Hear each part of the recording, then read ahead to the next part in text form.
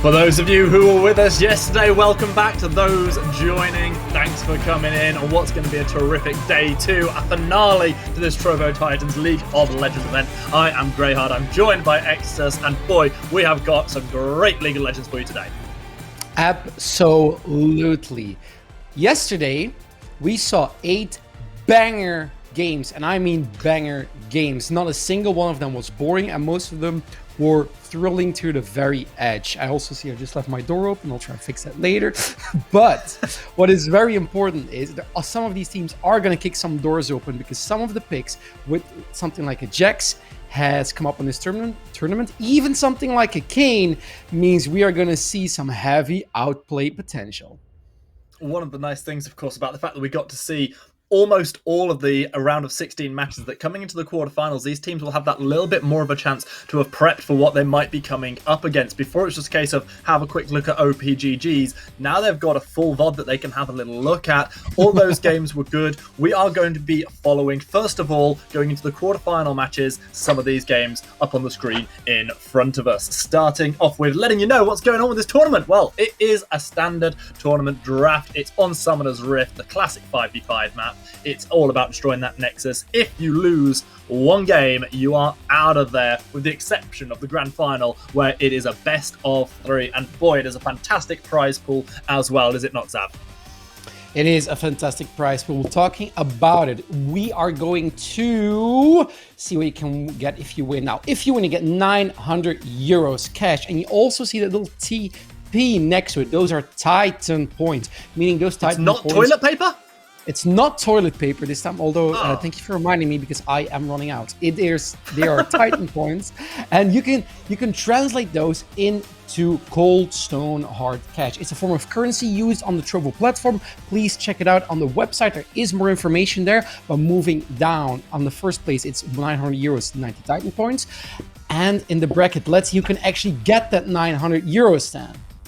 Well, we had some terrific games the other day. You can see some of the teams, the ones with the zeros by their name, they fell by the wayside, but the ones with a 1, they progressed to the quarterfinals. The matches we're going to be following on stream today will be Hex Biceps against uxgaming.de, Soxu's Party against Nexus Caturl will be the other game we catch on stream, Lupins against Huragan, and Clumsy Execution, Easy Money. Those games will be played off stream. However, we will get to catch up with at least 2 of those teams as we progress to the semi-finals, both of which will be streamed, and then, of course, our grand final best of 3. We wouldn't miss a minute of it. Exactly. And one thing I need to say is we saw Nexus KTRL versus Fighters of Romania. And I remember that game very, very fondly. My heart is still racing from that game. Basically, what I'm trying to say is I never knew Romania had such good League of Legends players. I think there are 2 teams who have the Romanian flag who are still in the running. If I was another team, I'd look out for them. I don't know what they put in their food. I don't know if they just train in school, but do they have some creative drafts, and do they work? That's all I have to say about that one. Well, we'll come into those games very, very soon. We'll find out who's going to be progressing. One of the teams we followed quite keenly was the Soxu's Party team, coming in with members from the UK university scene, who I'm very aware of, and a couple of Polish talent players as well. They performed strongly against teams with a fairly strong pedigree of their own, so I think they're ones to watch in this tournament. But boy, that second quarterfinal we're covering sure promises to be pretty intense, if anything that we saw of their other games yesterday are to go by. Meanwhile, of course, don't forget, as I've mentioned it earlier on, trovotitans.live. It's that website, the URL just below me. Go check it out if you want any info on other stuff going on here at Trovo Titans. Also, make sure to join our Discord. It's also a way to passively get yourself some Titan points if you're trying to accrue as many of those as possible. Yeah, and I think it's a great platform. Please let us know any more tidbits of information. Yesterday, someone said it was I forgot what it was again.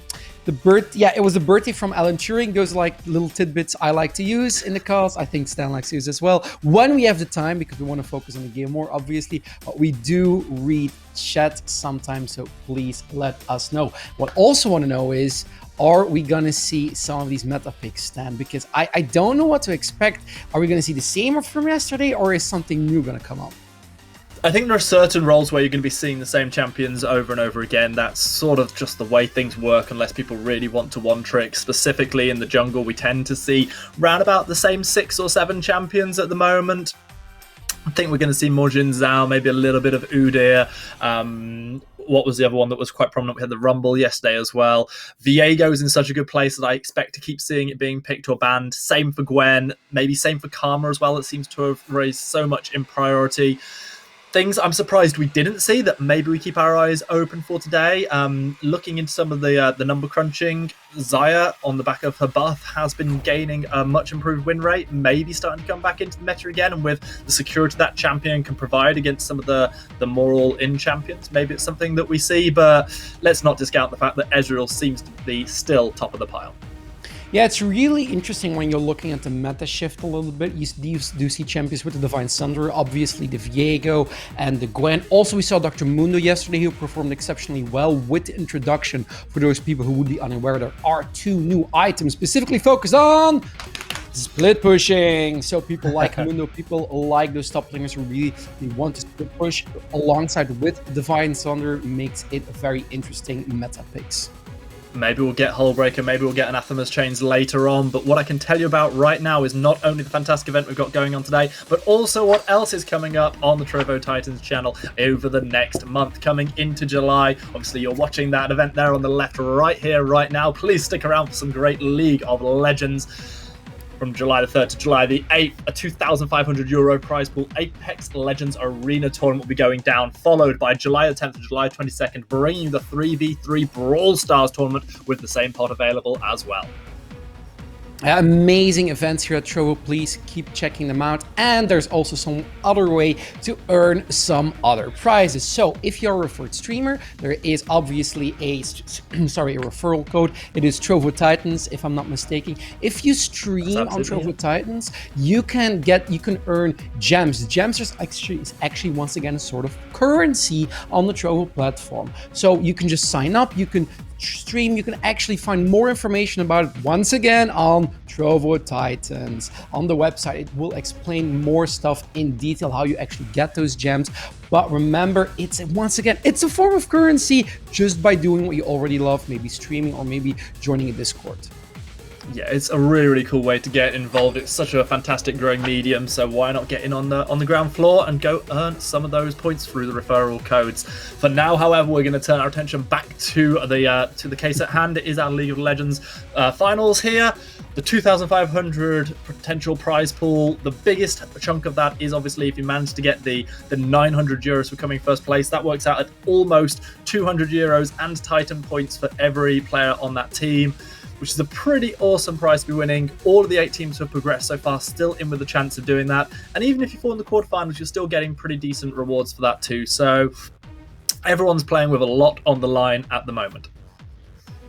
Yeah, it's really difficult also because it is a best of 1 format right up until the grand finals, meaning you can always get those little comfort picks, those pocket picks. Some of these players have been hiding so far. Remember, in a round of 16, yes, you need to win, but some of these teams, I imagine, have not shown exactly what their end game strategy is going to be, because some of these teams are probably banking on, okay, we're going to get to the finals, and then we might go all out. Then we really show what's our game-winning strategy to get that best of 3 in our pocket. I like the fact they used the word strategy there. One of the strategies that we saw used by, I think, 3 of the 7 winning teams that we saw yesterday was going for a more poke and heavy early game push sort of composition. Saw a couple of Ziggs games. We also got to a point where we had Tristana with the sort of the demolish coming through as well. I don't mean demolish on the rune set, just more that it was demolishing towers with its explosive charge. So many. We had one game where I believe 15 turret plates were taken. We had another game where there was a Yorick beating down on an inhibitor turret pre-15 minutes. All sorts of early push tactics, which seem to have been working out pretty well so far. Is this strategy you expect to see more teams going for to try and take that early game advantage? I would imagine so, because with the team where I thought, this is a very, very heavy team composition to play against, or very difficult one, was the Ziggs in combination with Tristana, purely because those are 2 champions who can be impressive, who once they get their snowball going, can really keep it going, especially because you can also still flex the Ziggs and the Tristana to mid or bot respectively, so you secure better matchups.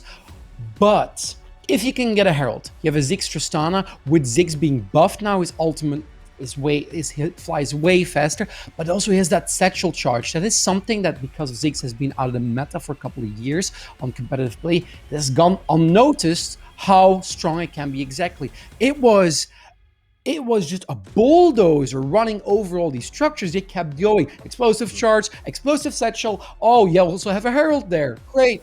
Two turrets completely gone. What are you going to do about it? Absolutely nothing.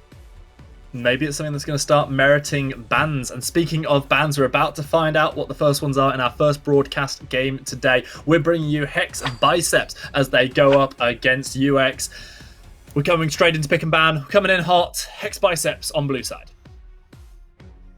The Gwen and the Darius already being banned. Once again, strong focus on those top laners. I imagine we might see the Karma Flex pick once again. I'm not sure it was 100% pick ban rate, but it was pretty close yesterday. She was definitely one of the most prominent champions alongside with the Gwen, who was mostly banned. I only think we saw her one game. It is, I think it was literally the first game on stream that we saw it come in. After that, it was banned away in all but one game, one that didn't get picked in. Viego, on the other hand, was pretty near 100% pick and ban. Akali was 100% ban rate yesterday. The Darius is something Hex Biceps specifically banned out themselves yesterday, if I remember correctly. I know one team did, I'm pretty sure it was them. So it's obviously just something they really, really don't want to find themselves going up against, rather than specifically targeting towards somebody else. One last ban to come through is going to be the Camille, which we saw in action once just the other day with the Trinity Force build.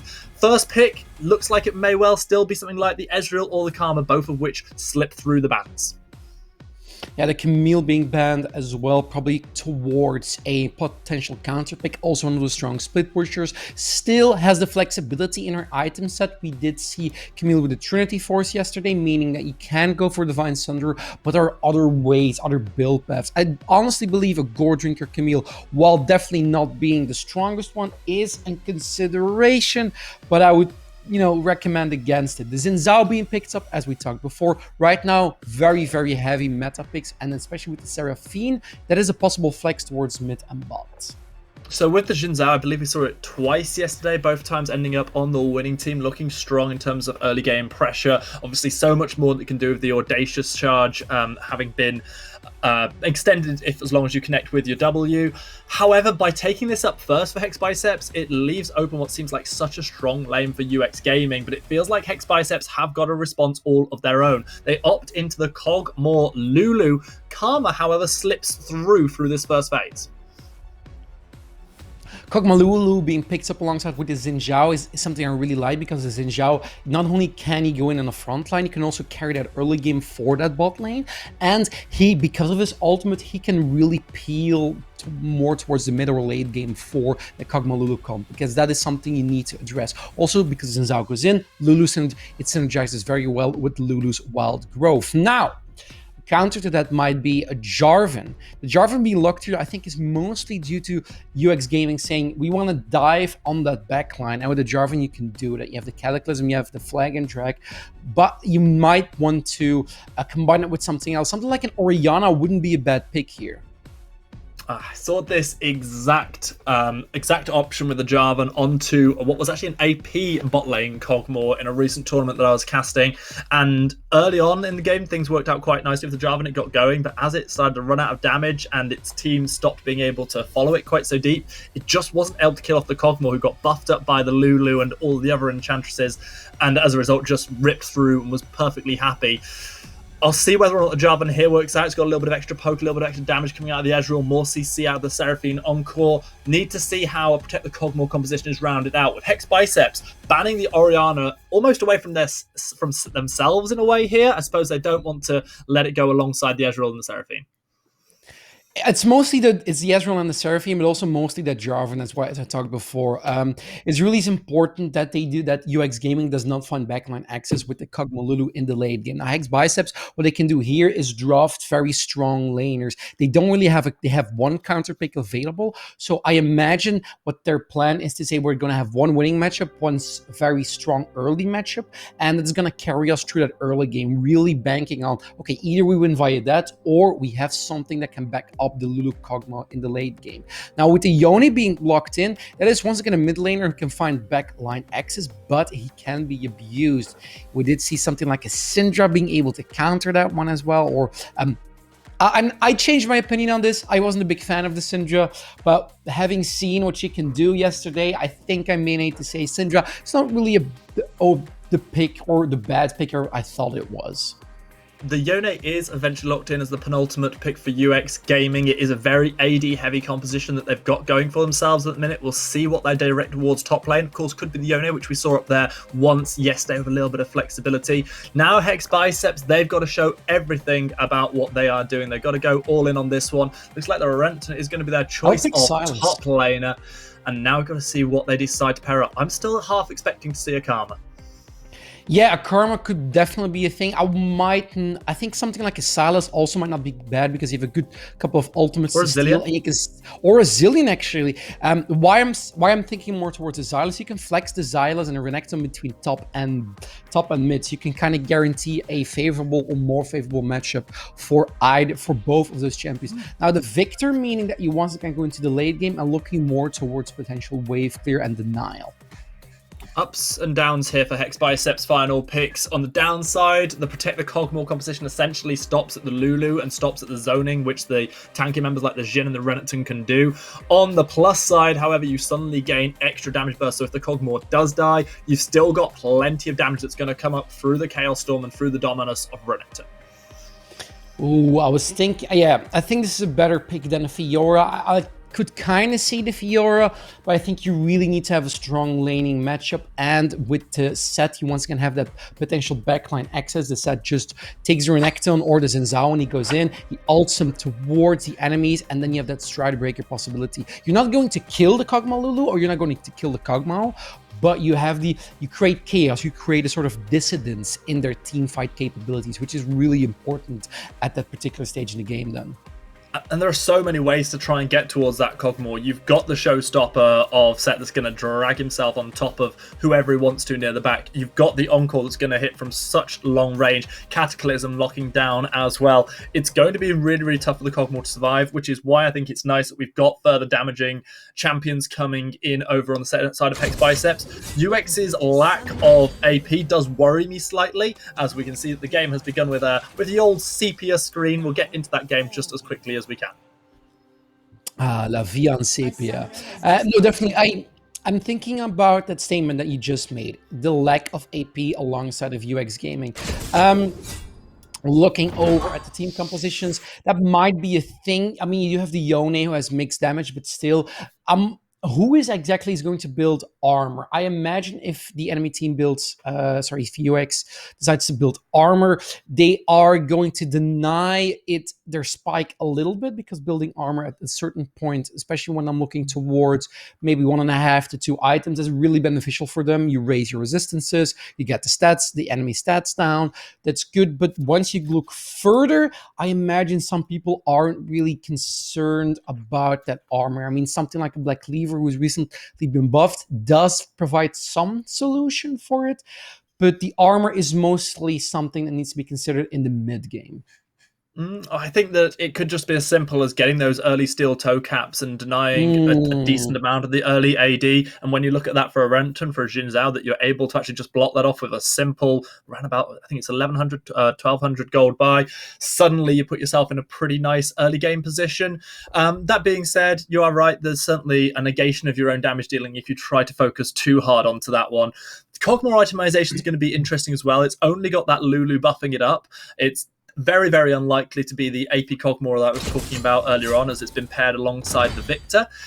Neither of these two compositions, especially going for either a split push sort of composition, as we saw yesterday with the new items, nor a super early, let's get as many turret plates as quickly as possible with something like Tristana. So it's interesting to see that both of these are seemingly just opting into quite a lot of team fights, and this game probably is going to explode around about the 20-minute mark.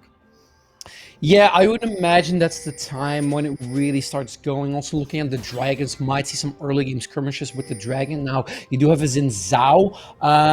I'm thinking of the Xin Zhao Jarvan combo. Jarvan is great at stalling those combinations, and he also has that bit of burst damage and early game damage. What he can do is go in for the flag and drag, make sure the fight lasts just a little bit too long for the Xin Zhao, and then he gets back up from one of his laners, because that's something UX Gaming's bot lane does have, what Hex Biceps doesn't. It is they have that aggression. They can actually go for that poke, they can actually go for that sustain, and it's really something they need to consider, because that's how Hex Bicep bot lane loses, by continuous pressure from UX Gaming. Well, to everybody out there, as we just wait on these camps to spawn, let me introduce you to two teams. Hex Biceps, they've got Zini up in the top lane. Hex Yi is their jungler. They've got, I always forget the name and I can't quite say it. Rosnix is going to be the mid laner, Murno as ADC alongside Hexacy as the support. Over on the other side, UX, they're XYZ, Brokiwi, Soli, Vooz, and Soundmaker. These two teams, they've both won their opening matches. They've already secured a little bit more of the prize pool. They'll secure even more if they pick up a win here and progress to the semi-finals. Looking towards some of this jungle pathing, the Jarvan can generally go for this effect, for a full clear, purely because you don't really need to worry about, oh, I need to walk a little bit further so my jungle timing is off. Not really. The Jarvan has its flag and drag, he can just go in, he just jumps over wall, make sure that he always takes the shortcut. So that's why, even though your clearing speed when you're actually doing damage to the camps is a little bit lower, your traversing speed, don't know if that's the correct term, but I'm going to use it anyway, is a lot higher. Hexacy taking a little bit of a rough trade there, trying to step forward, trying to pressure Vooz and Soundmaker out, but instead just taking a significant chunk of their health bar. Going to have to eat through at least one of those potions. Interesting to see the Cogmores opted for the boot start here. Wow, is this season 2? Boots and 3 pots? It's been a long time since I saw that particular strat. I don't know why Monroe went for that particular itemization. I actually have no idea. I'll make sure to ask him later on. Brokiwi flag and drags over the wall to survive as Hexacy goes in super aggressive. He's going to stick around. He's going to keep putting the pressure up towards the top side. The sweeper is going to spot him out. It's going to be enough for Brokiwi to get out to safety. We'll see whether the patience is going to wear out. Notes might come through beautifully from Hexacy, and a quick securing of an extra little part of a camp is perfectly done by Xin Zhao on the invade. And I like what the response from Brokiwi is. Also look at the way the Yone, solely how he's positioning, making sure he provides a good path for Brokiwi towards that other scuttle crab, and making sure that Hexacy cannot really go through that mid lane. So that is actually beautifully coordinated. It's, you know, okay, I lost my golems, at least I'm not going to give him a double crab start. Oh! Wow, big old damage. Both of these top laners have the flash available. We'll see if there's any trade in a moment. Xenia, of course, will have that stun available should the set try to go aggressive onto this one, but the Renton is looking like a meaty possibility. Xin Zhao coming back up towards the top side to maybe try and make this dive happen. This might be a first blood as Brokiwi is looking for that flag and drag knockup. He's going to force the flash out of Murno, who still gets rooted. First blood comes in. It's Brokiwi who trades their flash, but gets a first blood. Meanwhile, on top lane, things are still going on. Hexacy steps forward bravely, trying to maybe secure a kill onto Vooz, but Vooz is going super aggressive, as is the case up on top side as well. Vooz gets a kill, but is going to have to just watch as top lane is going to be killed off. Zini securing that one. A really active start to this game. 20 minutes, be screwed.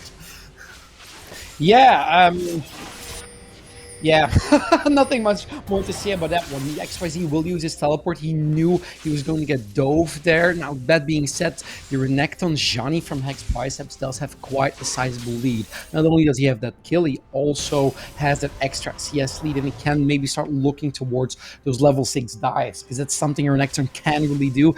It's up against a Set. Always remember, Set is a very, very, very early game champion who can make sure that, I mean, he's almost unduelable in that early game. So is Renekton, so it kind of evens out. Johnny did go for the for steely boots there, meaning that he can actually is going to deny a lot of the damage from the set. That is something I like when some of these solo laners do that. If you go for steel caps, it means you deny so much damage and you already have base damage in your kit. You don't need it. The 12% damage reduction on a set is massive. And pretty much what we were predicting when we look back to Jam Select against a full AD team as well. It's just such a useful buy in terms of mitigation, especially in the early stages of this game. Renton definitely looking a little bit stronger. Hextech consistently looking for this invade, is going to be finding yet another Krug. Might even be able to go aggressive onto XYZ, who's going to try and pound down onto him. He's got the support of the Jarvan. This could get feisty very quickly. Dominus already popped. Flag and drag going to connect. XYZ going low. It gets the Hextech shield, but isn't able to survive. In comes Yone. Finds himself one before bouncing back to his body as Soli gets his first of the game. It's a 1-for-1 trade in top. A little bit unfortunate there for UX Gaming that their top laner did not reach at level 6 yet. Dominus was being popped. That really won the fight. But then all of a sudden you saw Soli rotating towards top. Good rotation there, made it an even trade. Meanwhile, it's going to be Victor, who's now really significantly down. As you say, didn't have the level 6 there, so wasn't able to do a huge amount.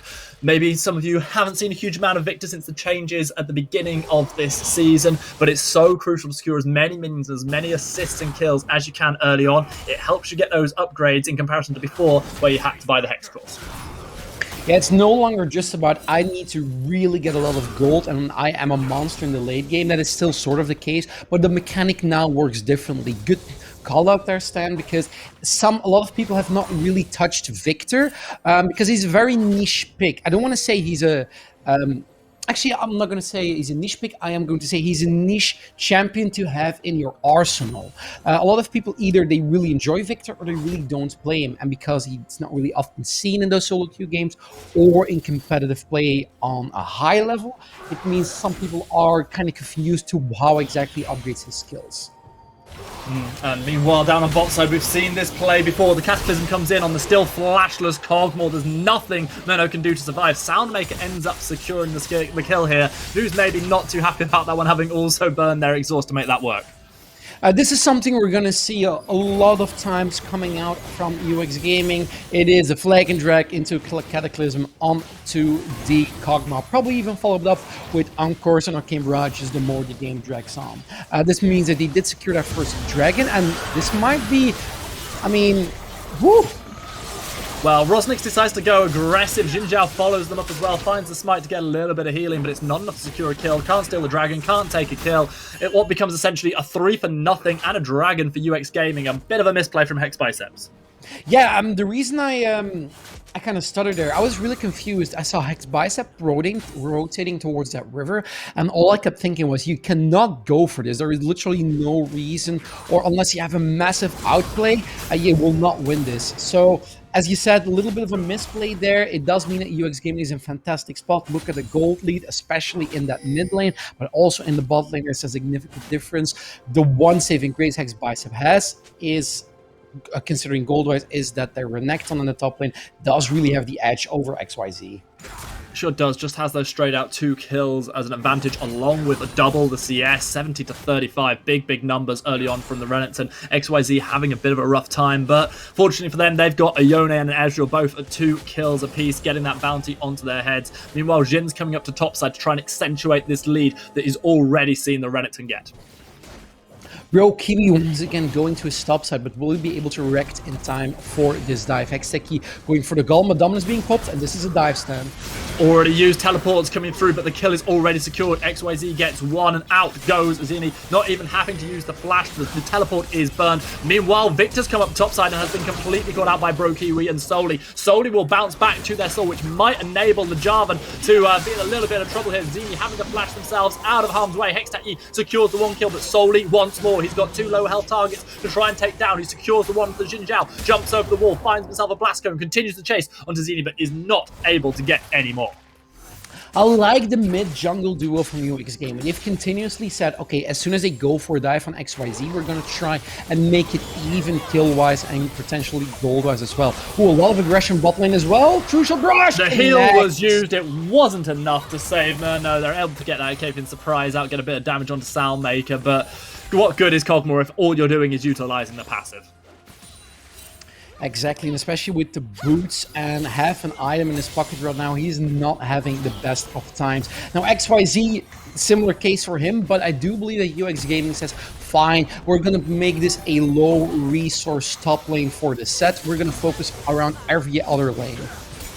Well, speaking of the set, they've decided to come to the bottom half of the map and try and make things happen. Encore connects straight onto Hextech, who's trying to get the kill down, forcing the flash. The burn continues on Soundmaker, but not long enough to secure a kill. Hextech themselves forced to flash away to keep themselves preserved. They decide to go aggressive. They go in. They've got the Arcane Barrage raining down from the skies. Mono forces the flash out of Vooz. The chase continues. One more audacious charge could do it for Hextech. Not quite able to get there. The Arcane Barrage not going to be able to secure the kill. Vooz escapes. This bot lane from UX Gaming really played it close to their chest. I mean, you saw with Soundmaker how low he was at a certain point. He could have backed, but he was still thinking, okay, can we actually go for a play here? Now, I do agree with that particular reasoning right now as the swap comes out from bot to mid, but you are late with your rotation. Imagine you had just rotated 10 seconds early, or let's say even say 20 seconds earlier, then you could have gotten way more pressure on the top lane, and you wouldn't have left XYZ in such a difficult spot.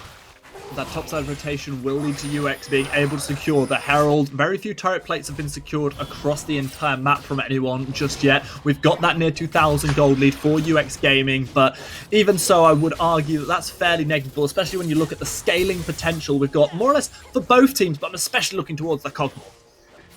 Yeah, looking towards that Cogmo is at this point in time still 0-3. Looking at the build, might go for an early Wit's End, but that does mean you'll delay it even further. You don't have a mythic item, sure, but this is potential dive in mid as well. Cataclysm.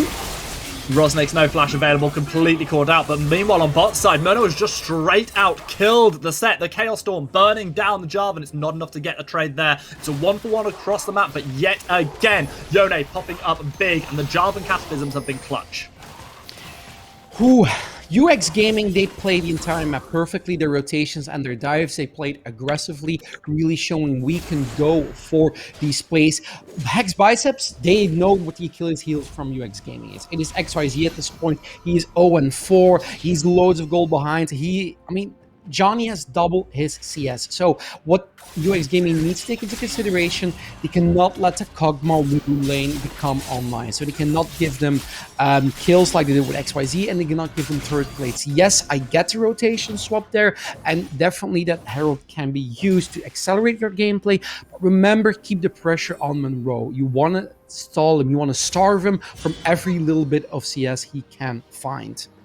A fantastic production there showing us those gold leads. It is a significant gold lead for Yone, for UX Gaming. It is a considerable gold lead for Jarvan, for Ezreal and Seraphine. As we've talked about many, many times, however, it is only in the top lane where there's that saving grace for Hex Biceps with an 1800 advantage for the Renton over the set. Second dragon of the game has been started up, I think, quite bravely by Hextech. Let's see what the rotation's like from UX. They've got the teleport on the set should they want to commit it, but it is just going to be a dragon quickly taken by Hex Biceps, who were just quicker to the punch. Yeah, exactly as you said, they were just quicker. Even UX Gaming had to Herald won't get there in time. It won't get there in time for the plates. And this is a little bit of miscommunication, or maybe a little too slow of a player from UX Gaming. This could have been avoided. Now, that being said, Hextech and Johnny are extraordinarily strong in this moment in time. So I do see why UX Gaming says, we're going to give them this one Cloud Dragon. We're not going to risk it, because if we die here, this is potential shutdowns for giving away, just like Rogue Kiwi. Oh, man. Yeah, Rosnix is having a really, really rough game at the minute. Hasn't been able to get a Mythic completed just yet, same as what you were saying for the Kog'Maw, who, while I don't seem to be going for the Mythic, hasn't even been able to complete that first item that they want. Meanwhile, on the other side, Mythic's completed for pretty much everybody. Set obviously down significantly, hasn't got theirs just yet. Seraphine not opting into it just yet on the back of the Bandle Glass. Hextech Yi decided to go aggressive onto Soli, is trying to make this outplay work against the 4-0 champion, and frankly, looks pretty damn good doing it. The power of that sends out and keeps on going.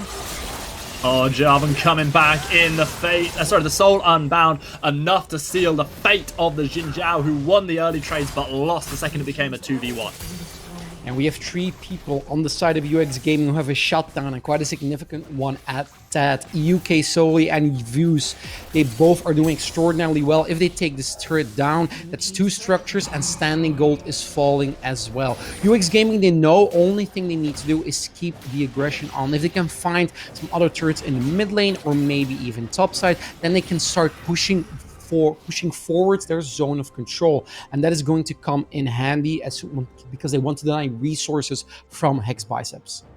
UX Gaming definitely looking good as we approach the 16-minute mark. 4,000 gold in the lead. They've got significant carries well and truly online. They've got 3 members who are deathless in this tie so far.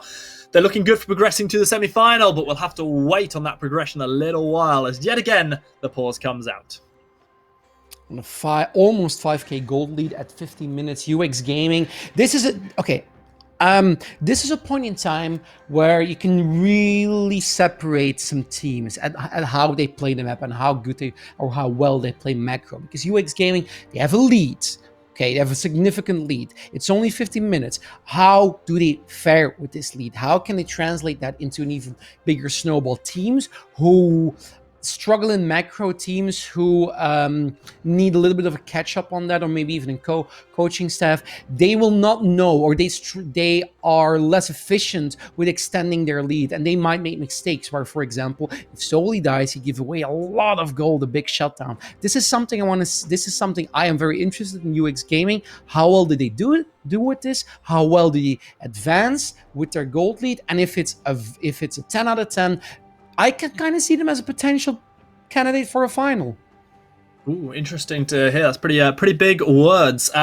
We will see a little bit more of this game as the action resumes, of course. But while we have this pause, which we don't have anymore, let me just briefly turn to a very, very quick hypothesis I've got as I look towards Twitch chat. And Sheldon Shellyman's out there, and they said to us Merry Christmas. And I thought, oh, this might just be obscure, but we've got to have to wait and see why it's obscure in a moment, because right now Hextech, you're going super aggressive, but am I the only one who's just seeing frozen pixels? No, it's the boy who was frozen in time. Is not in this game, but said he's definitely cosplaying him. Well, he's definitely cosplaying him. It almost looks like a parallel convergence around Zini, but it's a parallel convergence of damage onto the Set, who is about to possibly give up another kill. But no, the perfectly timed flash over the fattest part of the wall. UX Gaming's top laner is able to escape. Meanwhile, down on bot side, it looks like potential collapse is coming down onto Hextasy and to Mono. They are just playing with fire, sticking around this turret. Yeah, Murno definitely knows that UX Gaming is setting up for yet another dive. Bro Kiwi isn't in the vicinity, but you always need to be careful of that, because we've seen that Bro Kiwi executes these dives very efficiently and extraordinarily well. This might be another fight around side this red buff.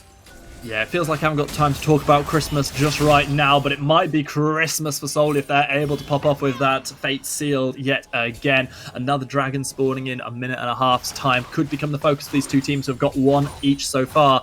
Back to Christmas, Zap. So I saw the Christmas comment, and at first I thought, oh, that's just random and obscure and, a bit memey. But then I thought to myself, it's the 24th of June. Exactly 6 months until Christmas Eve. So maybe this person's in Australia and they're just having Christmas 6 months different because they're on the other side of the globe. Yeah, what also might be different is how this team fight actually develops and the fact that Vuz does not go down. Yeah, crucially able to escape there with a little bit of help from Soundmaker. Renton trying to charge them down, but instead it's Soli who catches onto Lulu. Cataclysm immediately put onto Genie. He manages to slice and dice himself out of that one, going aggressive on Soli, forcing the flash as well. Soundmaker, however, has already taken down Hextech Yi as the Fate Sealed is put onto Renton. They flash, but they're not able to escape, and it is a 4-for-none in favor of UX Gaming. No, the last cog standing. And Murno definitely knows this game is going absolutely sideways for Hex Bicep. This dragon will be picked up by UX Gaming as well. We are nearing our second Herald. We might be nearing a second Herald for them. And I've got a feeling that then the snowball might be unstoppable. That being said, if you're Australian, I don't think you'll ever see snow. So why not as well? Why not celebrate Christmas in the summer? I mean, it's one of the hottest continents, I imagine. So, and sure, also, Zab, they're ahead of us in time, which means they're probably 12 hours ahead, which means it would be the 25th of June for them there, which means it's exactly 6 months until Christmas for them. Oh, nice. I have big brain this one to a whole new level. It's completely and utterly irrelevant, but I'm pleased with myself nonetheless. Quick little side jab. What is your favorite holiday? I just love Christmas. I think it's great, to be honest. I have a great amount of time there. As Murno might not be about to have a great amount of time here. He steps forward trying to catch on to Soundmaker, gets the wild growth and teleport to support them. Not able to pick up any kills off this one. Hex Biceps needs to start making some of these plays work. They're trying to trade towards this Ocean Dragon, the first of its kind and the first of potentially many on this rift. The Chaos Stomp's already been put down, so Victor is missing a crucial spell. Meanwhile, Genie looking to pick off Soul. He's going to see him walk straight past him. He's going to activate that Dom that goes aggressive very early, instead just takes damage from the set. Hextech Yi not too sure whether to keep going with the Dragon or to go for the fight. Opposite the Crescent Sweep in the middle of the fight, but gets absolutely obliterated. The Showstopper comes through. Rosnick's managed to find his first kill of the game, but Jarvan and Yone have already taken down the Xin and the Lulu respectively. Meanwhile, Renekton doing absolute work. Victor finding a second kill. The Encore is inch perfect. No, will manage to take down one, and it's going to be the last individual standing is Vooz, who doesn't get taken by the Hepburn surprise. Vooz remains strong, takes away a dragon on the back of a 5 versus 4 team fight. That was pretty epic, but look what Herald's doing in mid lane. Oh, Shirley is still going strong in that mid lane as well. She, I think she's trying to take the turret down, and she doesn't even have the turret aggro onto her. That's amazing, because that will secure this mid lane turret. So, what happened in that previous fight? Very simple. People died. A lot of people died. Yeah. This is actually not a bad spot for Hex Biceps. As in, looking at how the current game went, they got a lot of shutdowns. They got shutdowns on Soli, who still has one. That gives you some indication how fed he was. They didn't get Vooz, but they did get Bro Kiwi, who I imagine also still had a shutdown. So gold lead, yes, still very much in favor of UX Gaming, but Hex Biceps, they've lost that dragon. UX Gaming isn't on soul point, and they got extra gold. So all in all, not a bad trade for them, but nothing to say, okay, we're definitely back in the game, boys. Baron has now spawned the gold lead at 7,000. UX still looking good, but finally we saw Murno and also Victor able to get their hands on a few kills, managed to pull back a little bit of that gold deficit. Yeah, as you say, they're still significantly behind their lane rivals, but they are coming online. They will potentially be able to have more impact in these next fights, especially on the back of those items they've just started securing. Meanwhile, Hextasy has to be very careful here. Soundmaker will look to try and connect with the root. Vooz is just putting damage down for days, and the little Yordle has to hop skip out to safety. I'm also looking at the items being completed. Bro Kiwi going for a more damage-heavy build alongside his Black Cleaver. That's something that is very good. We talked about the Black Cleaver in Pick and Ban. You said, yeah, UX Gaming, I mean, mostly as in not solely AD damage. With the Black Cleaver as Jarvan, the Cataclysm, the Flag and Drag, and the Gore Drinker, you're doing a lot of AoE damage, meaning you're shredding some of that armor. But nobody from Hex Biceps is actually building armor besides the boot, so it's not going to be a problem for them as of yet. UX Gaming, I think they're looking for a potential play, a potential fight to win into a Baron, into ending the game. Certainly what they're looking for, but Genie's now turning into quite a threat on that 3, 2, and 4. Renekton maintained a significant gold lead over their lane opponent all the way through, is definitely the tankiest of all the boys in the game right now. Baron Vision has been cleared out by UX Gaming if they want to try and start this one off soon, but at the moment they're finding it difficult to out-rotate Hex Biceps in this phase. Hex Biceps is really playing a catch-up mechanic here, where they have a way to match the rotations, but the vision line from UX Gaming was pushed, and this Baron right now is being done without vision being put down by Hex Biceps. Blue Scrying Ult was used. Are they going to respond? Victor does not have teleport, neither does Set, however, so this could potentially just be a 4v4 brewing. The Baron has now been stopped on the back of the far side ward, which spotted this one out, and yet again, time is bought for Hex Biceps. XYZ in the side lane, no, he can't really push it up. What he wants to do is either build a wave or make sure when a fight happens, that wave is going to be auto-pushing towards Hex Biceps' base. Now, this is very good. Hex Biceps making sure that Johnny and Xteki, the two most scary members of the team, also the two members you do not want to engage on, continue clearing this vision and continue being in the vicinity of Baron. One little number really sticks out to me right now, Zav, and that is the 0 in the middle of Ezreal's score. 0 deaths on the board at this moment. No one has been able to kill off Vu so far. We talked about all the ways that UX Gaming have of getting on top of the Cogmore, of making life difficult for the Hex Biceps carries. It feels like at the moment, short of a perfectly timed gank from the Renekton or a perfect Audacious from the Xin Zhao, there's no way to get on top of users Ezreal, and I worry about if Hex Biceps are ever going to be able to kill off this target. Yeah, and I'm also looking at Murno's item building there. He still hasn't gotten a mythic item, went for the Wit's End and the Renowned Hurricane, building defensively now, meaning it's going to take him even longer to come online. Hex Biceps, they're really banking on late game with this Kog'Maw Lulu. Now, the Kog'Maw is starting to dish out damage, let that be said. Kind of see it already in some of these waves that are being cleared. If this game drags on a little bit longer, then the Kog'Maw Lulu will show its dues.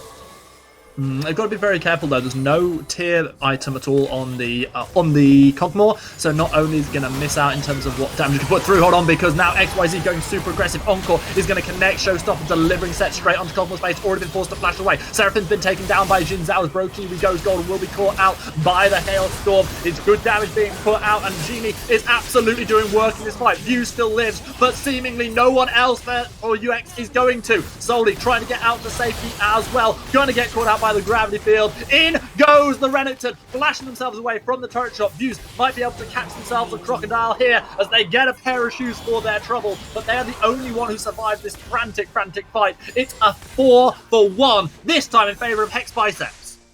And they're also picking up the Dragon potential, even for a Baron. It might be a little 1v1 going on the mid lane, but this is amazing for Hex Biceps. We saw what happens when you cannot take down Murno, when you cannot take down the Cogmaw. Jarvan couldn't finish it in time. Brokiwi was stuck there, knew, I'm going to get golden, going to use my flag and drag to get out. Straight into Hex Biceps frontline, Hexaki and Johnny, so he was killed. The Kog'Maw Lulu comp, it is not online yet, but it's definitely coming. It's definitely warming up. UX Gaming, it's such a turning point in this game. I'm not saying UX Gaming has lost it, absolutely not, but the cracks are starting to show. I think the biggest crack that shows there is the fact that the Rent and the Jhin were able to do so much more work than the Jarvan and the Set were able to do. We basically just saw them wiping out so much of the backline of UX Gaming. That for me was the biggest turning point. I spoke earlier on during Champ Select about how the recent composition I saw where the Cogmore just never died despite the Jarvan consistently being able to Cataclysm it late game. That's basically what happened there. With a flash, with a wild growth, they were able to just keep themselves alive. Now we've got a fight to duke out between Hextech Yi and Soli, but we've got company arriving, and it's not looking like it's good news for Soli, who tries to ult themselves out to safety, eventually having to burn the flash as well.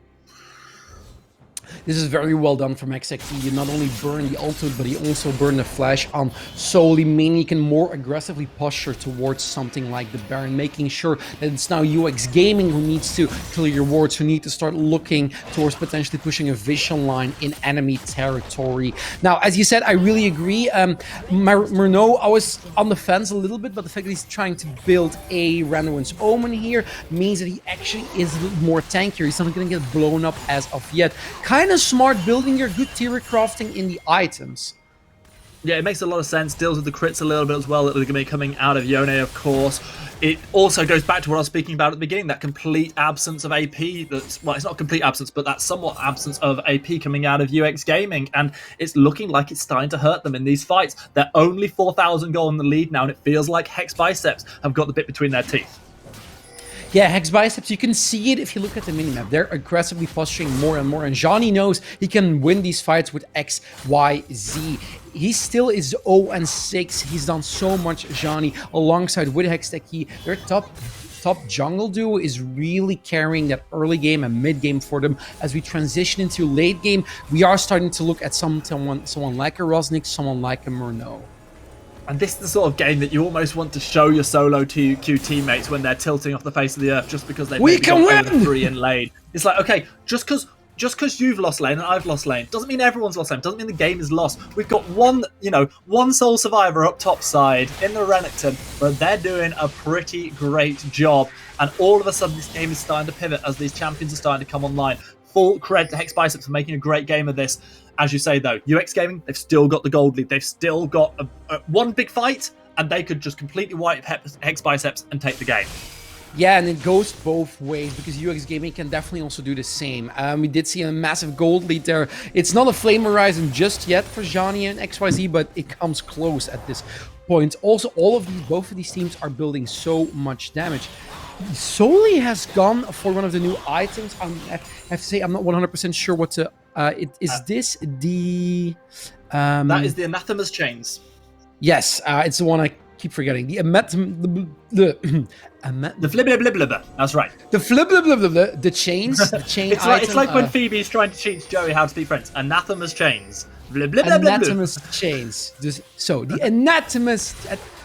I'm gonna get it. I have 7 games to practice. Anyway, UX Gaming knows that they might need to win via pushing. They still have a lot of their turrets standing. Hex Biceps only able to take down their bottom lane turret.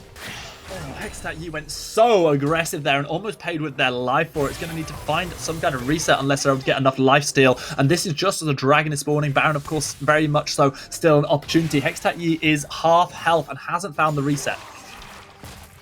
Still looking towards a potential UX Gaming. They are going to the more 1-3-1 composition, which I agree with. One of the reasons why Soli has bought the item I still can't pronounce, but UX Gaming, they're looking towards rotations. They know that dragon is spawning. They might actually go for another dive on Johnny here as well.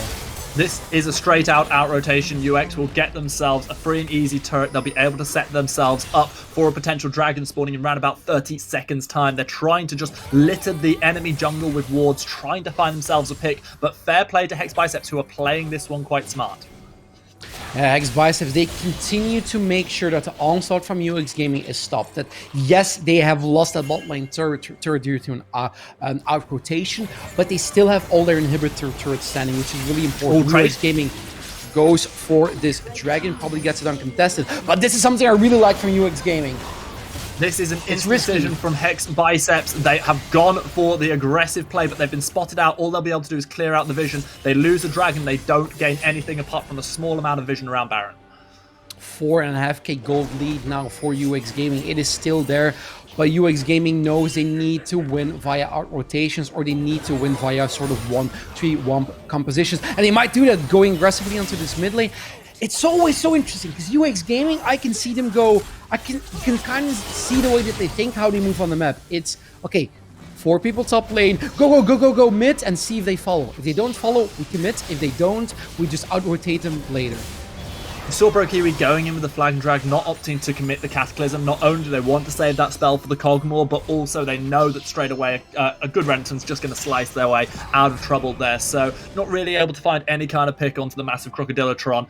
Now the game is yet again stalled out a little bit, with the exception of topside Hex Biceps. They don't have any inner turrets remaining. We do have that 5-to-1 turret advantage. There's so much of UX Gaming's base that can still be taken by the Hex Biceps team, but they've managed to stall to a point where Cogmore is well and truly relevant. Yeah, he has completed his random win zone. He's finally building towards his mythic item, and with already 3 completed items and boots, that is going to be a very big power buff. He gets there. He's nearing level 16. It's not particularly a massive increase in power for Kog'Maw, but it is those passive stats he gets that is really going to make the difference. I am really wondering if UX Gaming is going to be able to deal with the Kog'Maw, because he does have protection in the form of Frostnix and in the form of his Lulu, even in the form of the Renekton and the Zhao, who can kind of steer near him at this point. Stun going to connect onto Soli, who's just trying to juke things out. Xin Zhao arriving to make this one 2v1, but the second Xin Zhao shows bot side, that means that we can see all sorts of plays happening around the Baron. Teleport comes in, turning this into a 2v2 bot side, and Hextat has been left for dead as XYZ arrives with the teleport coming back up top side. This is going to be so tough for UX Gaming to continue the Baron. They managed to get the kill on the opposition jungler, but they don't gain any more. Perhaps Soli is caught in an awkward position. No, now trying to step forward, clearing out the vision. Will they find a catch? Soli finds the blast cone, finds a way out. Ooh, this was tense for both teams. You saw the back and forth with the teleports, literally once subbing. It was literally the, hey coach, tag me in, I'll come bot, you come top, is basically what happened.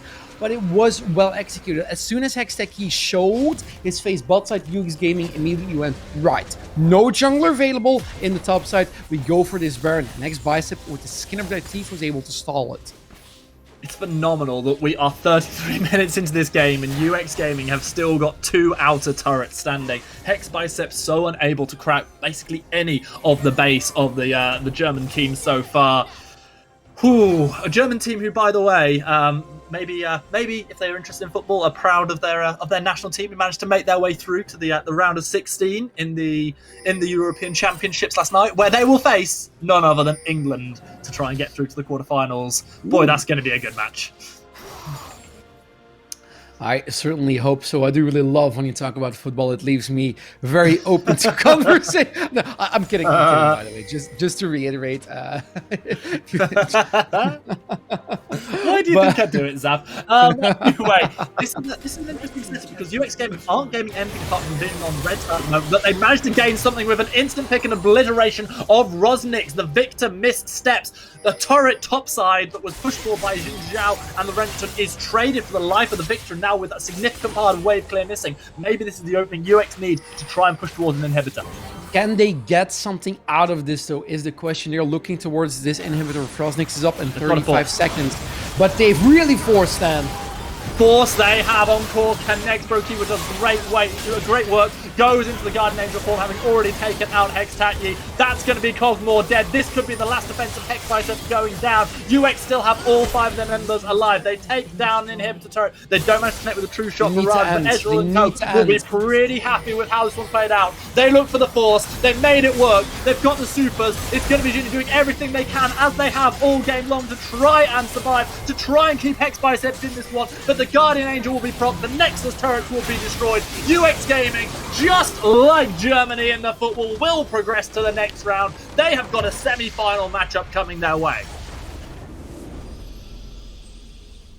Whoa, this was close. Hex Bicep, I honestly believe if they had 5 more minutes, they would have turned around the game. If they had a Kog'Maw with a completed mythic item, they could have maybe done it. The fact that their mid laner Kadata was very, very unfortunate, and it was UX Gaming who responded correctly. You called it out. I think I called it out at a certain point as well. They need to force, and force they did. They went ham, and they saw if we don't end now, we lose the game. So well done from UX Gaming, really recognizing what the game plan is and what the game plan should be. Hex Biceps, as a result, will be progressing to the semi-finals. Congratulations to them. Sorry, to DX Gaming, to UX Gaming, not to Hex Biceps. Hex Biceps, sadly, they fall at this hurdle. However, they still get themselves a very, very nice part of the prize pool here from Trovo Titans. Does make the draw look a little bit more interesting as we see one of those German teams now progressing into the semis. The semis will be a best of 1. The grand final is a best of 3, and we're going to be covering all of those games on the stream later on, Zav. Definitely. Let's take a look at the roster here. It's UX Gaming going through. Next up will be Clumsy Execution versus Easy Money. Clumsy Execution, I want to say they really lived up to their name. They did win the game against Gucci Flip Flop, but there were some problems in the way they executed their game plan. Easy Money, because we saw so many games, I think as soon as I see them in game, I know what their team actually did. Zav, that game actually is going on as we speak. That one's off broadcast today, as is the case for the ones up on the top side as well, on the right side. So we're actually going to be seeing Nexus Catel versus Soxu's party as our next gen Romanian team up against the Polish representatives. Clumsy Execution, Easy Money, will find out which of them has won and plays UX Gaming very, very shortly. I'm really looking forward to seeing these two teams. The semifinals are drawing to completion, or at least the drafting of the semifinals is drawing to completion, and the level of play keeps increasing as well. We saw this game, UX Gaming, they drafted their comp, they played towards their strengths, and they knew, okay, this is when we need to pull the trigger. We just play it carefully. Yeah, I liked it a lot. It felt like the Cogmore, even though it had a couple of fights where it started to show that relevancy, never quite got going. It's the risk you pay by not going for a full Protect the Cogmore composition, by not having something like the Karma, Oriana, the Shen to protect it. You're essentially just going, you get a Lulu Wild Growth and a Polymorph onto one person, and maybe a little bit of CC being put down by the Gravity Field. Apart from that, it's on you and your Flash. And unfortunately, it wasn't enough to keep the Cogmore alive. Rosnik's getting caught out just as we saw the trade going up on top side. Very unfortunate. It was something that Hex Biceps had avoided for so long, but having those picks against them, something that could happen so easily from the Jarvan. But full credit where it's due, UX playing that one very nicely. We get to see them later on today. Next game that we get to follow will be Nexus KTRL versus Soxu's party. We'll get into the pick and ban just as soon as we can for all of you out there. Really looking forward to seeing how that one plays out. As I went on about quite a lot yesterday, I've got sort of a personal connection to this one with having cast 3 members of Soxu's party multiple times on the UK scene and seeing them do well, sort of seeing the highs and the lows with that team, and look forward to seeing how that one goes. And also Nexus KTRL and that All-Romanian matchup yesterday was so impressive that I know that match is going to be good. But before we get to that one, let's take a moment to rewind about 10 minutes, back when it felt like the game was maybe starting to stall out. I'm not going to say it was boring, but it was, we had other stuff that we could chat about. And the second we got onto this conversation, it exploded in a way that meant that we had to completely focus on the game. Holidays, Christmas, it's great. Yes. I have a lot of time for it. It's like everybody's birthday all at the same time. Like everybody can get gifts, and so I'm quite a fan of that, because actually, as much as I like getting presents, I'm quite a fan of, that feeling when you give just the right gift and the person is legitimately really grateful for it and get something they really wanted, and especially if it wasn't something they were expecting. For me, that's a better feeling than getting a really good gift. So I'm always quite happy when I manage to do that one. How about you? What's your favorite holiday? You mean the time when I gifted you the Corgi Avengers t-shirt? That was lovely. I'm a big fan of that one. I have worn it for many a Blood on the Clock Tower game. My favorite holiday is it's not Christmas, even though I really like Christmas. I'll tell it after the pick and ban when you have a little bit more time, because I'm going to keep you an audience guessing to what my favorite holiday might be. I reckon you're going to be a Halloween boy. Well, we'll wait and see. The Senna being banned away from Soxu's party. We did see a good Senna composition. I think it was a Senna Seraphine comp we saw yesterday with 3 bruises in front. I think it did really well, so that's something you always need to be careful of banning it away. The Nocturne's still a potential flex pick as well. We saw that one banned away once yesterday. I can't remember exactly which team it was against. Perhaps it was Nexus KTRL. They decided to take Lee Sin away from Heavy Dubstep. Heavy Dubstep is just... He's something of an enigma. Comes out with some absolutely insane games, then takes a little bit of time away from the game. Came back yesterday, looked exceptionally strong again. I look forward to seeing whatever they end up playing. It was the Jhin yesterday. We'll see if that changes today. Thresh is going to be the final ban from KTRL. Gwen yet again taken off table. Will this be the first time Akali gets through pick and ban? Sorry, through ban. Might be the case. She has been left open, but the Karma being instantly locked from KTRL. They had to focus on the bot lane. They have a potential bot lane pick here in the form of the Karma, and Soxu's party did leave the Akali open. So either they have an answer for it, or they know that they really want to scale via bot lane. Now, I don't necessarily agree with the Akali being left open, but that being said, I don't know how well Soxu's party, manages the champ. Well, over on the other side, if you can't get a Karma, why not take a Lulu? It's going to go alongside the Jhin Zhao that we saw being played by Heavy Dubstep just the other day. Didal's going to be playing the Lulu, one would imagine, though, of course, there is the opportunity to flex this one into mid lane. The Volibear being locked in still leaves you a lot of potential flexing. Karma, Ezreal is a lane we have seen before. I think we didn't just saw it, but it's very strong. And it does leave flex potential open for the Karma and the Volibear. So this is great for Nexus KTRL. They're not showing too much of their hand, but Soxu's party will lock in the Kog'Maw Lulu. That Lulu lock-in was literally forcing Nexus KTRL to, okay, either you take the Kog'Maw here into a matchup that is iffy, or we pick it away and we can go for a counter pick with our P5. Feels like we have to see an Oriana ban coming out of Nexus KTRL here. They've already taken away the Silas that you talked about, pairing up nicely in the last game. Fiora has been banned away by KTRL, who have no interest in seeing that one split pushing for days up on top side with the new power that split pushers can have. Got 2 more bans coming in. The Wukong, the final ban from Soksu's party. Really want to see an Orianna ban right now, but we'll see whether or not Nexus KTRL deliver. It's still possible. The Xin Zhao is still one of those strong early game junglers, so they might be able to deal with the Orianna when they go for a strong mid 2v2. But still, I kind of tend to agree the Orianna ban is something that definitely needs to be considered.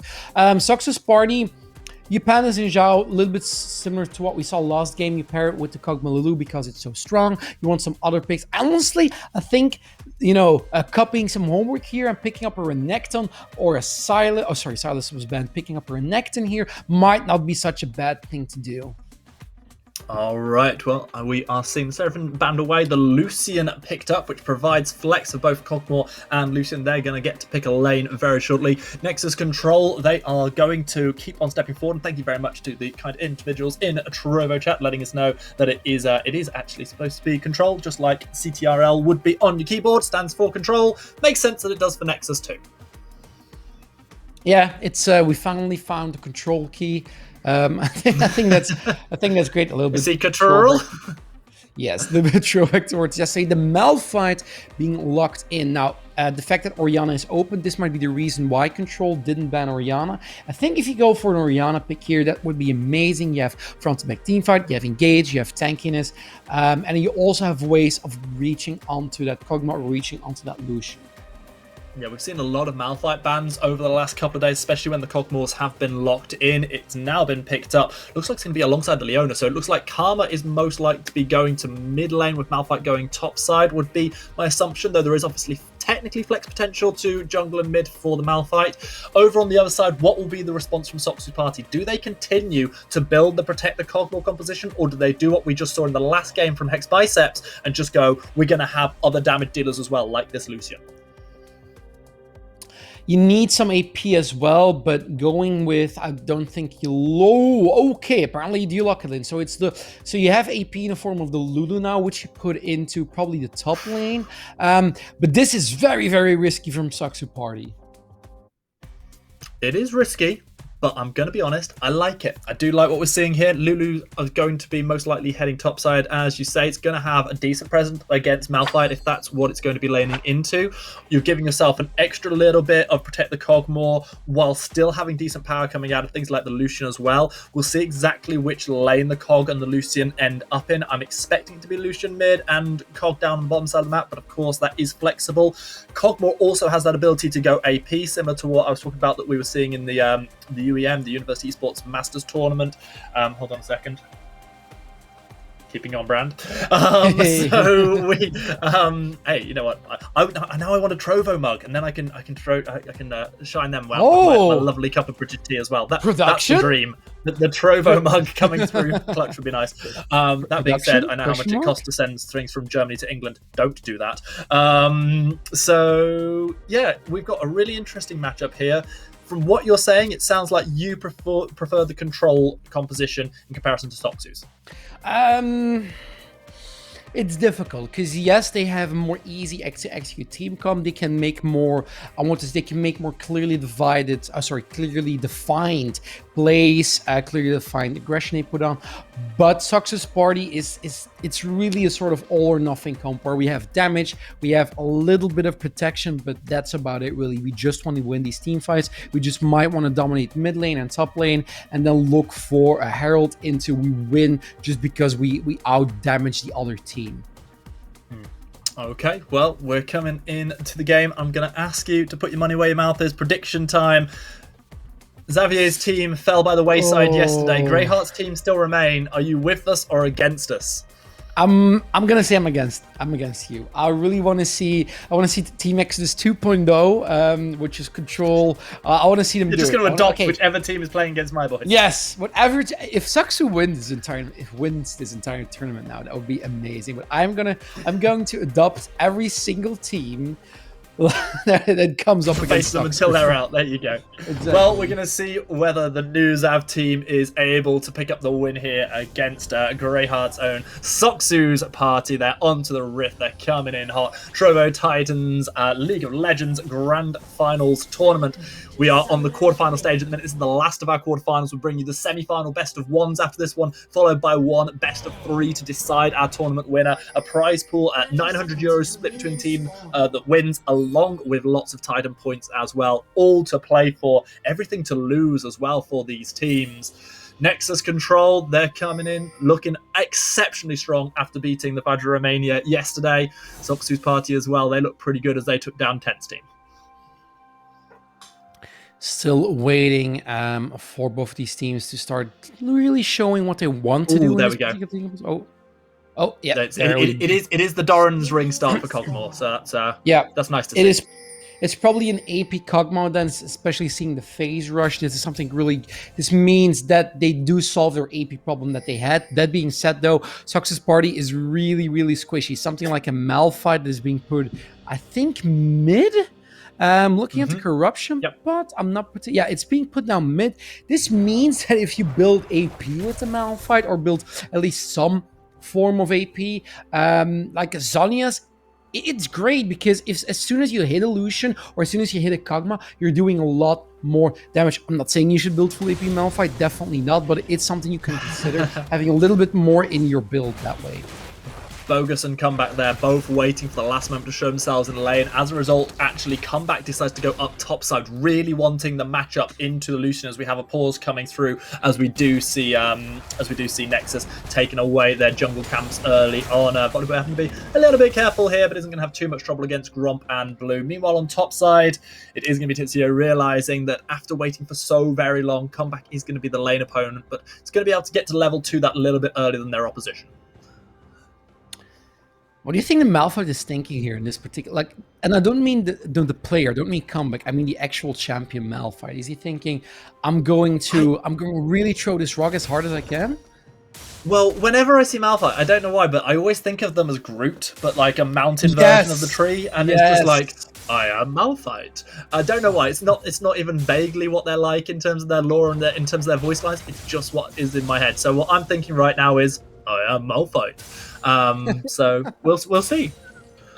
I don't know why, but I can completely get that. I can completely see what you mean. Or it's like, I'm Malphite, I'm just a big rock. I just wanted to be a big rock, and people keep picking me to fight in this map. I don't know why, but might as well do it now. I always enjoy the fact as well, like people talk about Mountain Soul being essentially getting yourself a free Malphite passive, and then basically it's like, yeah, of course, because he's a mountain. So if you're getting the soul of the mountain, you're getting the passive of the Malphite. It makes perfect sense. Obviously. Now, with the Lucian... Now, okay, so back to the game, by the way. Something has been... we need to address here. The fact that Lucian has been swapped towards top side. Lucian is one of those champions who, against the melee, does extraordinarily well. It's something, if you really want to make the enemy top laners laning phase miserable, you just pick Lucian because you're an ADC top and you're one of the best ADC stops. So there's nothing really to be done. All you need to do is play the weak side top lane and know, Malphite, I'm just a level 6 machine at that point.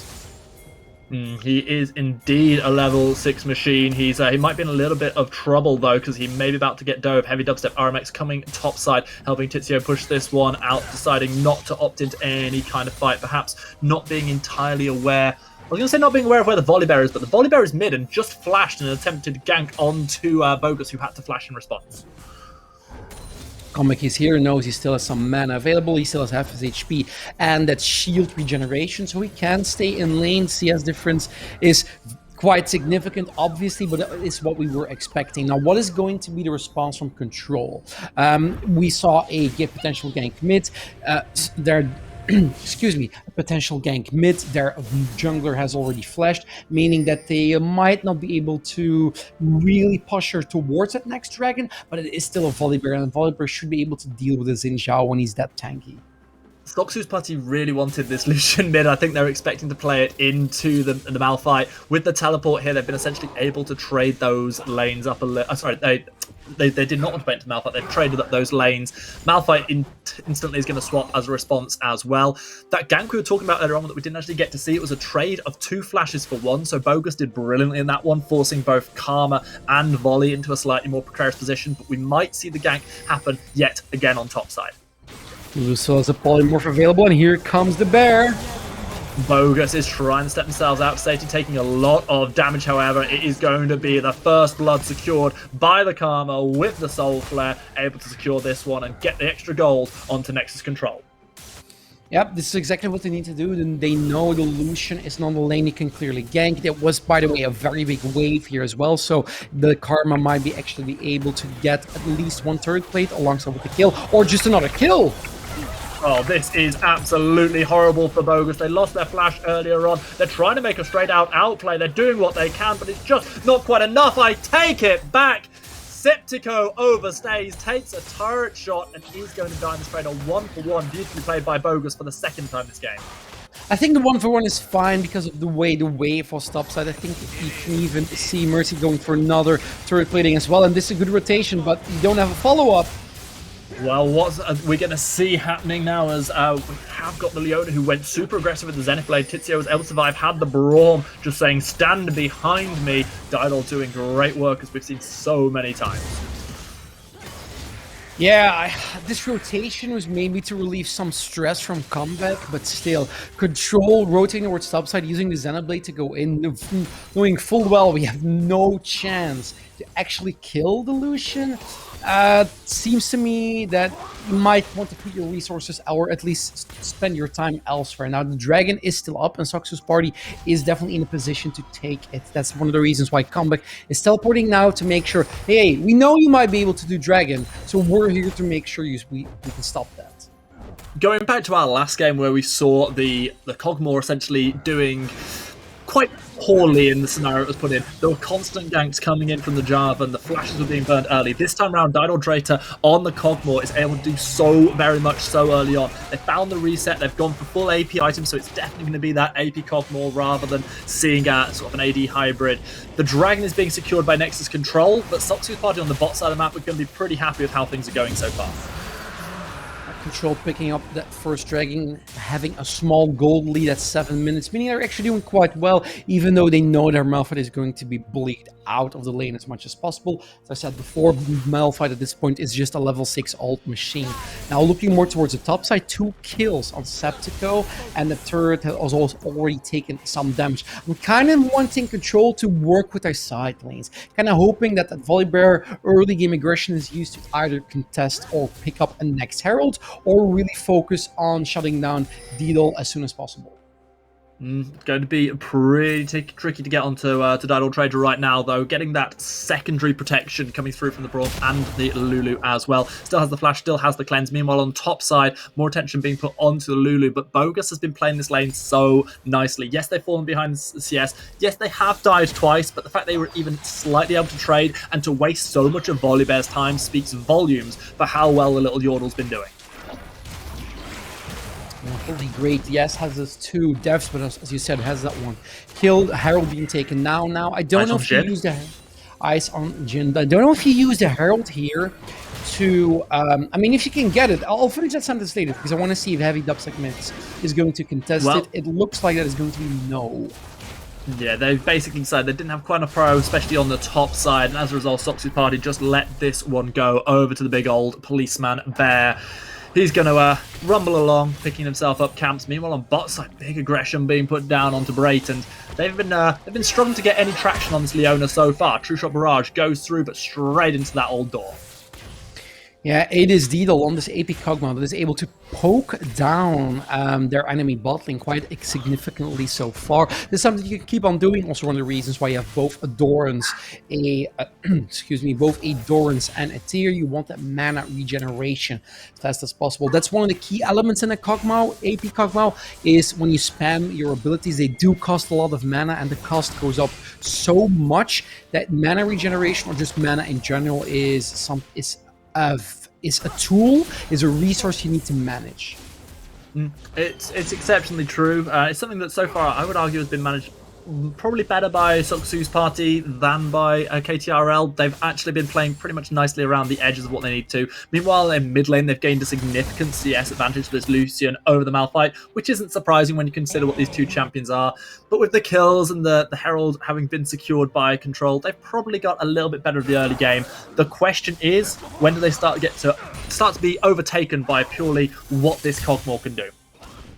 I think it's going to be a little while longer. The Ezreal should have the upper hand when it comes to 1 or 2 items compared to Kog'Maw. And most importantly, I am also looking towards where this Herald is going to go. They're probably saving it. He can, you can have both sides of the coin here if you use it to get the turret plates and the dragon. But if you're going to use it mid, yes, he takes some turret plates away, but it's the Lucian, it's Tizio, who has had a massive dominance.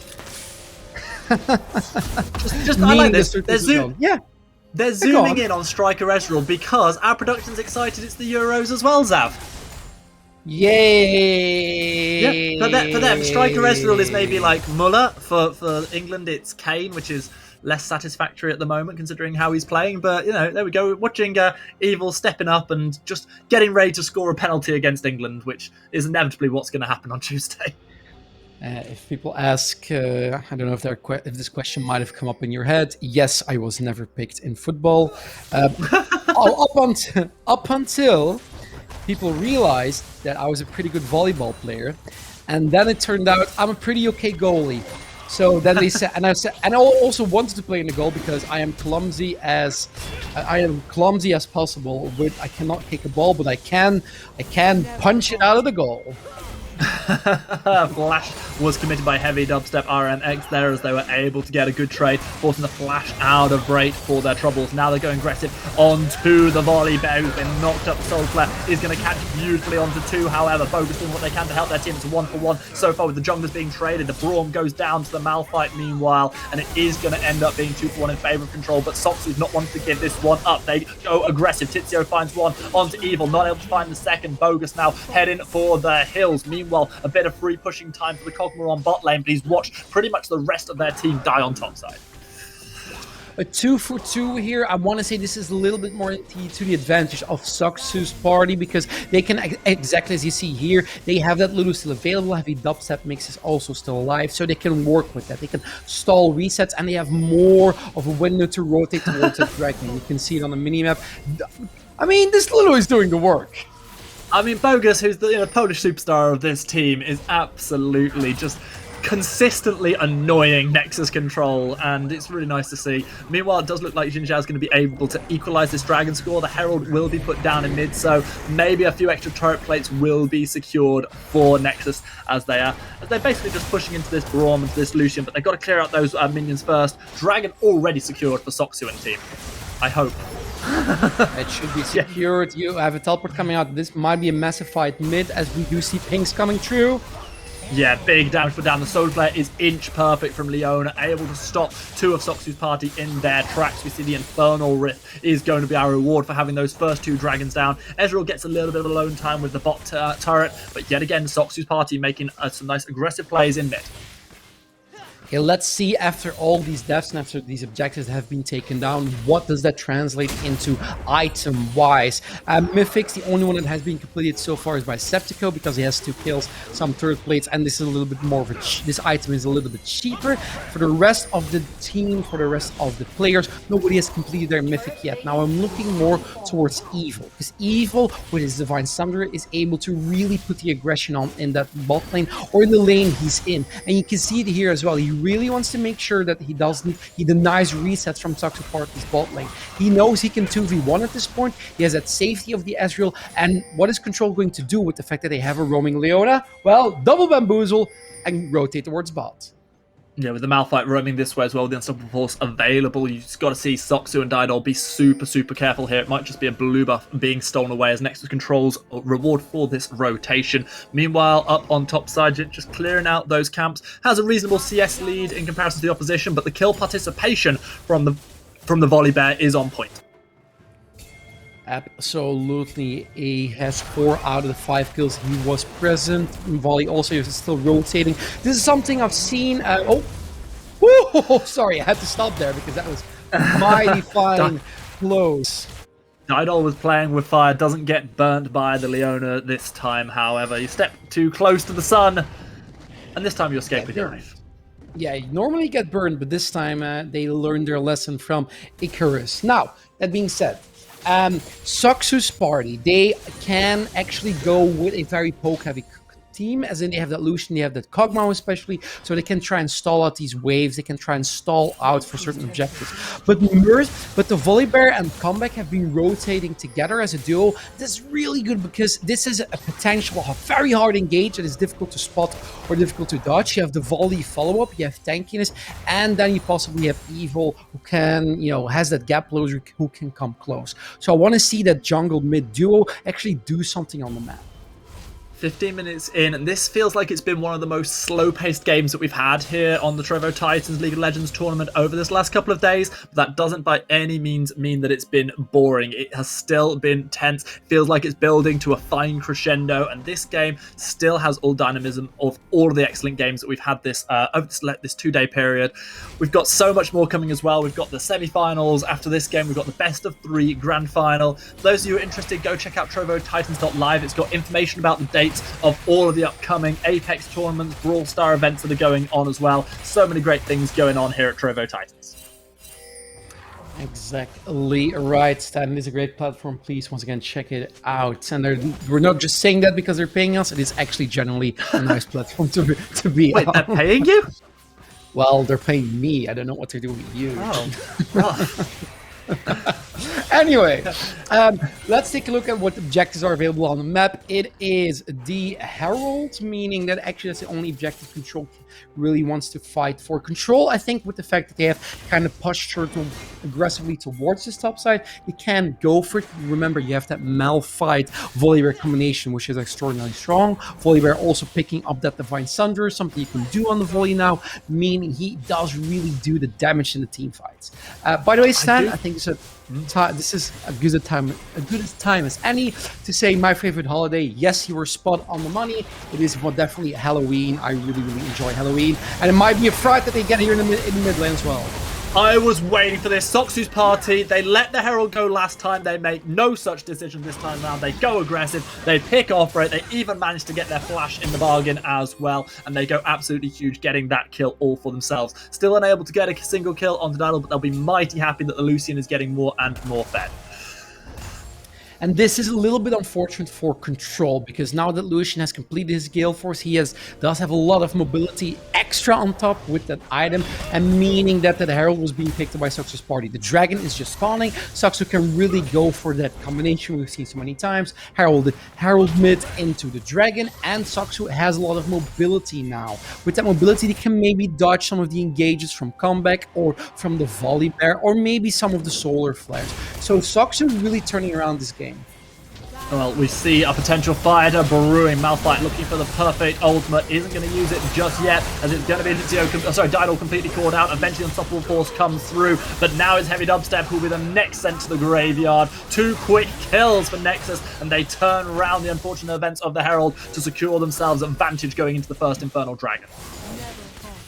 We did see some cracks in that team fight. What can happen? Saxu's party has 3 ranged champions in their team composition. As soon as Controls engage, as their ultimates have been used to get to someone, if those people aren't dead or aren't in a position where they are going to be dead pretty soon, they can keep the aggression on, and they can keep that mobility I was talking about on. So you have the dashes, you have the weaves, and Control, they just like the damage after that. The only damage you really have is Evil, because he's the only ranged champion at that point who will carry that team fight. Now, okay, I'm talking about what Saxus did, right? Control definitely won that team fight. They got the Dragon, they kind of also stalled the Herald, and look at the goal difference here, mostly in that top side, but also in that, but also a little bit in that jungle. It's a nice one to see for the Volibear, who's been so instrumental in so many of these kills so far. Also nice to see the Malphite ult finally coming in clutch, helping secure that kill onto Didol, who just got themselves a little bit too caught out, and they themselves didn't have anyone to stand behind. Meanwhile, however, Soxus, I think, are going to be pretty happy with the state of the game. Yes, they're 3,000 gold down, but we're getting close to 20 minutes, and I do believe that Soxus have stalled this out nicely enough that their point of power will be coming in pretty big in the next 5 minutes or so. Yep, I tend to agree. The mythics are being completed. We do see secondary items being used as well on people like Tizio. I think he actually might go for a sneaky brush here. Goes with the double tap and might probably get the kill from Septico. The heal comes down with the chains and flash. Beautifully executed. Septico actually able to get away from that one.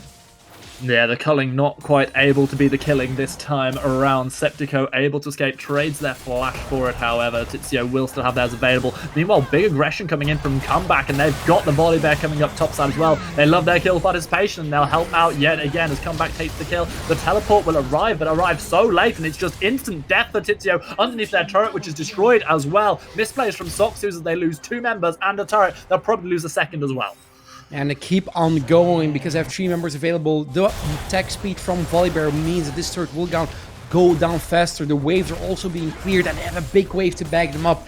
That teleport from Tizio, I get it. You want to protect your team member. The call was made, but it's literally you teleport and you know, might as well go to get something to drink. I'm not going to survive this. That teleport didn't work. Let's see if this 3v3 plays out nicely for Soxu. Teleport's going to make it 4v3 in favor of Control, and it looks like Heavy Dubstep has been left to die by their team. They're killed off by the Volley Bear, who yet again keeps themselves involved in everything. Meanwhile, Ezreal's pushing in mid, taking away 1 turret. It's Arcane Barrage and Wild Growth, both used on Didal Trace to try and keep themselves alive. They've got themselves decent mana still as they look to try and rain down this artillery from the sky. They finally get the shutdown onto the Volley Bear. Tizio's rejoined the team. He put down good damage, but Karma, with the speed up, it's able to get out of dodge. Well, a little bit unfortunate there. Thank you, Observer, for highlighting it, that Evil was not in that team fight composition. Exactly as what I said before. As soon as you go for that engage, you need to fully commit, but that Nexus turret was just so much of a threat that they couldn't dive on that anymore. They didn't have the ultimates available, and then they got kited. Soxu just knew, okay, we can keep on kiting. Evil isn't here, sure, and that's why Soxu won that fight. Culling coming out as well. Yeah, the heal already used by Evil. Will it be enough to survive? The answer is no. The shield comes through from Lulu, but I think Tizio had already done the majority of the work there. No assist even granted to the Yordle. Tizio comes up trumps against the ADC. 22 minutes into the game, and both of these teams do not want to give up. Both of these teams show that, yes, we might lose a turret here and there, and especially Soxu's party, but they are still able to win these team fights. It's a big gold lead for Control. It has gotten even bigger, but they have so much turrets available. They are actually in a spot where they can say, we lose a fight here and then, we have places where we can actually make our game plan count. This is a really, really tense situation right now. Tizio not with the team, so the remaining 4 members of Soxu's party decide not to find any engage underneath the opposition turret. The rotations from Nexus Control so far seem to have just been that little bit sharper. Soxu's party doing everything they can to stop as many turrets going down as possible, but it's still 4-0. We are now approaching sort of that 25-minute breaking point where there's big damage coming out of multiple people on Soxu's party, but I start to wonder if they're maybe just getting a little overwhelmed. Oh, teleport coming out. This next dragon is about to spawn. Maybe looking for a potential pickup here with Comeback. He's level 13 and he's super tanky. 4-0, and Lulu, are you going to survive this one?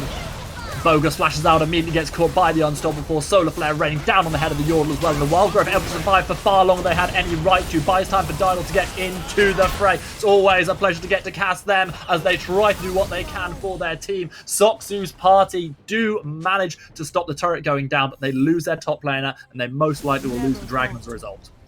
Nexus Control here doing exactly what they do best. Take that control over. This dragon will go over to them, meaning they will probably be on soul points. With that soul point, yes, we're looking a little bit at Tizio, because Tizio, he can dish out that damage, but is he able to stay away from those heavy engages we keep talking about as well? Control now in a position where they might be able to push a vision line topside. Remember that those two top lane turrets are gone. That first outer mid lane is gone. If you push a vision line there, you can go for that Baron. The one problem they do have is they kind of lack damage against the Baron. They don't really, the only one who does percent damage, the only one who actually does some DPS is Evil. You can make a case for the Volley Bear, but I don't really want to say a Volley Bear is great against doing a Baron.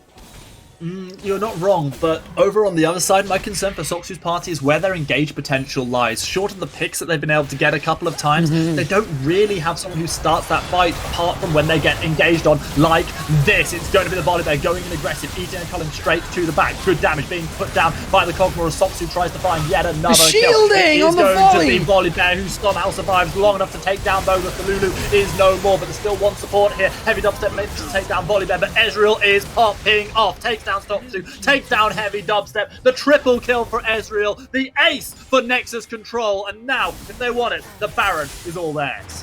And now we see what a true 5v5 team fight does for Nexus Control. The Volley Bear took so much damage. The shielding from both Lulu, from himself, and especially from the Karma was massive. Absolute chat, making sure he does he does the peel. He's that frontline champion. And Evil was finally able to use all that time he spent farming to dish out the damage as well. The Baron is being taken up as well.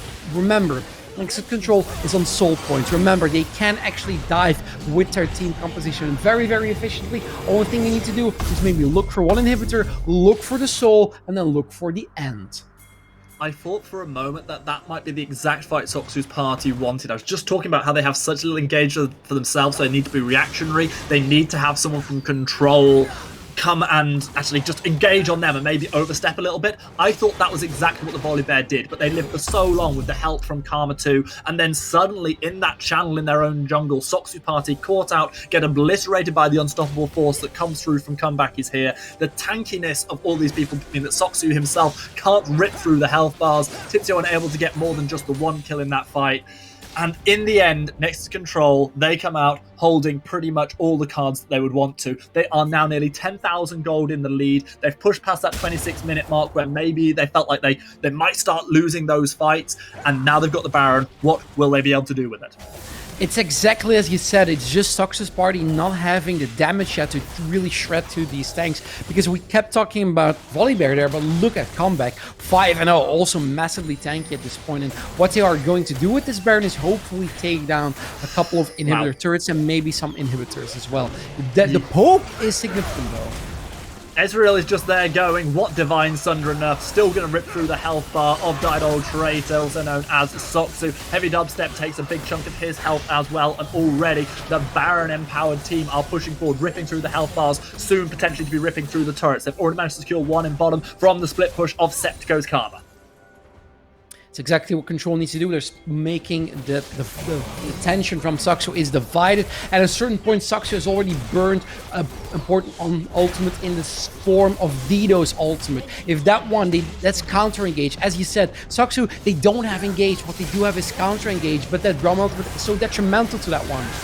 Heavy Dubstep tries to be the engage, has to use the Crescent Sweep to try and get away from the Zenith Blade of Leona. Looks like they're going to die. They will go gold and buying as much time as they can. Unstoppable Force and the Volley Bear both going right into the middle of the team, forcing the flash out of Tizio, who's still able to get down a good amount of gunslinger taps. But Evil's the one doing the damage, taking down the Braum, taking down the Lucian, looking to get yet another kill. Carter will fall to Soxu, who's trying to make this last ditch defense. Heavy Dubstep will go down as a triple kill. Right now running themselves away from the danger as quickly as they can, but Soxu does have the damage, gets the shutdown, might be able to get one of the comeback as well, but now it's just themselves and Evil. Oh, but I forgot about Volley Bear. Quadra kill, pentakill! The Ezreal is yet again the last Evil standing, and just like so many times our Blood on the Clock Tower games, Evil wins that. Control will take down the Nexus. Soxu's party will be decimated where they stand. There is surely nothing that Dido can do to stop this one going down. But no, Evil is being forced back. She's taking damage from the Braum. This could be enough to save the game for Soxu's party. They've lost both their Nexus turrets, but they've not lost the game. Tizio's alive. He's looking for Evil. The double tab comes in. That's going to be a teleport now from Nexus Control. They've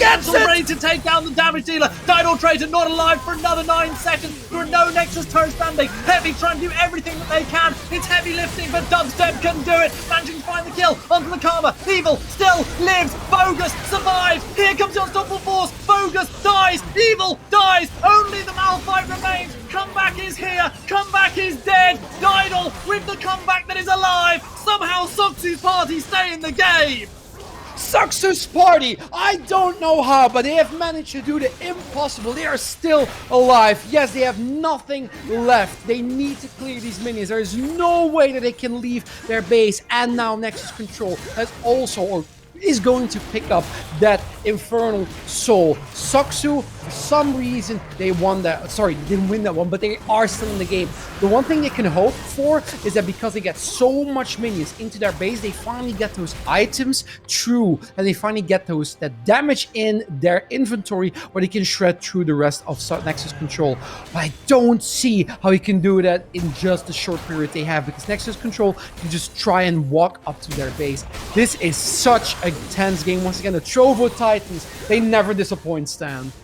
You're not wrong. Soxu's party now essentially having to wait till those inhibs respawn to even be able to leave the crest of their base. The Baron will be up in about 2 minutes time. Potential opportunity for Control to close out this game. They've had full control over the last couple of team fights, but that slight overstay, that hesitation from Evil not being able to finish off more than the Nexus turrets did lead to Soxu's party getting so many shutdowns, so much extra gold.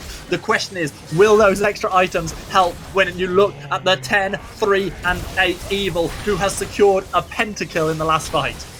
The minions are starting to build up. Even if this fight is won by Soxu, you need to be able to clear those minions. Yes, you're getting gold, but you can see there are 6 super minions spawning every wave, and at certain points, you are driven back into a corner. Bogus taking so much damage. True Shot Barrage thrown out. Culling being put out by Tizio, who's now being aggressed upon by the volley bear. Comeback is here to find the kill on the Bogus. Ezreal picks off Didol. It's now a 5 versus 3, and Soxu's party are in all sorts of trouble. Tizio falls as well, and it's all down to Soxu. He's dead. The game ends here. Soxu's party fall at the quarterfinal stage. Nexus control this game and progress to the semi-finals. Nexus Control, it looked very tense in the end, and I kept on thinking, Evil isn't in these fights. We have not seen a true 5v5 situation. As soon as that happened, well, it was clear why Evil was farming up so much, what he was doing. He had that pentakill, and he damn well deserved it. Well played from Nexus Control. These quarterfinals are already so tense. I'm really looking forward to when we move into the semis. Yeah, we'll get to see exactly which of those teams are in it as we get to turn our attention towards the bracket now. So the semi-finals are rounded out. Clumsy Execution took down Easy Money off stream. They will face off against UX Gaming, the team who we saw finding the win earlier on. Huragan PRC yet again progress through. We haven't actually seen them on stream yet, the Polish team. They will go up against Nexus Control, who just took down Soxu's party. Lupins, unfortunately, they fall at the quarterfinal stage as well. One of those 4 teams will be your grand champions, the €900 prize pool winner. They will also get Titan points as well.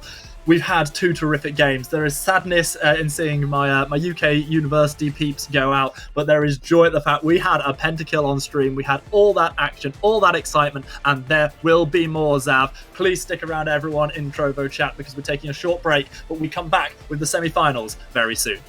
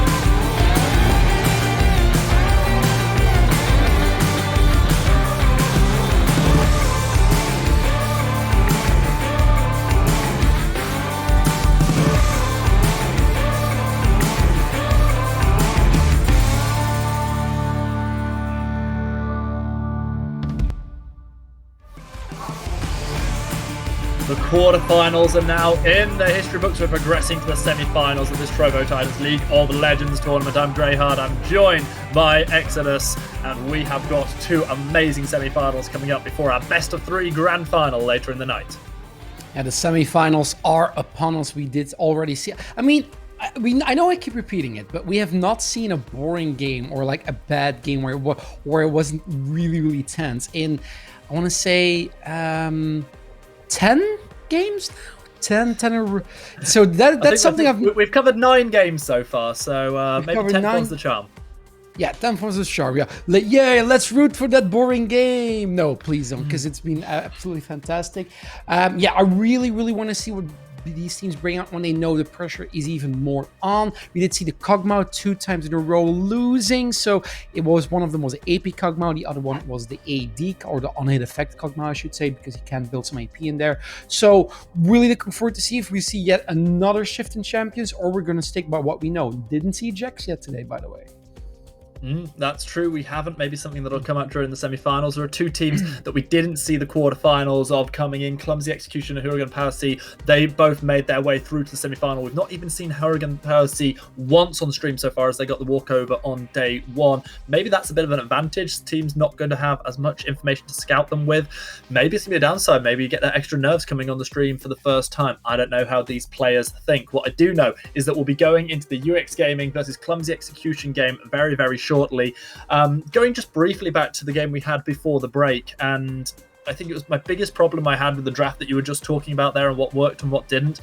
Seeing these Ezreals get through, we've had very few Ezreal losses. I think we've had 1 Ezreal loss in seeing about 5, maybe even 6 games of Ezreal over the last 2 days. It seems so exceptionally strong, and it seems unusual to keep letting it go over to the opposition. Yeah, I really agree. It seems unusual. It's really strong. It also does well in lane. That's one of the strong suits. It's always one of the reasons why Ezreal can be strong in lane. It's because he strong as a champion. He does really scale late. We saw what he could do with the pentakill, and with that arcane shift, with that he has safety, with that Q, he has poke, and with that divine sunder, he can be a menace as soon as he gets one item as well. So the Xin Zhao being banned this time by UX Gaming, along with the Lulu, so they do not want to face a Lulu Kog'Maw comp yet again. I think this is a good ban we're seeing. I think it's really smart to ban Lulu away here. Clumsy Execution, sometimes we see a Gwen slip through the nets. Right now, I'm not particularly sure. There are other champions who have a lot of priority as well. There are counters to a Gwen, but it is always a skill matchup. The Karma being banned away, still 100% big ban rate. This is the second time today and the second time this entire tournament that Akali has made it through the bans, so potentially that's something we see for the first time on our stream over these 2 days. The Ezreal, yet again, gets through. The Gwen that you were talking about gets through as well. There's a lot of big picks that could come out. UX Gaming get their first choice, but of course Clumsy get to bounce back with 2 of their own. The Akali is here. And this is a big risk that Clumsy Execution has taken. Now it does mean they can actually pick up something like a Gwen, Gwen Ezreal. Then you really say, okay, sure, you have the Akali, we have 2 other power picks as well, or we respond by just locking in our jungler or our own bot lane. The Gwen is being locked in, kind of what we were expecting. I mean, we talked about 3 champions. Well, I talked about 3 champions that made it through ban, and this was literally the 3 names that came out, and they have been picked. I suppose the advantage for Clumsy is they get their hands on 2 of them. The question that we've not been able to answer over the last day or so, because it's just been banned all the time, is how strong is Akali in the right hands? Now we have UX giving us the opportunity to maybe find out. I really like the potential Senna pick here because it does still give flexibility towards what kind of Senna you're playing. I am still favoring a fasting Senna, but if you pick it alongside with a Bruiser like a Shen, this is a very strong combination. So UX Gaming is drafting around their Akali. Akali can do well in her Shroud paired with the Senna, and Shen can actually use his Stun United on the Akali to immediately get backline access as well. This is UX Gaming knowing we can have a potential dive composition that actually doesn't really fall off any time in the game. Ooh, the Yumi! I love what I'm seeing so far from UX. The Yuumi adds some spice to the clumsy composition as well. Yuumi alongside Gwen with so much healing already, alongside Ezreal staying alive for so long as we saw from Eva in the last game, can really boost these two champions. Not something that we've seen a huge amount in the meta so far due to the nerfs that it took on its zoomies on the heal. However, still a pretty interesting champion to come through. We moved to the second phase of bans already. Yone taken off the table. Yeah, the Ezreal, I mean, Yuumi Ezreal is, or at least was, one of the strongest bot lanes ever. Now, Yuumi did receive a lot of nerfs.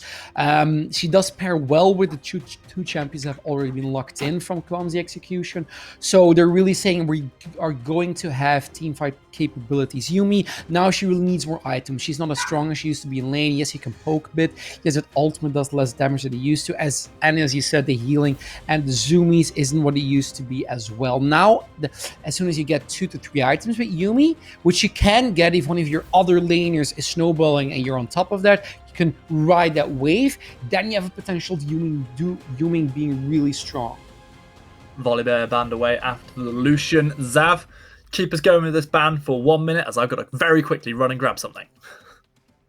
No problem. The Lucian being banned as well, so no flex potential there. Even though the Lucian Ezreal was already locked in, it's mostly the Nocturne ban that's important at that point because Nocturne can still go towards mid or top. What's important to note is that Gwen is also a flex pick, so she can go to the jungle. Jungle Gwens do almost as well as top lane Gwens. Now, top lane Gwen against the Shen. Shen, does she counter Gwen? I'd say in a way he has an okay matchup against her, but Gwen does really, with that snip, is able to really put the pressure on. And with that Lee Sin, it's actually more looking to be a Gwen jungle and a Lee Sin top lane. Now, Lee Sin still a flex pick towards the mid lane as well, with P4 and P5 from UX Gaming being considered right now. The Rumble.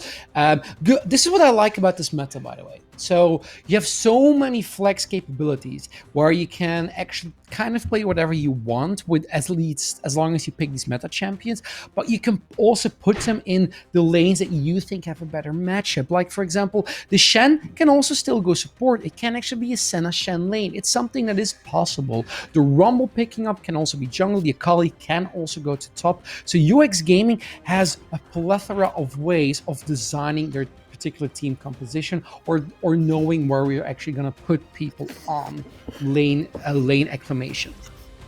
That is going to make it pretty tricky with this last lock-in. However, Clumsy are going to be able to round out their composition. They've seen everything that UX have got to offer. What do they bring to round this one out? I have to say, I am a little bit on the fence with the Hecarim. Hecarim is a champion which I really liked. Did receive nerfs, or he did receive some nerfs, but he fell a little bit out of the meta because of other stronger picks. Now, Divine Sunderer on Hecarim is extraordinarily strong. Trinity Force is also an option. With the Kha'Zix being locked in, it actually is not a Gwen jungle, as I imagined. Well, we're just going to see double junglers, or maybe even triple junglers for both teams. We've got Lee Sin, Kha'Zix, Gwen for Clumsy. Hell, put the Yuumi in there as well. Hecarim, Rumble, Shen, all perfectly happy to roam through the jungle themselves. We'll see exactly how this ends up lying. My expectations are very much that we end up with the Shen support alongside the Senna, probably picking up most of the CS. I'm expecting to see Kha'Zix as the jungler for Clumsy, but we'll see as we come later in towards the draft. Thanks for covering there for me for a moment, and you will see why in just a moment, I'm sure, as we do get ourselves out of this draft and onto the Rift very, very shortly. I'm quite excited to see this one play nice. out. Nice. Now, unfortunately, my camera yet again is playing up. My apologies to our wonderful folks at production because this is my fault, not yours for some reason. Not for some reason, it's not yours. For some reason, something's going wrong here. But as you may or may not be able to tell, I have donned the scrubs. The Surgeon Shen cosplay has once again made a return. I love seeing Shen played in competitive. It makes me so happy, Zav. It's my favorite champion in the game. How many surgeon or doctor puns do you want this game? You can give me an estimate to say none, a little, intermediate, or as much as we can think of. all the puns all the time. It is the motto of Greyheart casting. If you think of a pun and you don't say it, you are letting the side down. I'm gonna make sure they're. Is... I'm gonna make sure they're cutting edge. That's the first one. So a fun fact actually. So with this one, it's got it's meant to have 2 scalpels at the back. And when I first put this cosplay together, as you can see, I spared no expense on ordering it off eBay. And so I was like, oh, what do I do for the scalpels? How do I do the swords? And I found these 2 absolutely terrible sort of toy ninja swords that flop around like cheap piece of plastic, because they're cheap pieces of plastic that I tried to disguise as scalpels. And there's a now semi-famous cosplayer who at the time seeing them was just like, why have you got wobbly banana swords? And that name stuck. So forever I didn't have scalpels or surgeon turn, I had wobbly banana swords. I remember, this isn't me showing, hey, I know people, but I remember doing an ARAM game once with Medic. And Medic is a genuine doctor. And there was a Surgeon Shen in game. And he was literally, he could not stop criticizing because the size of the scalpel. Because he says, it doesn't matter how big the scalpel is. That's not how it works. That's not how scalpels work in surgery. And he just kept going on about it for the entire game. I'll see your point about his commentary, and I'll raise you back to the time when he was still called Sona, and I was actually at League Fest, which was a big event here in the UK. He was casting it, I was cosplaying at the event, and because I was cosplaying at the event, they got me on stage to play a game against some of the Riot devs and sort of the team there as well. And so I got to do this cool show match, which is still the highlight of my playing career. And basically, because I was going to play in the jungle, I was going to go up against a fabulous writer called Yuka, who in turn locked in Jin Zhao, one of the other ones she knew I cosplayed. So we had me as Shen in the jungle. This was just after the rework. I had literally not played a single game of reworked Shen at this point. Up against her as Jin Zhao in the jungle. She was not especially hot on the Jin Zhao. I had banned away her one-trick Sejuani. And we played this game, and 2 things happened in this game. The first of which was that I went deathless, got MVP for the game, got to do an interview at the end with our great stage host, and had Sonar Nick Scoundrel commentating on it. I've still got that VOD somewhere. It was an absolute highlight for me. The other thing, which was less of a highlight, was that sadly the casters noticed, as they should, because they have eyes, that I'd accidentally bought 2 Bammy Cinders on the way to buying a jungle item. It was like, why has he bought double Bammies? Is this some kind of genius? No, I realised as soon as I went back to the shop, sold one of them and completed my item. But forever, it was like, hey Greyheart, don't forget to buy double Bammies. Still get to hear about that one to this day. Oh, that's amazing. That's amazing when you have your one moment, your one chance, and then you manage to cock it up by I was simultaneously awful and brilliant all in one go. At least it's a good story. That's my life advice. As long as you can get a good story out of it, you didn't do anything wrong. It was a worthwhile effort being put down. Yeah. It was a lot of fun. But yes, so that was going back a few years ago, and that was actually that was one of the games where I'd already got a certain amount of interest, or a lot of interest in League, obviously, but in the actual shoutcasting side of it and the esports side, and getting cast in that game was my sort of go moment where I'd done a little bit of practice casting, but it really hit me into overdrive of I really want to get into the casting, and that's that was kind of where the whole dream started for me, and it progressed to being able to cast awesome events like this one with you, Zav. Hey, that's cool. Since we're busy telling our casting beginnings, I remember I started casting for a company. I think, yes, they do still exist, but under a different name now. So it used to be called Esports. So it was literally, there was this Facebook group called League of Legends Belgium, which didn't really have a lot of people in it because we're not a big country. And all of a sudden, there was a post that said, we're looking for casters, no experience required. And a friend of mine said, Sav, you always have a big mouth. You can never shut up. Why don't you just do it? And I literally said, you know what? I will go. You know what? I do have a big mouth. I do have a big mouth. I actually do. I will show you how big my mouth is. I actually will go to this event. So I showed up. I emailed them. They said, yeah, it's fine. Whatever, come. They were pretty nice and all. And I thought, okay. They said if you do this once, you might ask you back.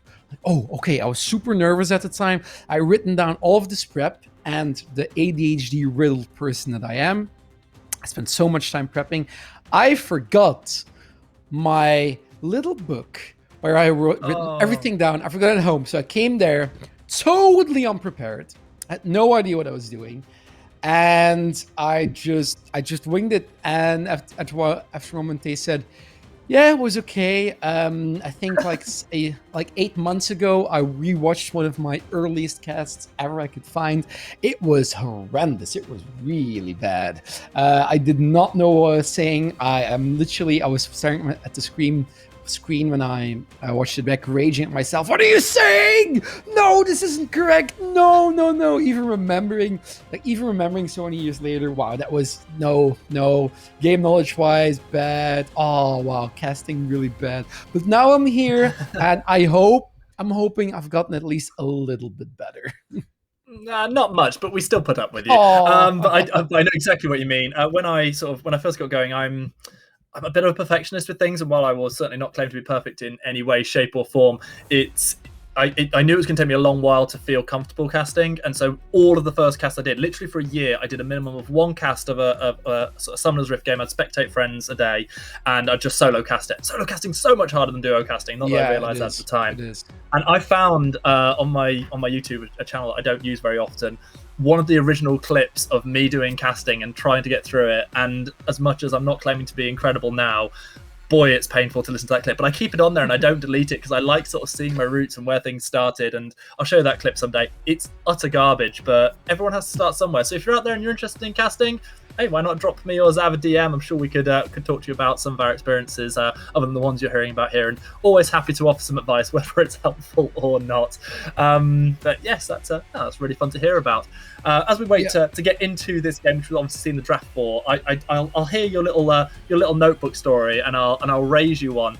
I decided that one of the things I really loved about Cass back then I sort of particularly idolized Quickshot, and I just loved the fact he knew so many ability names. So I decided, at the very least, I would learn every ultimate's name, and it got to a point where I'd treat it like a test I was revising for, and I'd go out with my ex-partner sort of at the time, and we would be sitting sort of waiting for a meal to arrive, and I'd be like, quiz me, and she'd go through the list of names going, okay, Zyra, and I'd be like, Stranglethorns, and we would do the whole thing, like 100 of them. She utterly hated it. Fair play to her for putting up with it as much as she did.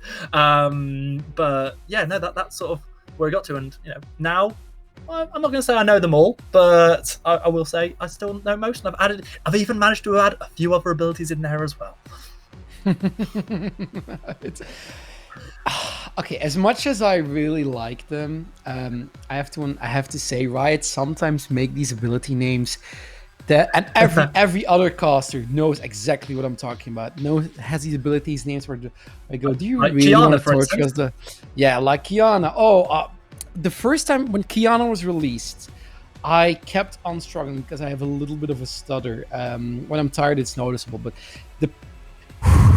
it just kept happening with the Kiana Ultimate. Supreme display of talent. It is difficult. It was so difficult. I kept ballsing it up every time. Supreme display of no. Supreme display of no. Supreme display of talent. There we go.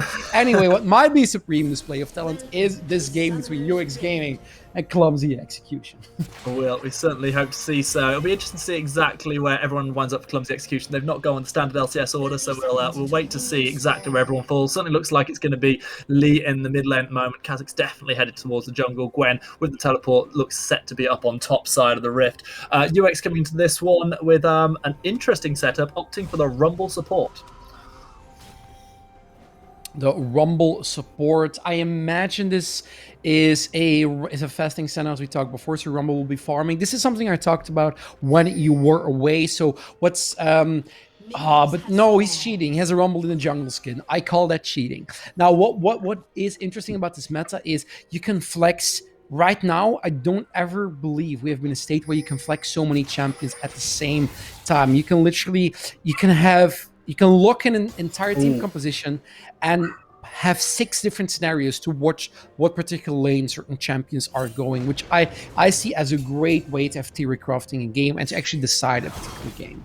That was a really rough time there for Senna to take that bit of poke from the Ezreal, from the Yuumi, because it was just outside of the time where he could safely find a recall, get back to base and heal that up. So they're going to be going into lane, just that little bit less health than maybe they would have hoped to. Obviously, able to get a little bit of healing coming in from the Dying Light. But meanwhile, here in mid lane, we are going to see a Lee Sin versus an Akali. Akali is the champion I've most wanted to see, as I've seen it banned away so consistently. Now we get to see it in action. One of the things I do want to talk about with, excuse me, with Yuumi is I have a friend of mine, a good friend, he's a Yuumi main. And basically, there's this ongoing discussion with him where it's to do with mana flow ban, because Yuumi's healing, now actually the cost of it scales with your mana you have. So the simple reason for it, so the reasoning is, okay, so if you have more, so you want mana regen and not total mana. Now, with mana flow bans, it's kind of a double-edged sword, because yes, it gives you more mana, but at the same time, it also increases your mana regeneration. Basically, he keeps on saying every other week, when there's the small, or every other patch, when there's the smallest change, he does all of the work, he does all of the calculations. Is it good to have mana flow banned, or is it not good to have mana flow banned? Currently, if I am to believe him, it is not good to have mana flow banned, but it might change next patch. It may well do. We're already seeing on Frost Morning just how difficult it is as the Yuumi to consistently sustain that mana pool if you're trying to heal up with the zooms and trying to get the poke down as well with the prowling projectile. Meanwhile, up on top side, it's our second time seeing XYZ today, and they are playing Shen, but sad news, Zav, not Surgeon Shen. That's a bummer. Where I think we can make our own kind of make our own surgical incisions here into the game with our commentary. That didn't really work out as well as I intended, but hey, let's go for it. Let's go for it anyway. Now, looking back into the game, so you have the Gwen going with the teleport and flash, so not going with the ignite and teleport as we usually see the Gwen. Also going with the Cull. So real BL is really confident in his own face, and this might be a first blood. Big damage being put down solely in all sorts of trouble. Kali sent in a body bag back to the base. Brokiwi comes in with the Heckrams, able to find one kill. Can they escape from the Kazakhs? No, they cannot. The Ghost not enough to escape from the flashing clutches of the bug. Yeah, 2 kills onto the Kazakhs, meaning Clumsy Execution actually has already good sizable lead in there. Of course, Brokiwi does have that Sheen available, probably going towards that Divine Sunder. Trinity Force is also still likely, but especially with the Hecarim, there are even times in games where just picking up a Sheen with Hecarim was worth it, because with that Sheen your clearing speed increases dramatically, and because you have a lot of movement speed, you can literally fly through all these camps and out jungle almost anyone at that point. Yeah, you fly through the camps, and you saw there they can fly through the enemy champions as well. Nice to see that Hecarim get going, but they're going to have to deal with the 2-0 Kazakhs. Yesterday, I'm trying to remember if it was RZ333 who played it, but we saw what can happen when a Kazakhs gets fed, how they just take over a game. There's already danger of this happening. Clumsy Execution in a good spot. Clumsy Execution knows where it is at right now. Also, BL still being oppressive in lane with that Gwen, and MLO is going pretty low. Exhaust put down, flash away from MLO. It's not enough to keep them alive. Vu's finding themselves that kill. Clumsy Execution ADC drops where they stand. Very unfortunate for them there. It is that lane that actually should be a little bit safer. Yes, you do have the poke coming out from both the Senna and the Rumble, but the fact that you're already giving away 1 kill here towards the bot lane, not looking great for Clumsy Execution there. Now, I mean, 1 death obviously isn't the end of the world, but it does mean a sizable gold lead for UX Gaming's bot lane. Looking at gold lead, by the way, BL also has made quite a good gold lead, mostly due to CS, or solely due to CS. And as Gwen, he can be so oppressive in lane. Don't forget, Shen, I mean, if you taunt her, she still does so much damage. And with the snip, she also has extra true damage, and the passive extra % damage that heals her as well. So, I mean, it's difficult to lane against her if you're a melee champion. It really is, and already see XYZ falling behind on this one. RZ, with that lead they developed, is already opting into starting off this Mountain Dragon. Hekarism is heading this way. Will they spot this one out? The charge onto the Scuttle means they might not be able to get in range. The smite still is a potential. It is literally the 50-50 opportunity. Kha'Zix takes the 50-50 teleport, arrives from the LBL. Stand United does come through. It's enough to land a thought. RZ managed to get their third kill of the game, but they then get shut down by the Shen, who arrived just in the nick of time. Meanwhile, we see Akali trying to go to work. Zeus is able to final kill onto Shinda, who is sent back to the fountain in the body bag. It's going to be Gwen and Yubi escaping to the hills. UX Gaming turned things around despite not stealing the dragon. They didn't get the dragon, but they certainly got a lot of gold. The gold lead that was there for Clumsy Execution has now equalized. Excuse me, meaning that it is going to be more difficult for Clumsy Execution to claw back. Also, 3 kills on this Senna. Vuz has not only been able to get a lot of gold, but also more souls because of those team fights. Clumsy Execution's bot lane is going to suffer. I'm hoping they are able to pull it back or pull it ahead because of their top lane. You have BL there on the Gwen, who's doing exceptionally well, and RZ3 doing it with the Kha'Zix. Now, with this Kha'Zix, you can take down objectives like a Herald very, very fast. I honestly believe it also was the Kha'Zix last time that was played by RZ3, and he did stuff like that as well, where he, as soon as he got a couple of kills or as soon as he got a lead, he took down those solo objectives insanely fast. I've got a lot of respect for UX Gaming. The way they responded to that play, Stand United coming through, they don't manage to find the smite steal, but they're still able to make the pretty solid play that leads to, yet again, that gold lead, as you say, being more or less equalized. Things are not looking great right now for MLO, who's been dead on arrival a few too many times. It's rare that we see the Ezreal falling behind in lane. It's something that's not happened in most of the games that we have seen over the last couple of days. Over on the other side, how quickly is Senna going to get going? Already picking up their Executioner's calling to try and deal with the Yuumi healing. Meanwhile, Rumble obviously able to CS. You're going to get that extra carry on the back of that on that planned system that UX Gaming are using.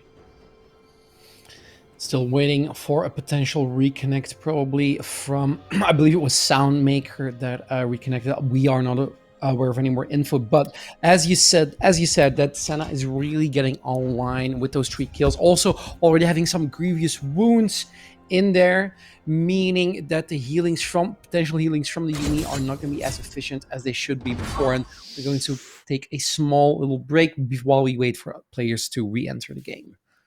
Yeah, we'll get back into that one just as quickly as we can. Looks like there's going to be plenty of action in this game. Action, something we've not been short of here on the Trovo, a Titans League of Legends tournament. A couple more tournaments coming as well this in sort of the next month or so as we head into July.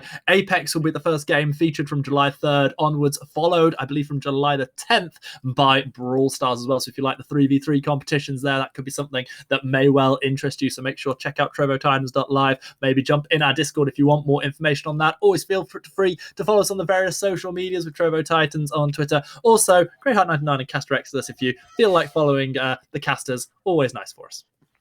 Very true. And Stan, you talked about Christmas before, and you said it was your favorite holiday. I said my favorite holiday was, as you say, you look like a Halloween type. You were exactly right. I really, really like Halloween. I used to give, obviously, Corona needs to take a chill pill before that resumes, but I used to give these big Halloween these big Halloween parties at my mother's home, or at least where I used to live there, because we had it's pure open in the countryside. There's a big hangar in the background, in the back, so nobody will bother you. It was amazing. I really like Halloween for some reason. It's just the atmosphere I think is really cool. There's a coziness with Christmas, and yes, it's a family occasion, which is very important by the way. But with Halloween, it's just this, you know what? Go wild, be creative, be fun, go into the tonight. It's this thing where I'm one of those people who really likes autumn.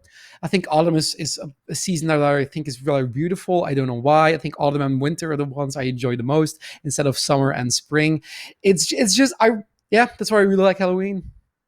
That's fair enough. I have to say I have sort of 2 main Halloween memories of recent years. One of them was the house that I'm sort of living at the moment. It's got a nice long drive on it, so perfect for people coming up and getting treats on Halloween. And at the end of it, there's sort of a low wall, and I sort of dressed up sort of Dracula-esque one year, and I perched on the wall like a gargoyle, and I was still enough that as people came past, they thought I was just like a statue on the wall, and then sort of as they went past, I'd be like, whoa! And many screaming children as a result, which was quite entertaining. But I think it was just a couple of years back. I was working on another cast here in the UK. Had a lot of fun with it, and we decided, hey, let's dress up as the actual broadcast is on Halloween itself. I'm not going to be able to go out, so dressed up as the Mask, Jim Perry's character, for a particular broadcast, and then went out in the local town afterwards. It was just one of the most fun evenings. So yeah, I'm looking forward to Halloween being sort of back in all its glory. Meanwhile, Lee Sin trying to make a play here on bot side, already safeguarding out as they see the teleport arriving from the Shen. Ooh, but this is risky though. You have that teleport available with Shen, and especially if your reset is being denied. Look at the map. Exactly here. You have Kazakhs on the top side. BL can possibly push this, and Guan is a champion that can really push plates fast. Luckily, Soli is near, knowing that he might be able to do this. This is great thinking from RZ3, because if you get out of the aggro range from the Herald, it will go to the nearest champion, even if they don't have vision onto it. Yeah, it's been played cleverly, but they've got to be very, very careful because potential steal could come through. Instead, the fight is broken out as Clumsy Execution go aggressive, and Hecarim utterly obliterates the remaining health bar of the Kazakhs, who is no more. Herald goes over to UX, and Clumsy Execution executed that clumsily. Ooh, yeah, that is very unfortunate for Clumsy Execution. UX Gaming now able to get a sizable lead from this beautiful insect, but is it enough to actually make the play happen? It might not be. Onslaught of Shadows, and just like that, Soli goes to work, Soli got a job, and that is going to be the end of Shinda. And once again, UX Gaming getting another lead. This is not looking good for Clumsy Execution, and they live up to their name once again. It feels like they got leads, and it feels like they did exactly what they needed to do, but then with the Heralds being taken away, then with being dying there as well, Shinder rather, also knowing that I can actually just back out of this lane. There's no need for me to die because of a gank here. Hey Zav, if Shinder had been playing Gwen in this one, it could have been the Shinder cut. Nice. Speaking of the Gwen, I was kind of waiting for the Gwen, who's got that huge CS advantage over the Shen, to start coming down, helping out the Kazakhs, helping out the Lee Sin in what would have been probably a 3v2 scenario. Instead of Kali and Hecarim just given alone time with the Kazakhs, which they gratefully accepted. It's weird because BL wasn't pushing out his lane as well. So either you push out the lane and really go for that plate, knowing that XYZ was stuck bot and he needed to reset, or you help out the Kazakhs, and neither happened there. So it's a little bit of miscommunication, and those are the plays, or those are the miscommunication that can really cost you the earlier into the mid game. Yeah, it's a big play coming down on bot side, though, already seeing the last chapter thrown down, and it does look like, with a little bit of help from the Shroud and a heal and a flash, who's going to be able to escape, but Kazakhs is not done chasing. Rumble opting in to try and find a recall has now been caught out by the Prancing Projectile. Soundmaker is going to be made silent in only a moment or two. Surely no way the Rumble can stop this one. Stand United is available, goes golden. Maybe this is the saving grace. Teleport also used. XYZ and Soli both arrive, both save the life of Soundmaker, who jumps triumphantly back to his fountain. I have to be honest, I did not see that one coming. The Stand United into non-possible dead bush with Snyder. Soli trying to return to the lane is met by two, but they are happy to take that trade. Yeah, this is well executed from UX Gaming. Once again, they keep their bot lane alive. They do not find a single death there. Knowing Clumsy Execution, they are, on the backdrop. Dragon is about to spawn. They have the Herald available. Bro Kiwi can actually accelerate his team's play by a massive amount as well. I think they might even go for a... they don't even put the Herald down right now. Okay, that's interesting. No, deciding instead just to rotate a lot of members towards the bottom half of the map to see if they can get any action on towards this Drake. And with a 4-strong unit who have already got themselves a gold lead built up, I don't think Clumsy Execution are going to look to fight this one. Nope, they're really not putting so much effort onto this Dragon or so much contention onto it. Looking for yet another kill, maybe towards the top lane, and Soli once again knows that this might be a kill. Oh, the Sonic Strike goes just narrowly wide, and now it's Jinder who is left without a leg to stand on, and in goes Solely, immediately taking the tumble. Perfect execution used aggressively onto RZ. Flash taunt from XYZ. The burn is not going to be enough. The potions keeping RZ333 alive. Once again, clumsy execution, not finding what he needs. A beautiful outplay, by the way, by Solely. So he finishes off the first target, then moves away, knowing he sells a shuriken on the Kazakhs, and then jumps back in to try and secure that second kill. This will result in extra gold. This will result in another objective for UX Gaming. Yeah, they're accelerating this game beautifully, and considering they've got the scaling champion in the center already up to those 3 kills, getting closer and closer towards strong power spikes and getting more and more souls by the moment, UX are in such a strong position right now, but never count out what an Ezreal can do. No, we did see that last game as well, and it was UX Gaming then doing exactly that, with the Ezreal making sure they weren't doing a little bit better in lane then, but making sure that they scaled up, that they had the Divine Sunder, or maybe even further going towards a 3-4 item spike. Ezreal is definitely a menace to deal with. Now, that being said, still a 3-0 Senna. I want to see what the impact for the Senna is going to be more into the late or mid game. I thought that RZ might just take over this game, but BroKiwi is not scared of the bug whatsoever, building up their own kill score now of 3-2-4, only 1 kill off, 100% kill participation, just taking every opportunity to charge in and go aggressive. And speaking of going aggressive, Soundmaker is doing just that, forcing the ultimate out of Yuumi, flashing away so as not to get rooted down, stacking down the ultimate, finding the kill onto the Yuumi. The kill onto the Ezreal will be secured just as BLBL arrives to try and make it a 2-for-2. Views is looking like player, but no, once again the Shroud is enough to escape, but snip, snip, snip away at the lifeline of the Senna. The flash, the snip from BL is enough.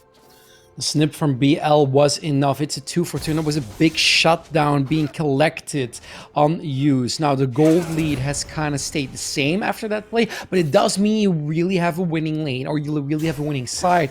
Clumsy execution. It is top lane. It is their top side alongside with their jungler. This is going to come into handy when you're going towards maybe more of a split push composition with those new items. I don't think they're particularly well on Gwen. Yet again, Hecarim taking the fight with the Kazakhs. No isolation either as the mid laners join the party. Solely dashing forward, dashing back on Floor Shadows, catching and BroKiwi gets yet another kill. Makes it 2-1 onto the cat as well. Another of their 9 lives eaten up. And Solely along with BroKiwi, once again, we saw this in the last game, that mid-jungle duo is extraordinarily stronger, able to just make the plays happen and maybe able found to counter engages.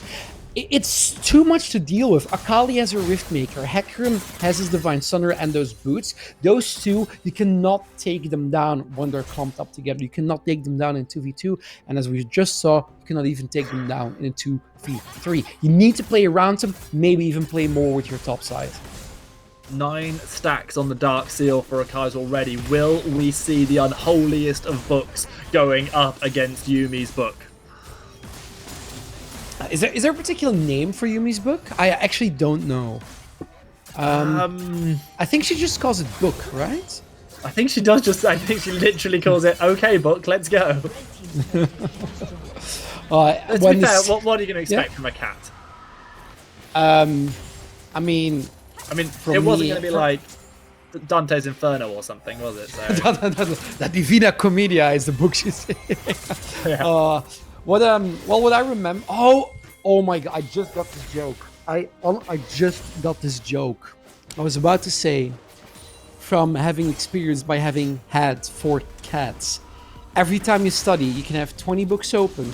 She will always sit on the book, or my cat's always sat on the book that I needed at that moment in time. And I now just get why Yuumi has a book. It's why it's the. Oh, I'm so bad. I just want like the technical difficulties music to play and to sort of just have that. We're just having a minor breakdown for one of our casters. Don't go anywhere. We'll keep tuned. The second herald of the game goes over as the first one did to BroKiwi. They'll be able to put yet more pressure down. Ping is going towards the top side turret. That is one of the few places where clumsy execution have been finding small wins with that 20 CS advantage. Across the rest of the map, things not looking quite so hot, even though you see that significant chunk of CS in the Ezreal's pocket. There's still still going to be the Divine Sundra Senna that's stacking up Freed and already has 5 kills to their name.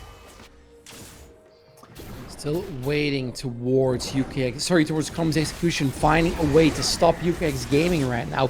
They can take down this turret, and they need to be careful because the way they're pushing, and because they have their range with the Senna, they might even go further and look towards the first inhibitor turret at 17 minutes. 5 people of UX Gaming here topside, and they can out-rotate as they did last game. Shades of one of our games yesterday as a Herald charge almost crushes down an inhibitor turret pre-20 minutes. UX Gaming have accelerated this game so exceptionally fast. They only have the one dragon to their name, but they're looking to change that in 30 seconds time.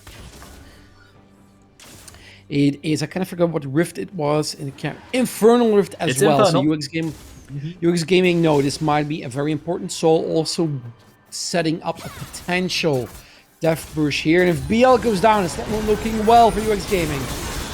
Well, the if might be a certainty in just a moment. Dawning Shadow finds damage, solely gets the kill. It's returned onto Rumble Dash just to support Dead with Senna finding their 6th kill of the game. RZ is going to flash away, but it's still going to meet an inevitable demise as Hecarim picks up yet another kill on the opposition jungler. Ezreal and Yumi still alive to tell the tale of their compatriots gone before them, but unfortunately there's not a lot they can do here apart from watch the dragon go down and into the pocket of UX Gaming.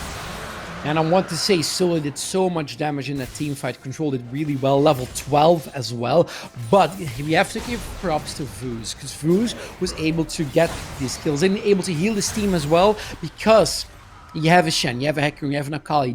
Actually, a Rumble is in a similar spot. They really like these long fights. They can really survive in these long fights. With Senna, you can make sure that these long fights are even better for you. UX Gaming is in a fantastic position right now. Only thing they need to do is see if they can play them at better, rotate better like they did before, and maybe even go for a fast Herald.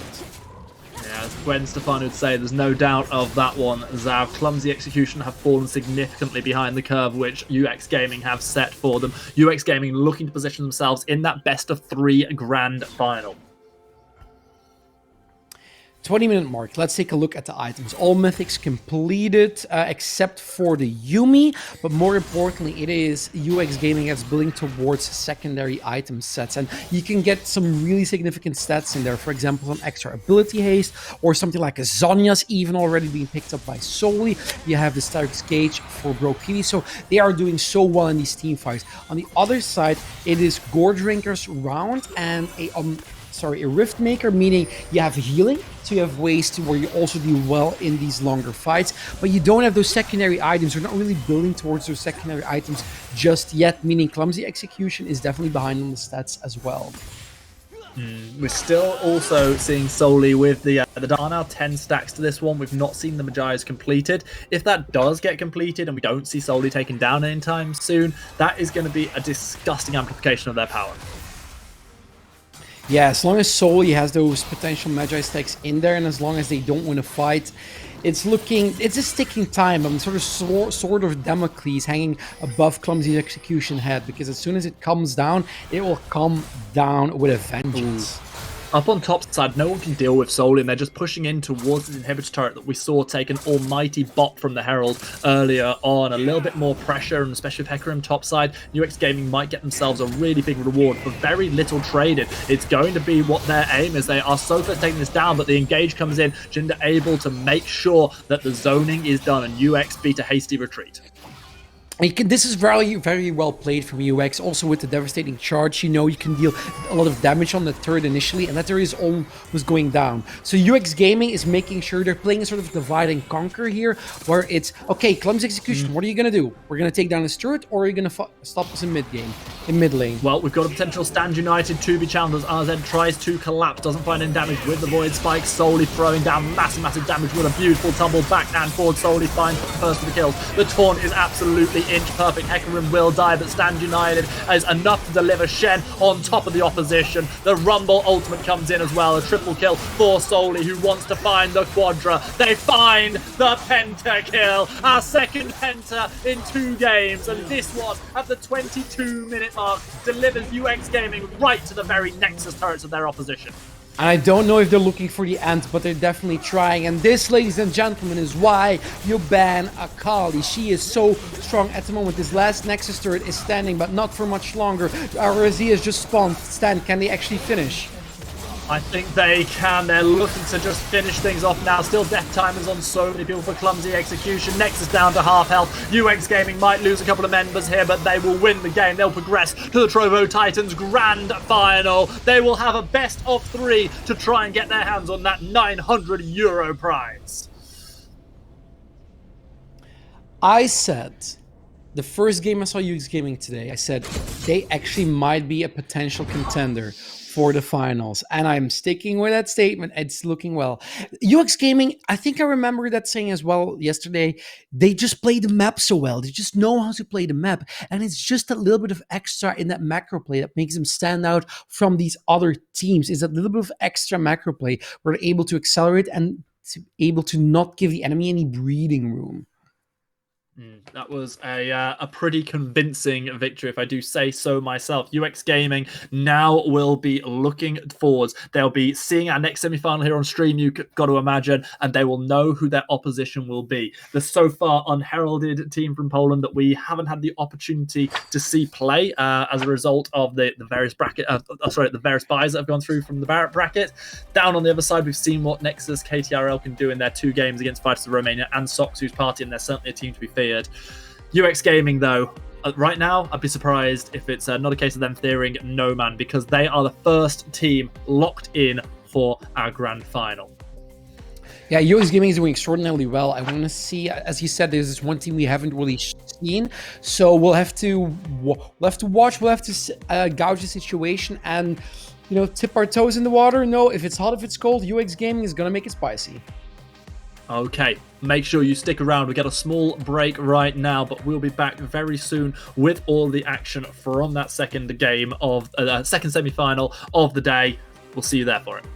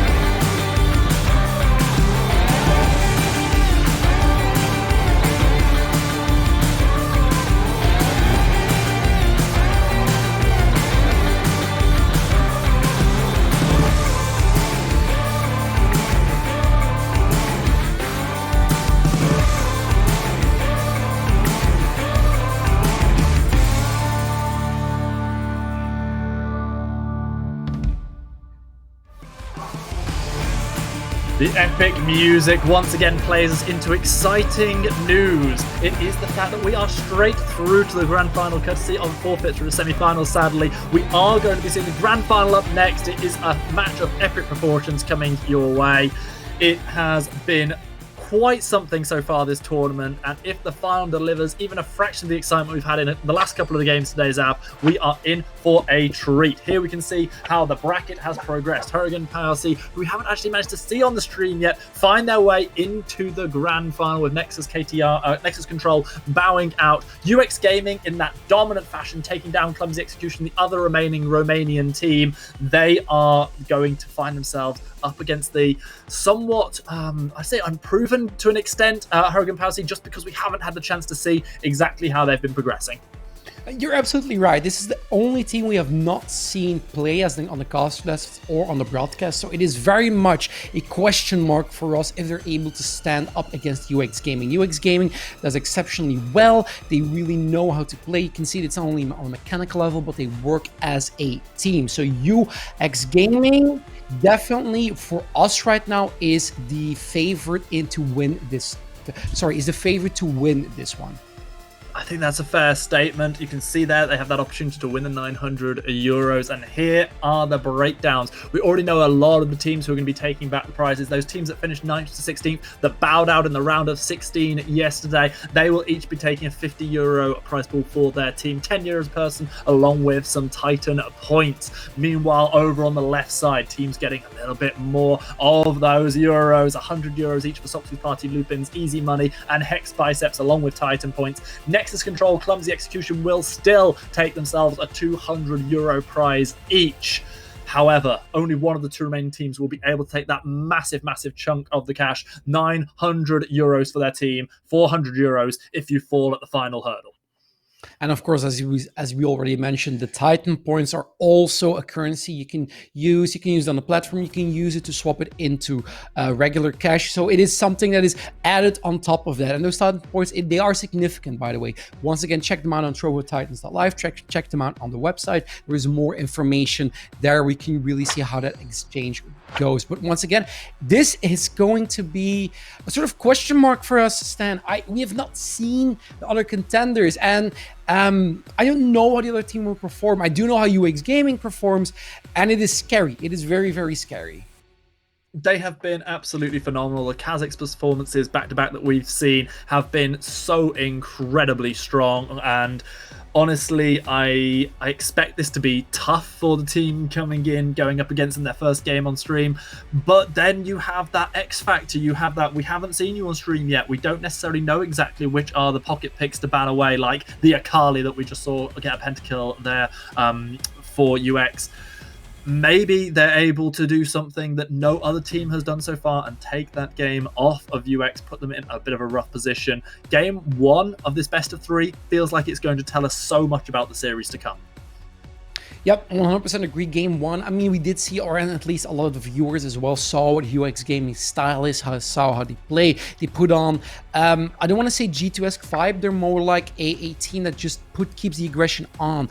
Kind of reminds me of like what Mad Lions Madrid did in the previous LEC playoffs, where they just really play with the tempo and where they just know how to reset and when not to engage as well, because that's really important. Knowing when not to always pull the trigger, knowing that if you make a mistake there, is the payoff worth it? And you can get wins by getting small victories, and small victories eventually they add up, and eventually you have a 6k gold lead, and we saw what the 6k gold lead can do on an Akali.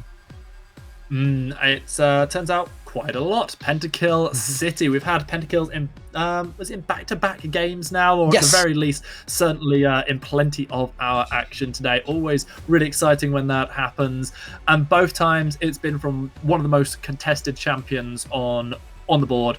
The Ezreal that we saw up against Soxy's Party earlier on, that picked up a penta. Then the Akali that has been permabanned with the exception of the last two games where it gets through. The first time we see it played, it picks up a penta. I will be utterly shocked if it's not banned out for the rest of this tournament.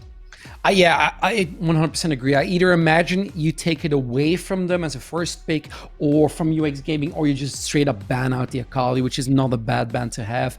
Things like the Gwen are all, there are a lot of really contested picks. I really want to say the top tier picks right now are still the Karma, even though she's not the flashiest of champions. She does provide so much for your team.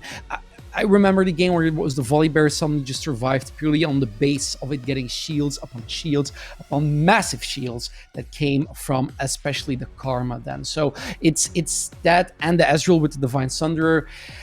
It's all to play for. It really, really is. And I want to analyze this further, but I have no information about the contender here in the final. We can do some OP.GG stuff, but we also don't want to spoil too much for the viewers. No, exactly that, and of course want to keep competitive integrity intact going into pick and ban as well. One thing I'm noticing looking towards Trovo chat is a little discussion in regards to Hurricane Power C, and seeing that they're essentially named after a hurricane.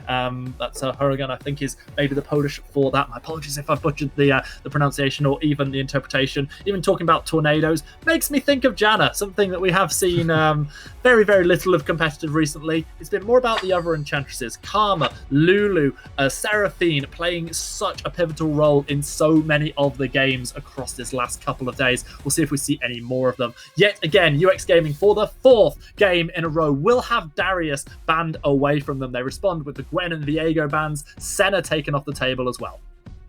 Yeah, Hurricane definitely watching the stream, definitely seeing what champions need to ban away. Darius probably a very strong pocket pick, still on the side of UX Gaming, and the Senna and Akali. The Senna, we saw what they can do what they can do. UX Gaming really loves to play with these bruiser comps, so the Senna banning them that away is a logical consequence of that one. The Lulu being considered for UX Gaming, the Kog'Maw Lulu, AP or A or unhit is still a thing that you need to consider. It's not really a bad ban here to do with. I think Hurricane, once again, question mark. We'll have to wait and see. Normally, if I would have said this is any other team, I probably would expect either an Akali, not an Akali, either a Karma or perhaps an Ezreal. There we go. Ezreal is locked in. It has been one of the most hotly contested champions across our couple of days here for the Trovo Titans tournament, and it has yet again been first picked. Now leaves the question, UX Gaming, what are you going to do to deal with it? The first thing we see quite a lot is the Karma being taken away so as not to be paired up with that Ezreal in any way, shape or form, even if not in the same lane. It looks like UX instead prioritizing Sona Mark II. Sona Mark II, let's just see. Yeah, I'm really hoping Sona one day makes a new album and everybody says, oh, you know what, Sona, yeah, you're the better musician of the two. Right now it's still Seraphine who's being picked up. The Ashe being locked in as well, meaning you really go for a good bottling, you really go for a little bit of more utility bottling, kind of consistent with what we saw from UX Gaming, where their bottling does provide a load of utility with that enchanted crystal arrow, and the slowest Ashe provides that as well. And with Seraphine Volibear, UX Gaming really loves these flex picks so far. Xin and Karma being locked in, nothing majorly special as of right now. There might be a huge amount of CC from UX Gaming, but Hurricane in their first 3 picks have managed to get 3 of the most hotly contested champions that we have seen over these last 2 days. If you were to draw up charts of most banned, most picked champions, early pick order, you definitely have to say the Ezreal, the Karma, the Xin Zhao are right near the top of each of their particular fields. Also with the Karma, you gain that flex potential as well. Bans starting to come through, the Camille taken away from Hurricane. Yeah, no Camille available for them. It's still one of those champions that can contest these split pushing champions. Also, we saw with the new item, split pushing is very much a thing. Orianna being banned away because UX Gaming has already picked up the Volibear, and that's a very strong combination. So UX Gaming is looking maybe towards having once again that aggression on. Pairing some extra engage with Volibear, Ashe, and Seraphine is possible, but it's not really necessary. You can pair it up once again with a Malphite, but there are other ways. You can also build some damage into your team composition. Also, you already have a mixed damage profile with Seraphine, Volibear, and Ashe, meaning you have such a plethora of ways. You have a really wide I want to say you have a really wide champion pool that you can actually draw from as being UX Gaming.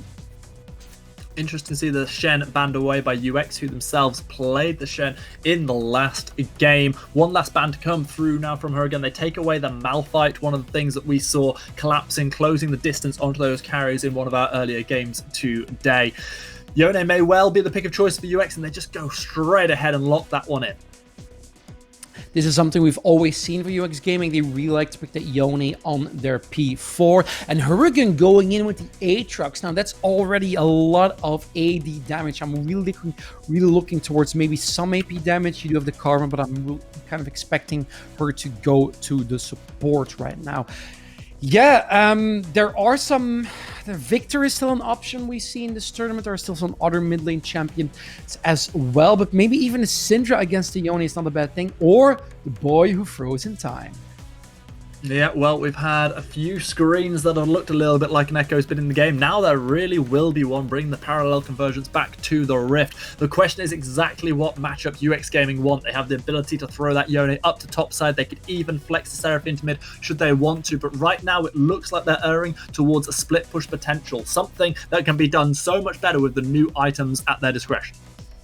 Yeah, and with the Echo, there's also the availability to really find that backline access on the Seraphine. That's really the only character you want to get out of the fight as soon as possible. Yone and Fiora, I mean, you don't want them alive for too long as well, but that is that support character there. The Fiora being locked in, so the Fiora is really signaling towards, as you said, split pushing, and split pushing with those new items. Fiora up against an Aatrox, it's tricky. It's a skill matchup once again, as it is most top lane matchups, but Fiora does have an edge because of that riposte and because of that Grand Challenge ultimate that she has against the Aatrox. It's also a lane it's that ticking time bomb. It's a lane you cannot leave alone for too long, because you know the Fiora will eventually either outscale or just really push those turrets down. Something that has been a problem for a lot of people in the last couple of days has been the Jax and how to deal with that. Well, Fiora takes everything Jax does and turns it up to 11, as Spinal Tap would do. And it's going to be really hard, in my eyes, for her to have to be able to deal with that one. The Aatrox is going to have to get going. It's going to have to get assistance from the Xin Zhao to try and get that lane going in its favor. Meanwhile, we know just how strong UX can be across the rest of the map. We saw the Senna in the last game, that despite the fact it was the standard fasting Senna getting so little CS, just, well, why need CS when you can just pick up 6 kills in about 15 minutes? And it's going to be, if UX Gaming play in the way they have, and they come up against the sort of opposition they've played against over the last couple of days, Hurricane are going to be in a bad spot. But if Hurricane are here, and it's not just on the back of forfeits, but also it's utterly merited, with the way these compositions are drafted and the teamfight potential Hurricane have, this could be a really titanic struggle between these two teams.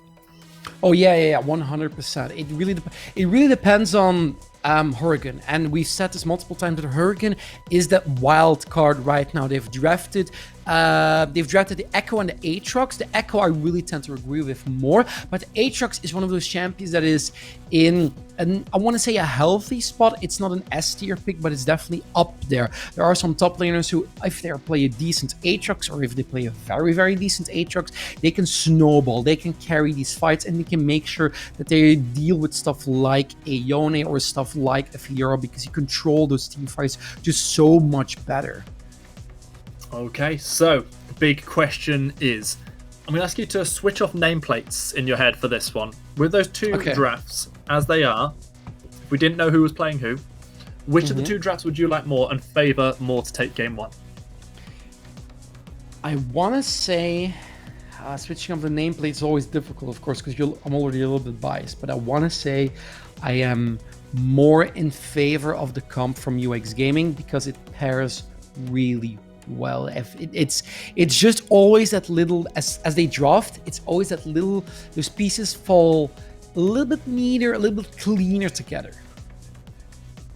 I tend to agree with you, and when I switch the nameplates back on again and I see the team that I've seen perform so well, I also look at XYZ playing this Fiora. I've been sort of waiting for something dramatic from XYZ. I don't know 100% that the Darius that we've seen permabanned away from UX is actually aimed at XYZ. It might be banned towards a jungle ban. However, if it is aimed towards XYZ, then I suppose you go, right, well, they're clearly something that people are terrified of, this potential one trick. What if you give them another champion that has as much carry potential as that? I think we saw the Jax out of them on day one. Now we give them a split pusher that's got even more potency with the Fiora. I'm terrified for what that could mean up on the top side.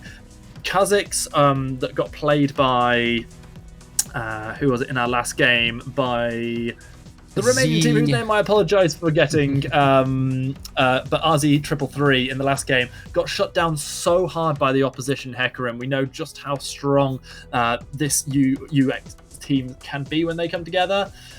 I think it's hard to look past them, but again, unknown quantity coming in. It's going to be spicy. Looking forward to getting ourselves onto the Rift, getting this game started. 100%. It's and especially the Fiora pick. We have seen it hovered so many times in pick and ban on the side of UX Gaming, and it's never been picked. They've always opted for something else. And as we said, you want to save.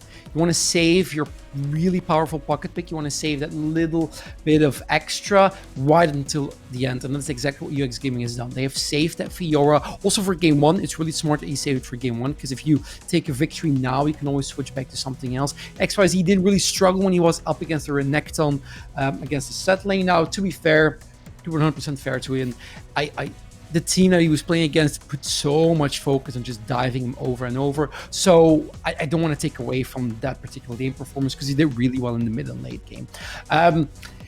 It's waiting and see. I've also not encountered a Fiora with these new split push items. I really imagine with the strength of like a Divine Sunder, so some Divine Sunder as well, and these new split push items, a Fiora can just unlock the game massively. Thor's excited as well. I think he's excited because he thought I was getting him dinner during the break, but instead he's just happy to be here on broadcast as our guest analyst. What are you thinking? He's still got the song from the break in his head. He loves the video. He wants to hear more of it. So might need that music sent through to Thor's DMs, please. Meanwhile, before we get ourselves onto the Rift for the first game in this best of 3 grand final, let me one more time remind you to check out TrovoTitans.live, see everything that's going on, a bit more of an understanding on those Titan points, everything that you can do on this fantastic server. We've also got a Discord server, which I hear is fantastic as well. So make sure you get joining that one, give you a chance to get some more Trovo points as well. We've got fantastic events coming soon. July the 3rd brings the start of the Apex Legends Arena Tournament, another fantastic prize pool there for that one. The same can be said for Brawl Stars, the 3v3 tournament that started shortly after the Apex one, July the 10th to July the 22nd, brings you all the fun of the fair there. Going forward back. Okay, so Stan, while we wait on the spectator delay, we talked about favorite holidays. We talked yesterday about our favorite, or about some of our interests. And I want to say, what was your favorite subject in school? Because it was something I was wanting to ask you yesterday, but I never got there. Ooh, I know you said you were homeschooled, but I imagine you still had a favorite subject. So I mean, there was one that I was probably best at, and there was one that was probably my favorite. Maths is just one of those things. I'm one of those people fortunate enough to sort of just find maths really, really easy at most levels. I sort of just see things and just kind of get them pretty quickly. Certainly I used to, whether that's the case these days, as I haven't practiced my brain on that sort of thing as much recently. Might not be true now, but as a kid I was like, yeah, but I just breezed through it, but I kind of found it dull as a result. On the other side, I think probably my favorite, oh wow. Does the sort of sport and PE sort of things count as a subject? I'm not too sure. It's always tricky, isn't it? Because from my encounter, most people like PE. I really loved PE. I think if there were a lot of subjects I would have loved to swap for just some, just doing some sport. I know musical education. I love music, by the way. I went to music academy, but I just didn't see anything there. It was, I don't want to say a wasted subject, but there was no learning for me in that. So I would have loved to move away. I'd say it doesn't count. I'd say you have to pick something else.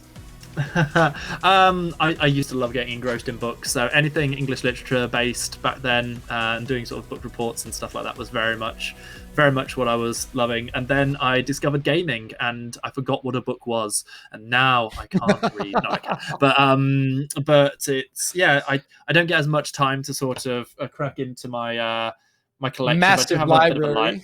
a bit of a library. Some people think that's like a painted on background, but no, this is it's one of my favorite things about this place that I get to stay in. I love a good book, enjoyed English literature, but again, I'm going to take that cheating option, even if you sort of are not going to allow me to, because PE was something very special for me for a couple of reasons. One is that often so my mum did most of my education, and she was wonderful for it. However, when it came to sport, my dad did most of the things. So we'd play tennis in the back garden or down the local park. We'd kick a football around. We'd do a little bit of running, and because my dad was off sort of doing loads of work to sort of fund the rest of the family's lifestyle and stuff, it was some of the rare time I really got to spend loads of time with him. For me, that was always really special and very much appreciated. And as a result, I think that sporting part, I still love it. Going and playing football is still my favorite hobby to go and do. I've spent 15 years working as a tennis coach, and sports just it's my thing outside of gaming. And while I absolutely love my casting work, and if I could be full-time with casting, I absolutely would, I'll always be grateful for that time I got to spend doing the PE, and some of the best time I got to spend with my dad. I think, you know what, I will take away my statement then, saying PE is cheating. After hearing that story, sure. I love that. That's your favorite subject, Ted. I think it's really cool. And I kind of should have known as well. I mean, I know that you're a tennis coach, so should have been a dead giveaway from me. My favorite subject was it kind of switched between the two. Is as like with you, I always found math to be my particular strong suit, but I really loved sciences. I remember I once won, or no, I didn't win. I didn't win. I became second into the chemistry Olympiad in Belgium, so I wasn't allowed to advance to the international one, which really bugged me. But because chemistry and physics, those two were really the subjects I really enjoyed most. Kind of depended on the year, because sometimes certain subjects within that respective field were more interesting than others. With chemistry, I really liked when it was I didn't really like organic chemistry because it's really difficult. Like, respect for all my fellow students who did organic chemistry. That's so difficult. I couldn't do that. But physics is also, in my spare time, I still watch science videos on YouTube.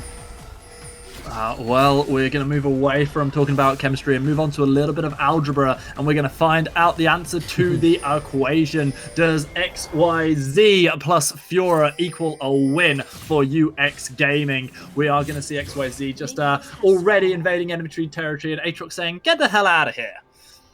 Yep, already going with those darkened blades. Now, this is Hungary. Hurricane, need to pronounce correctly. Hurricane, as I want to reiterate once again, we have not seen this team perform. They did receive 2 buy-ins because of forfeit, so we don't know how well they would perform. This is cute, by the way. I know it's up there. I know that deer is up there, but I always forget. Every time I see it, it's like, oh yeah, true, that's a thing. I remember there was one time that we had a spectator who absolutely loved finding the little niche points. They'd disappear up to the top side where you can see dragon flying past on the top left corner and things like that. And they'd do it almost every game. And it was lovely. We'd get a little bit of the view of the general landscape. And then one game, there was an early first blood and they completely missed it because we were zoomed in on a duck. That stopped shortly thereafter.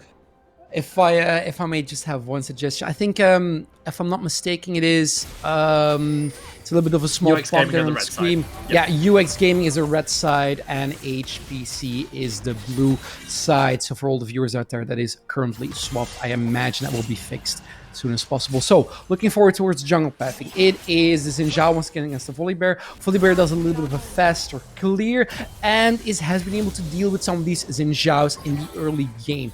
Now with that Fiora from XYZ that we've been hinted towards for the entire tournament, I want to see it perform. It's already having a significant lead and it can really deal with an Aatrox. I mean, it's unusual to see a 300 gold lead pre-3 minutes, but that's something that already UX have built up, continuing the dominance that we've seen from them in the last couple of games. On the bottom half of the map, Ezreal having a rough time, having to dodge away from the volleys and from Seraphine as well, already eating a lot of health, falling behind on CS. Meanwhile, the Yone is looking strong, and the aggression coming in now. This is rough. Barokiwi's just going to walk on in, find the stun, find the damage coming down from the sky, smite early, and it is going to be a blue buff stolen away. Brokey with a bit of help from XYZ makes life tough for Beelit. Yeah, UX Gaming doing it perfectly. They're also abiding their time, waiting for XYZ to help his own jungler, counter-jungling already. So, as you said, there's already a gold lead without actually having any aggression besides that blue buff. UX Gaming knows this, and UX Gaming really, they can play their wave management so much better sometimes. UX Gaming already forcing a flash from the mid lane, and the Soul Unbound just going back. Had there been an Ignite there for Soli, could easily have been first blood secured, and in the end, it's going to be Bratsil who decides that discretion's a better part of Valorant as they flee from the scene. Needed to flesh out. They're returning with only boots and a Dark Seal. Makes it the laning phase for the Echo a little bit better because of the passive from Dark Seal, where your potions become more efficient, more effective, call it whatever you want. They just heal you more. They give you more. They do, and it's going to be a little bit of a while, I think, just on a slightly different tangent there, before we see UX giving up this lead, because short of a big first blood coming in, I don't think right now that Huracan have got any way of breaking down UX's early defenses, and life is being made tough for pretty much all their laners. Yep, with the reset coming in from UX Gaming's bot lane as well, this is kind of showing towards me that even though Barokiwi is top side, they want to prepare for a very early dragon, and that should actually be able to, they should be able to pull it off. However, Barokiwi has not gone for a reset yet, and he's still very healthy. So he's really looking towards saying, okay, I want to stay in this, I want to help out my laners as long as possible. Echo, of course, does not have the flash. Soli may be able to go aggressive in a moment, still waiting to be able to use that Soul Unbound again, just consistently putting pressure down. Karma and Seraphine have both roamed towards the mid side of things, so Beelit is going to be able to clear out vision with a little bit of help, knowing that the security and safety in numbers. Big aggression going in, parallel convergence lands into the stun. Bratzel getting great damage down onto UX. We were saying they needed to find first blood, but they don't. Instead, it's going to be Seraphine who pinches this one away, killing off Karma just before the Echoes have managed to find the final drive of the Time Winder into the Volibear's chest. I want to correct myself. Thank you once again, Nightmare, for spotting that one out in chat. Indeed, it was changed. Dark Seal is not giving potion buffs anymore. Thank you for correcting me. I do really appreciate these corrections. I think what my grandfather used to tell me, you can only learn, or the best teacher are your own mistakes. So thank you. So looking back to the map here, it was a 1-for-1 trade, yes, but the kills went through the Echo and the Seraphine respectively. I think this is better for the Echo. He was already struggling against Soli, meaning that this kind of gives him a way to claw back into that laning phase. That's true, but unfortunately for Hurricane, UX still have got a considerable gold. They even got that extra gold from the first blood. Volibear, now having found that reset, goes for the early steel toe caps.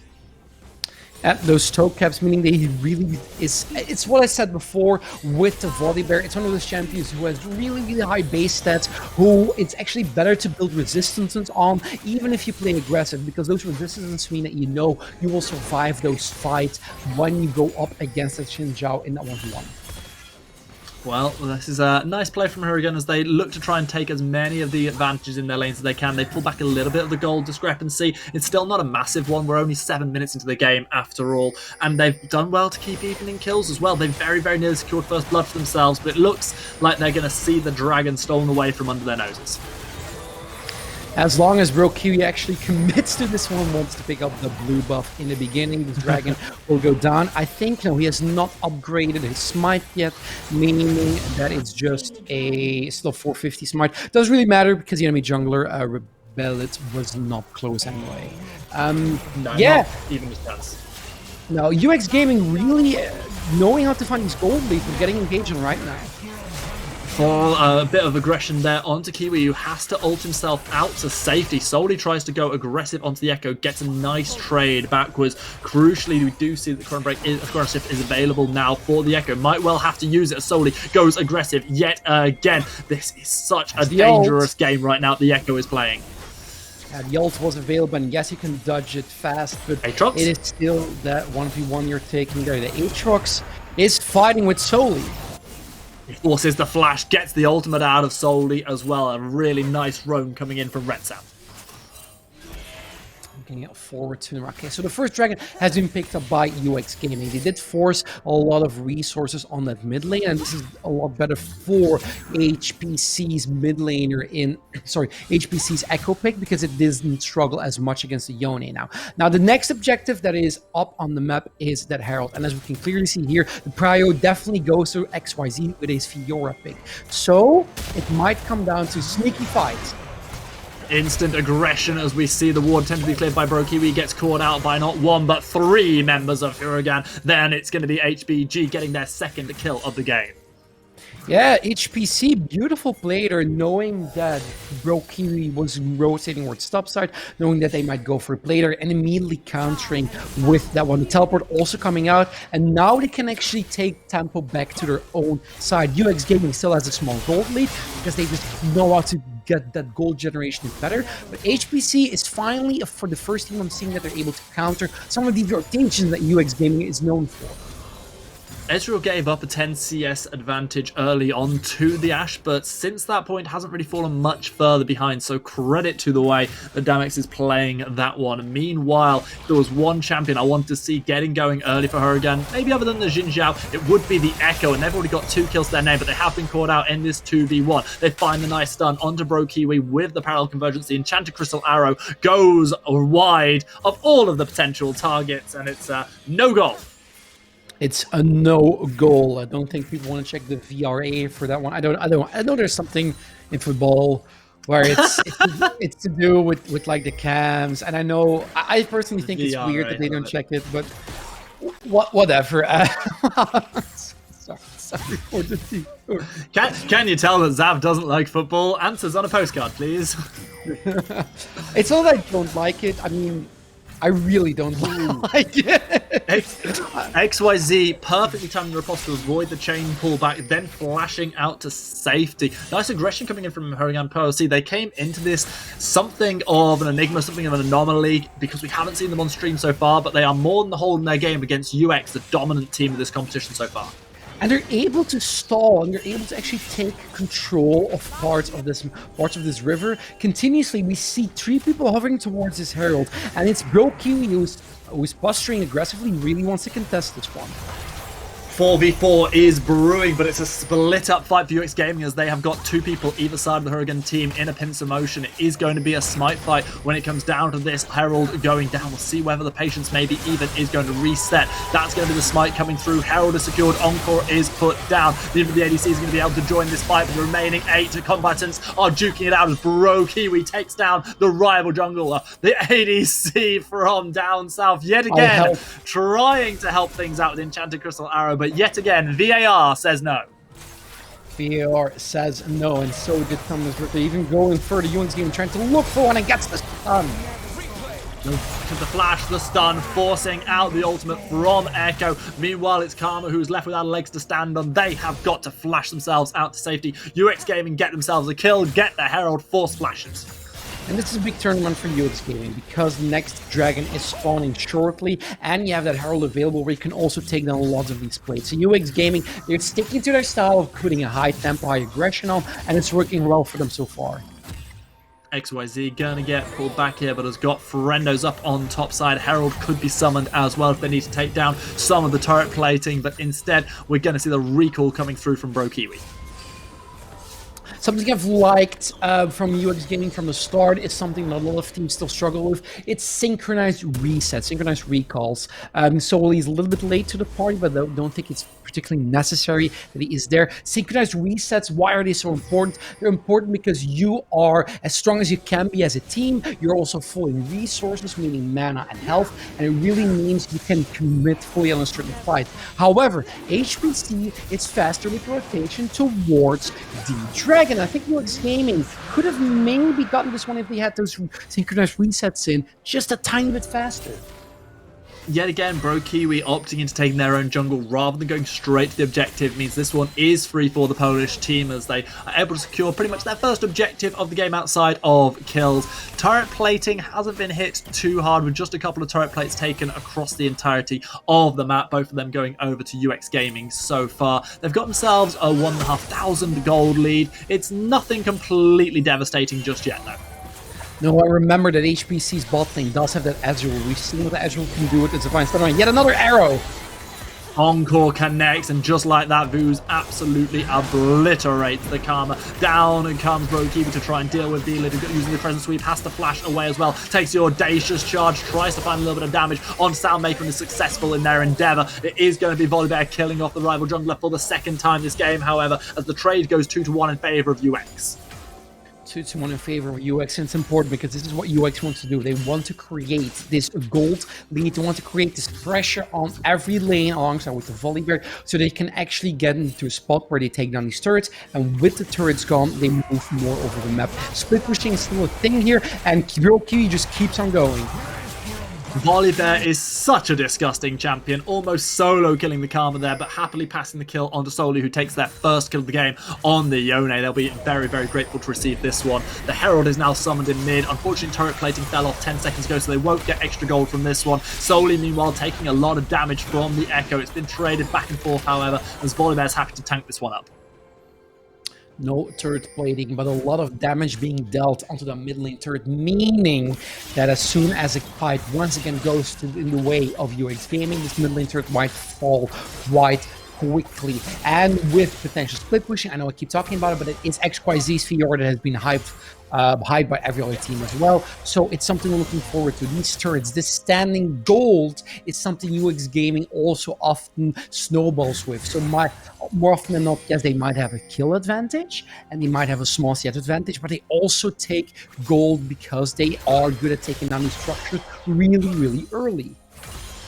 Something interesting to say there, Zav, for me, is that XYZ sort of heralded with this Fiora. As we see them under a lot of pressure here, they've already put down that grand challenge. They're trying to do what they can. Bro Kiwi coming up for support, but again, they're left running back to the safety of their own base.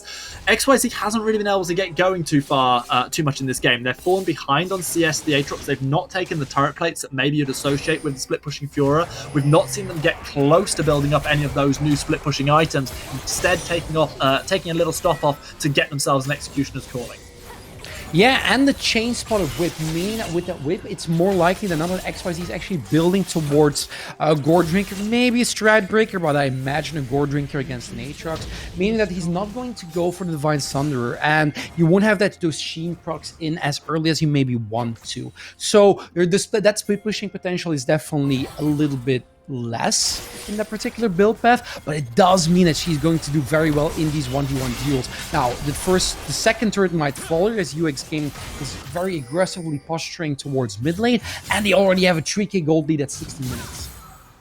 Soli and Soundmaker doing pretty decent work towards the mid lane. The first turret already secured by UX Gaming, expounding the gold lead that they already had. Still waiting for things to really kick up on the top side of the map, and credit to the Aatrox that's more than staying even in these trades with the Fioras so far.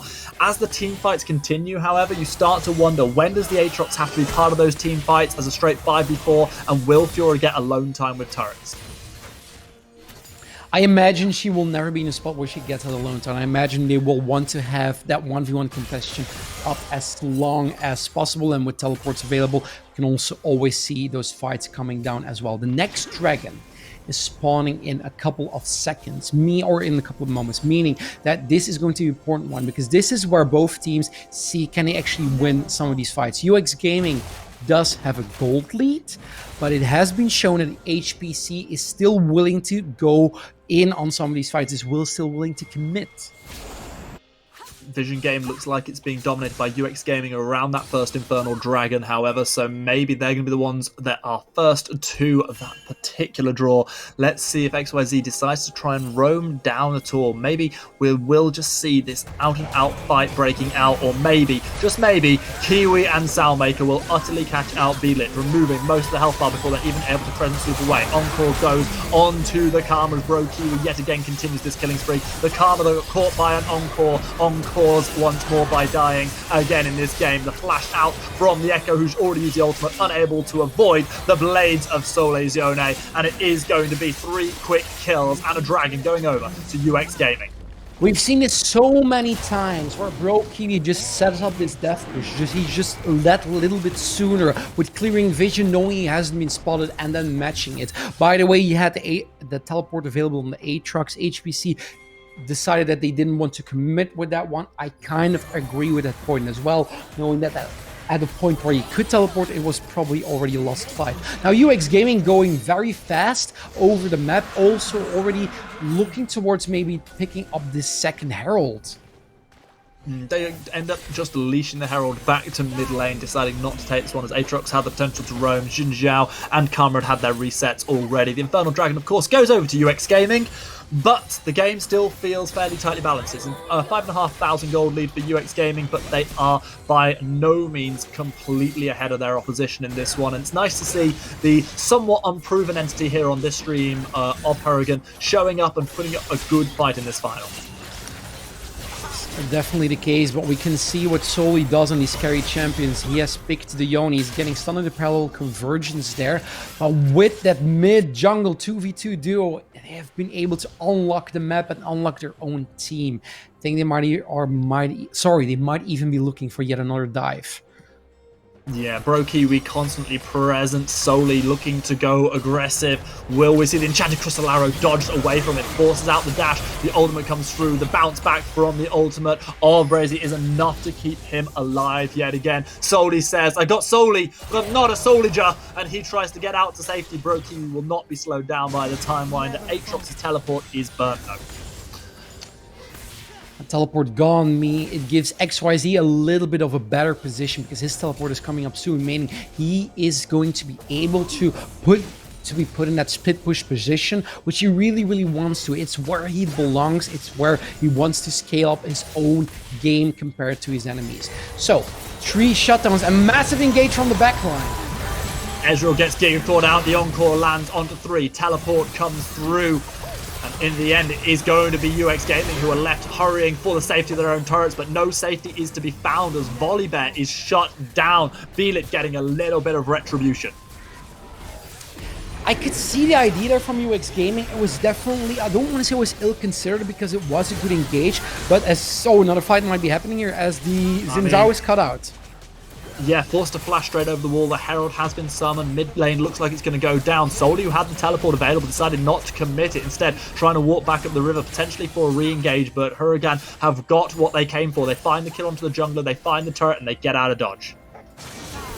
A good turnaround from HPC. Now UX Gaming still has a significant gold lead. It's 4K now, so it has shrunk just that little bit. But with these team fights, you can see you have those 2 to even almost 3 bruisers with Echo, because Echo is a champion that doesn't really go down easy. Yes, because of his ultimate, but also because he builds some he can build some resistances, or he can build a little bit tankier than, for example, a regular control mage. Meaning that if you jump into that fight like Bro Kiwi did, you need to expect to have 3 members who are willing to fight you, who are willing to go in that melee battle and just burst you down. That is kind of what happened, and when the engage came down from UX Gaming, I think they underestimated the power of the team that is HPC's champions.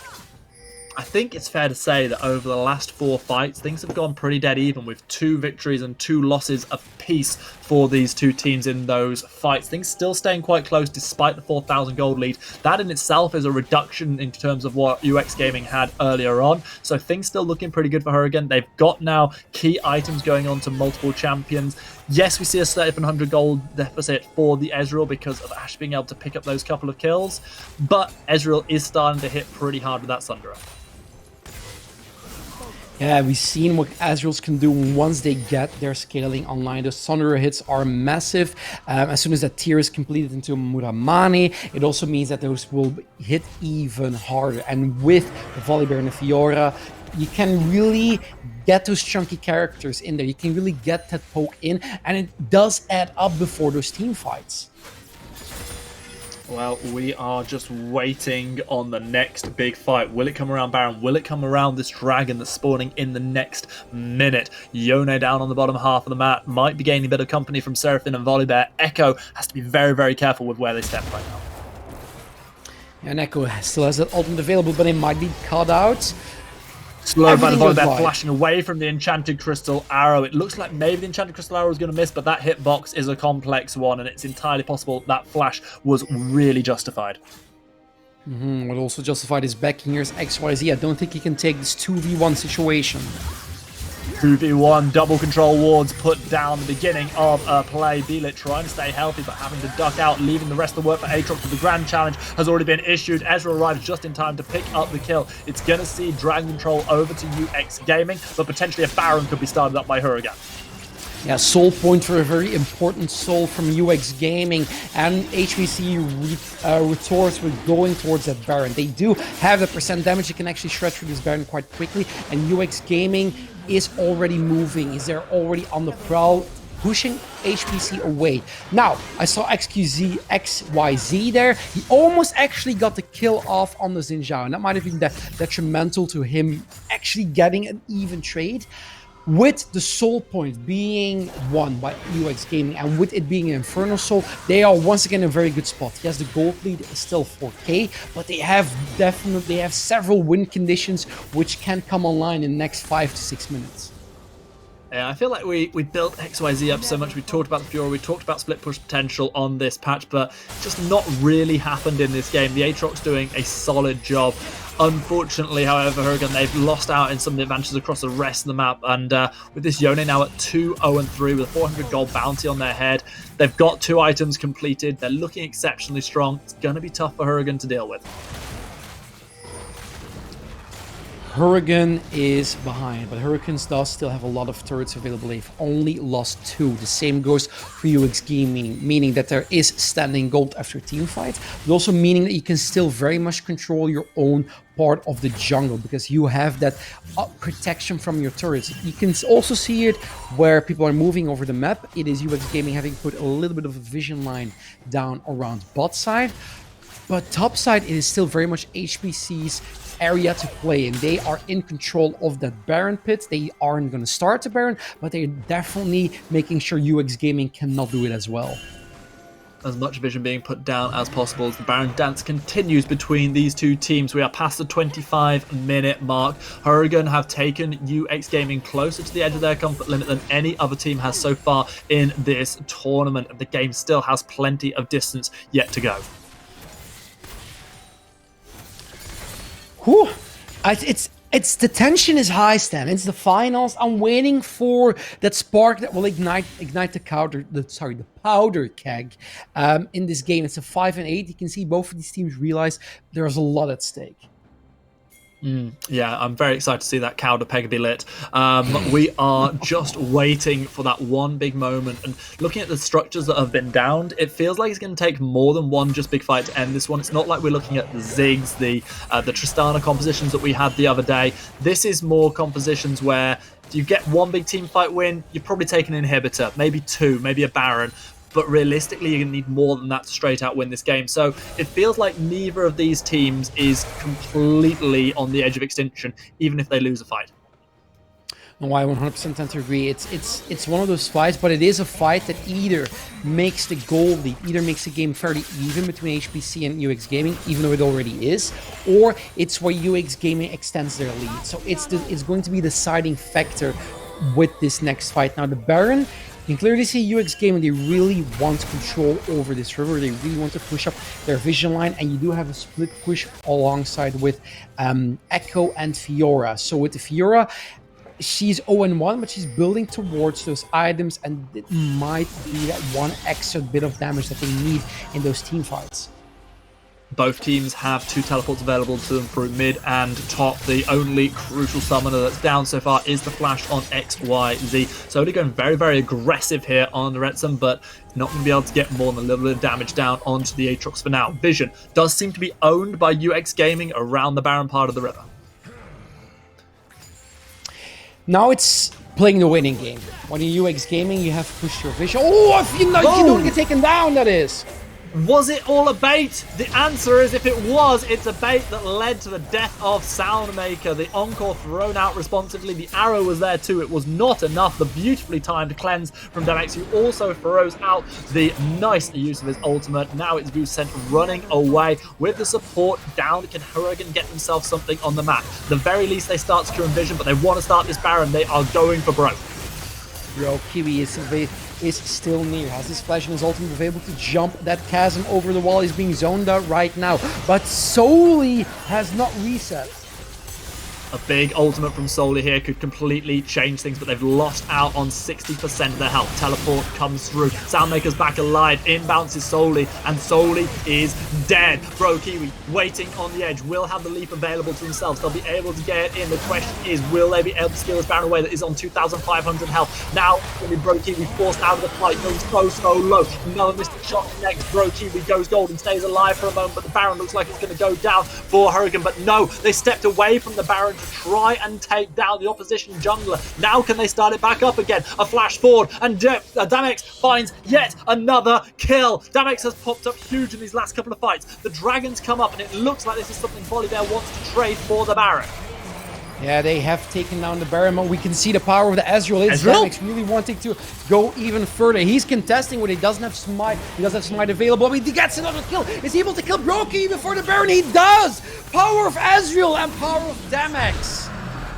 Power of Divine Sundra, never mind anything else. Might have been nerfed, but it just doesn't matter. Ezreal hits a point and he wipes an enemy team. That fight started with Soundmaker being killed by Damex. It basically ended with Soundmaker being killed by Damex, and all of a sudden, Hurricane have got the power.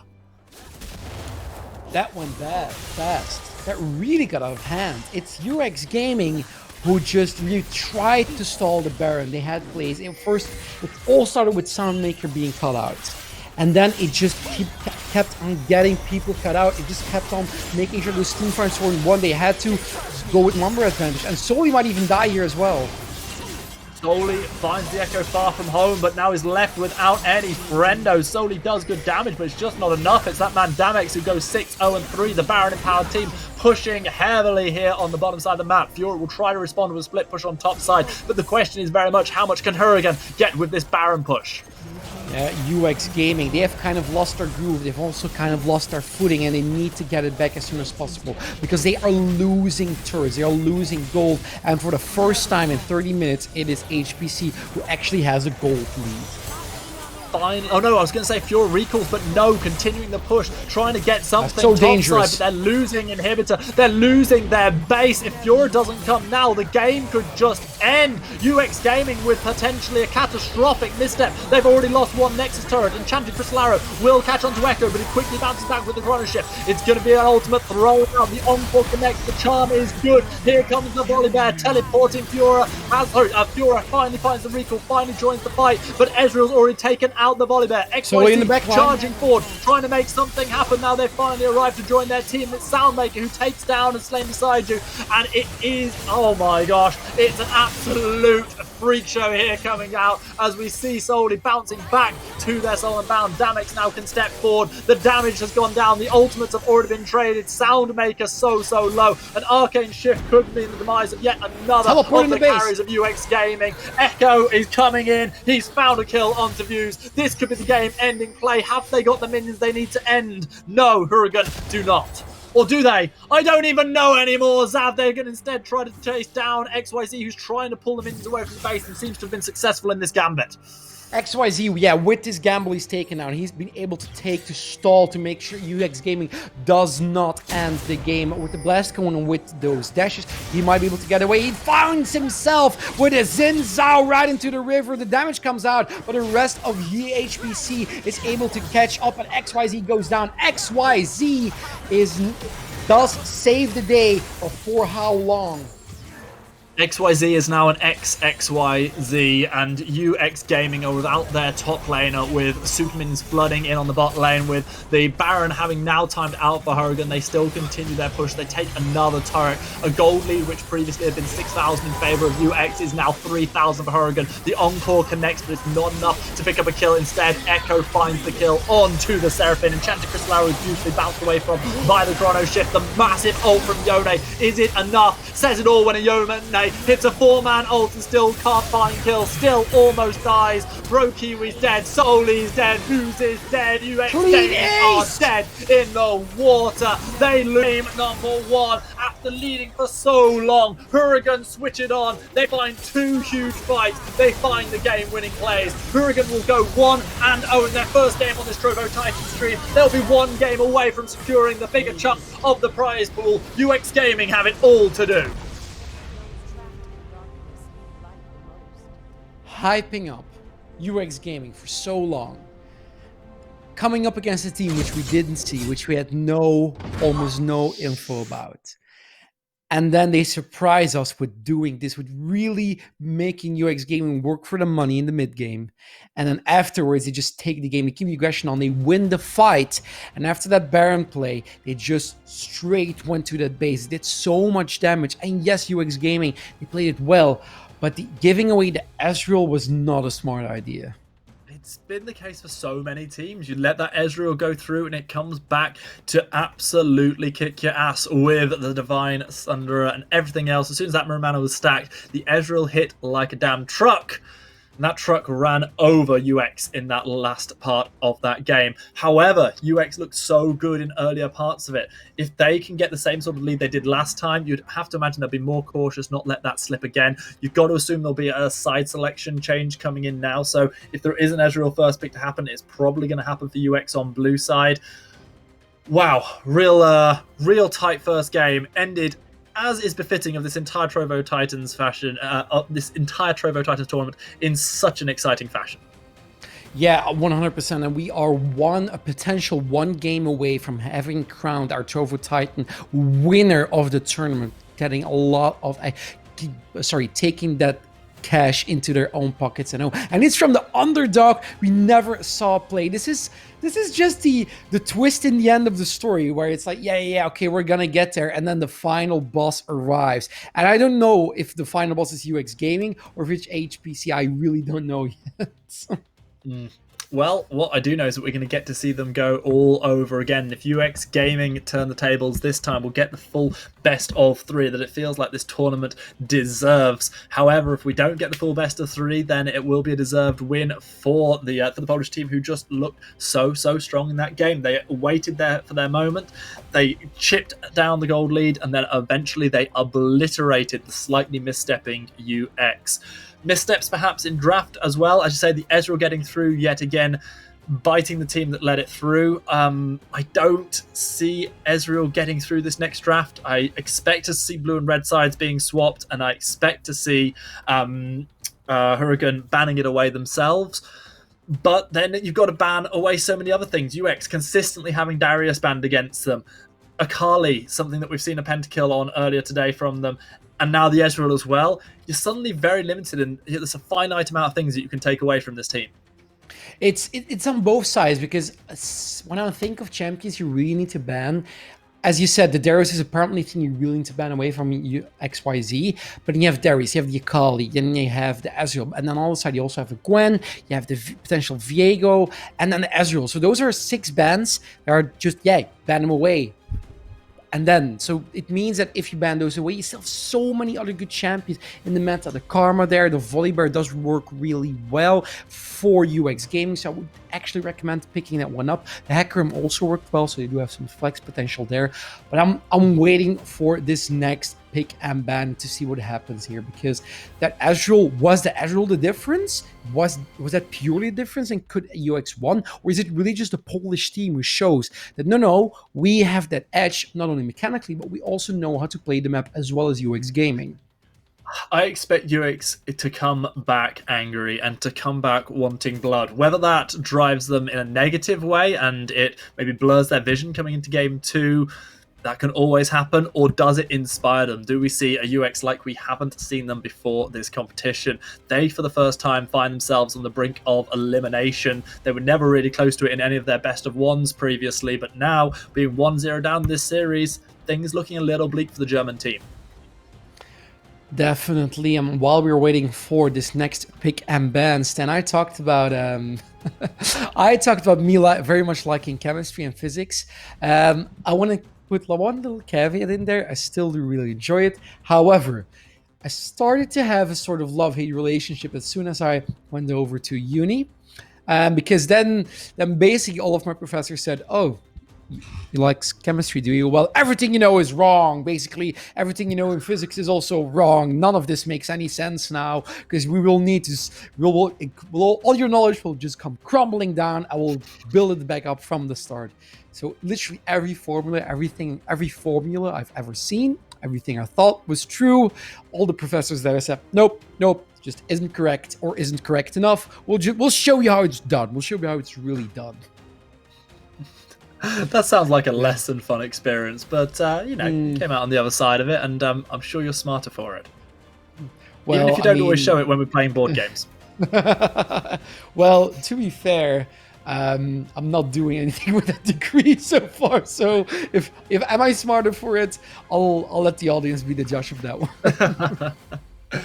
Oh, wow. Just as we just wait for the two teams to set up for game number 2 in this series, quick reminder that we've got a couple more really cool events coming in July, and we are into pick and ban, but I'll still let you know about them, because at the beginning of July, we're going to see ourselves an Apex tournament starting up. As we get towards the second week of July, then we turn our attention towards Brawl Stars. If you want to know about those, find out on TrovoTitans.live, all the stuff that's going on. Join our Discord to be kept informed of various events. Who again look like they are still going to be on blue side. Whether that's a choice from UX Gaming or not, I am not too sure. What I do know is the Darius, the Senna, the Akali all banned away by themselves. Gwen, Viego, and Ezreal, the responses, pretty much every champion we spoke about being banned has been taken off the table. It's led to a Lee Sin first pick. Do we expect to see this in mid? It's tricky because the Lee Sin is still such a flex pick rather between 3 different lanes.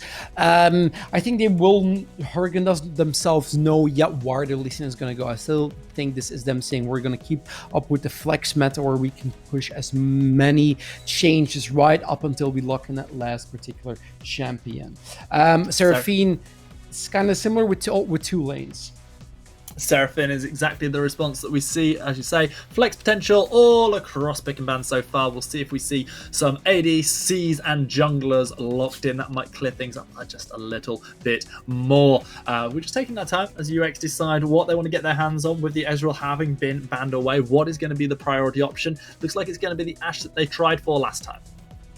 Seraphine Ashe once again going with the same thing, and the Nautilus Varus being very fast with the lock-in here, Hurricane, meaning they had a plan in advance. Yeah, the Teleti Varus, I imagine, would be the case so far, especially because you already have an Ashe and Seraphine, and those piercing arrows really do poke hard. And UX Gaming kind of expecting them to maybe lock in their jungler here, because if you lock in the Volibear, you're already forcing Hurricane onto a Orianna ban. well, rather than the jungler, even though Shen technically can end up in the jungle, is again a flex pick. We could be seeing support. Shen could be in the jungle, but most likely probably going towards the top side of the map. The Aatrox banned there in response. We saw earlier on XYZ play Shen and played it very, very well, so that could be what we're going to be seeing again. So much flex potential between so many of these champions, but one thing they all have in common is an absolute bag of CC. Yeah, a lot of CC coming out. Also with the Shen, you give away those, you really match once again those split push potential, which we keep talking about because of the new items. Similarly, it gives you protection with the Stand United, and that's really important because protection is probably what they are going to need. UX Gaming, they know they are lacking some damage as of yet, so I'm looking forward to some seeing Yone. Hecarim, a Hecarim or even a Yone once again as their P4, it's something they've always done, would not be a bad pick so far. Instead, it looks like it might be the Jarvan that ends up being the order of the day. It gets locked in, and yet again, the CC train looks like it's going to run riot. I still feel like they are lacking some damage. They do have the Jarvan right now, and they have that bruiser composition, which UX Gaming really loves. They have loads of CC, loads of engage, and loads of dive potential as well. So that's something I really would like from their composition. So they still have a potential of a Yone available. They might actually be saving this last pick purely to get a counter pick in lane as well. The Rumble being locked in means that Hurricane also fixes their damage profile, and they can actually go with a potential Lee Sin mid. It's interesting that you mentioned the damage profile, because one of the issues I had with UX Gaming last time that we didn't actually spend a huge amount of time speaking was that they were just a full AD composition. And if we see something like the Yone from last time locked in again, that becomes true, and so much of that damage just can get negated so easily with a simple purchase of the steel toe caps. Instead, it looks like they're opting into something different. Maybe they're going to try and push forward those early advantages we saw them gain in the last game, even more so with something like the Ziggs. It's locked. The drafts are completed. Are we expecting to see Rumble in the jungle and Lee Sin in the mid lane? I mean, it's very likely. I imagine so, because you can really pair it. Lee Sin also can actually get the catch on the Ziggs. As soon as Ziggs tries to go in for those Qs, Lee Sin can kind of punish that one and does have the opportunity to always dash away if he gets hit. Now, that being said, UX Gaming, this is very much a UX Gaming comp, by the way, where they go for the aggression, where it can actually really, really snowball. And with the Shen, they have dive potential, as I said before. So UX Gaming want to play with tempo, but what I also see happening with UX Gaming, this is a team comp when the plan fails, the plan really goes sour, because if you're behind, you're only saving grace, or well, you have a couple of saving graces, but it's difficult for you to claw back. Yes, you have wave clear with the Ziggs, but the Ziggs can really be taken down. Yes, you have sustain with the Seraphine, but the Seraphine is such a squishy member and she can really be engaged on as well. Yeah, UX Gaming came up pretty trumps in the last game during the early phase of things, and it felt like they lacked ways to actually transition that into the mid and the late game. This time, there is a definite way to do it, though, and that's what I like about this composition. Not only is the team fight pretty obviously led in terms of how it goes. In goes the Jarvan, locks somebody down, Encore Enchanted Crystal Arrow, follow up, Ziggs Bomb onto all of these trapped targets. But also you've got this way to utilize a potential gold lead should UX Gaming gain it again. And for me, it makes a lot more sense in terms of how they run this composition. With that being said, however, there are so many points of power available here to Huragan that if they're able to avoid that early capitulation, like the gold lead they suffered, the gold deficit they suffered with the 6,000 early on in the last game, if they avoid that, and if they avoid the early turrets being taken, I think as soon as we hit mid-late game, if they're even close to level, they do what they did in the last game.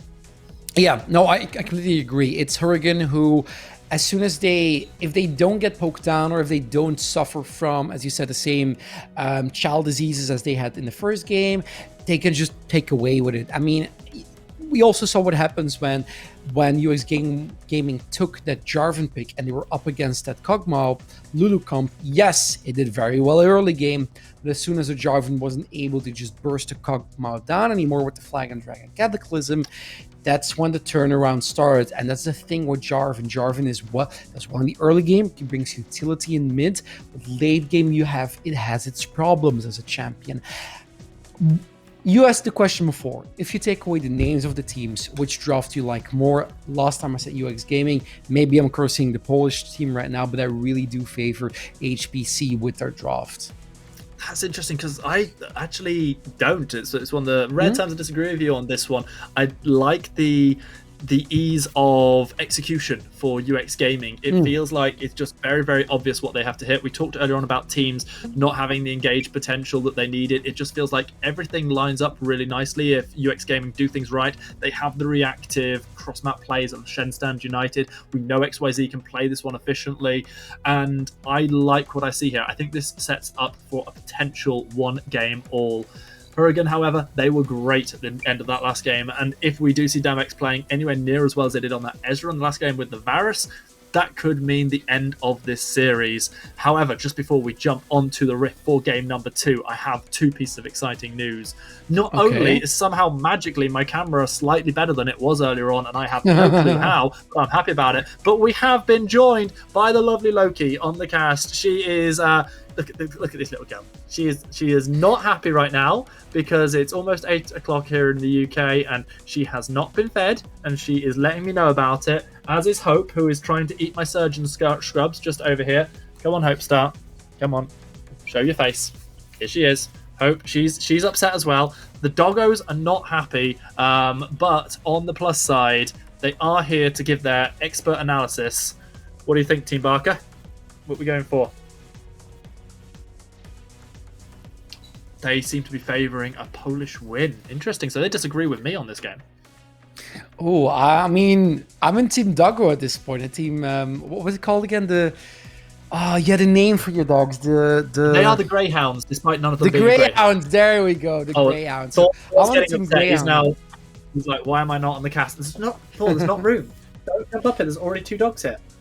This is getting oh my no, not the face. No. Should have closed the office door. I need a gimmick stand. Like, I'm not saying your dogs are a gimmick on cast, but I really need something. I really need something like that. I can just pull out whenever I say, look, I want to pull out the dogs. Sure, I'll pull out the dogs. I don't have that so far. Yeah. If there are any people in chat who would like to help me with that, please do. I'm always open to suggestions. I can't believe Hope wasn't here earlier when we were cheering on the Romanian teams, because Hope is Romanian. I don't know if I've told you that. Really? Yeah, absolutely. Did you adopt her from... Okay, how does that work? Because a lot of people say, okay, this particular animal is... and then a nationality, but how does that work? Oh, so no, Hope is literally Romanian. She has a Romanian EU passport, something that I'm not able to get anymore, so she can travel easier than I can after Brexit. Now he's trying to... Okay, you're now stuck in my shirt, girl. This is dreadful. But prime content right here. So basically, yeah, there's a charity here in the UK that brings dogs who aren't able to find a home in Romania because they have a bit of a bigger problem with it than we do here in the UK. And they don't have long left before they are given a very sad injection, and so they bring as many of those dogs over and they find them homes here with people who maybe would have bought a puppy otherwise and go, well, why don't you adopt a dog? And that's what I did. Just before Christmas, our 2 greyhounds. Oh, Thor has arrived. Here he is. Thorby, there he is. What a noble beast. But yeah, so basically, Hope arrived into the family at 2 days before Christmas last year, and ever since has been living as my parrot on my shoulders and just eating all the food ever. She is one hungry grill. I think production would be fine with us shouting out that particular charity for the dogs in the UK. So if you want to do that, you know, if you're in the UK, go check out dogs. Do not eat. Being bitten by dogs, not actual bitten, like little pets. You're not selling it well, Stan. You're not selling the fact that you need to... There is one easy. Hope, can we do the thing? Can we do the thing, Hope? You can be good. Go on. Whoop. There we go. If you too want a dog parrot who actually might look like they're struggling right now, but generally likes doing this, then do check out Dogs Walk This Way Rescue on Facebook and go and drop their website a look. There's other great charities in the UK who do rehoming for dogs and in other countries as well. And yeah, giving a dog a second chance is one of the most lovely things you can do, and you gain a friend for life as well. I have nothing to add to that. I completely agree. I always loved animals. I think a lot of people don't know this, but he sadly died last year. But we used to own a horse, and yeah, I've never. I know how to horseback ride, but I've never ridden. I've never rode on him so much. But he was fantastic, and I have a fun story about this. So I need to clean it up just a little bit for a cast, but basically he was a very, very headstrong horse, and he was also extraordinarily intelligent. So it was always you could do mostly anything with him, but always his way. He always wanted to have his way. So if you were, example, when we put him down, when it was winter or when the summer was coming, and once put him from the stable onto the field, he always wants to make his little parade, show that he was smarter than everyone else, showing, ha ha ha, see what I can do. So you really had to show, no, I'm the boss. I'm the boss, you're going to listen to me. One year, he was getting a little bit older, and he was so easy to handle. I could just take him. He didn't pull or anything or tug on the rope. He just immediately went to the stable, and I thought, wow, this is the first time ever when it was getting colder and I put him back in the stable where he's listening. Now, that's where I made my first mistake, because I believed that he was actually listening to me, which he clearly wasn't. So I let go of him when he's already in the stable. I turn around for half a second. He just straight up rushes out of there, goes onto our lawn, just trots all around, and just literally, he wasn't laughing, but his expression was telling me that he was so happy. He's like, haha, I got you, man, didn't I? You think I didn't know? You think I wasn't going to escape this year? But I definitely did. But the fun thing was as well, I was trying to catch him, wasn't able to. After 10 minutes, I said, you know what? If you want to stay outside, whatever. I just went inside. I went in the house, and then he sort of climbed up onto our terrace, and he was literally standing there, watching in the window, watching me making food, and just saying, okay, I've had my fun, please put me in the stable. And I like a child, I just gave him the silent treatment, where I said, no, you were naughty, you're gonna stay here for a while until you learn your lesson. So that's that story. That is a lot of fun, to be honest, and it takes us nicely up as we get towards this game. For those of you who are wondering, we're just waiting on the joys of spectator delays and pauses and the like before we get into Game 2 of this best of 3 grand final. But based on how exciting the last one was, it's going to be worth the wait, so do stick around. But as we sort of round out our stories of childhood, I have to say it sort of brings together a story from earlier with this one, because when I was younger, I never really knew exactly what I wanted to do when I grew up. But the two things that sort of I was like, oh, these are fun, I'd quite like to do that. One was being a football commentator, which has sort of happened with my shoutcasting, becoming commentator on Esports and even FIFA as well, so literally commentating football. And the other thing was, at first I wanted to be a vet or to own a dog sanctuary or something like that. That changed, however, because I had a dog who looked almost exactly like Thor when I was younger, and when he died, I literally, I think I stayed in my room for about a week, and I realised I couldn't deal with the downsides of when dogs were ill and stuff like that. And actually, had I become a vet and had to deal with that, and owners who wanted to put down animals, wouldn't have handled that very, very well. So that put me off that. But I've still managed to, when I got a little bit older, have a few pets of my own, and they are here for the duration, and we will. They're looking forward to getting their meal and a nice long walk later on. But for now, I'm just gonna keep having a shoulder parrot. Yeah, Shoulder by the way, pad? for the people Shoulder dog. for the people who are Shoulder dog. watching, we are waiting for the game to be unpaused. It is potentially the final game between UX Gaming and excuse me, Hurricane. Hurricane is one up. Oh, there we go. Hurricane is up 1-0, meaning they need one more game to actually win the Trovo Titan tournament. And it's already starting strong. Dredgeline already connecting onto Bro Kiwi. May have to flash himself out of this one to keep themselves alive. Manages to find the safety of their mid lane turret, but losing a crucial summoner before the 1 minute mark. Yeah, that's a big one because the flash on Jarvan means that he's already a little bit weaker in his jungle. He's not as confident as he is before. And HBC definitely showing that they can also put on the aggression starting from minute 1. Yeah, going to make life a little bit easier for the Rumble as well, knowing they've got that much more safety, the potential aggression that they can start to put out.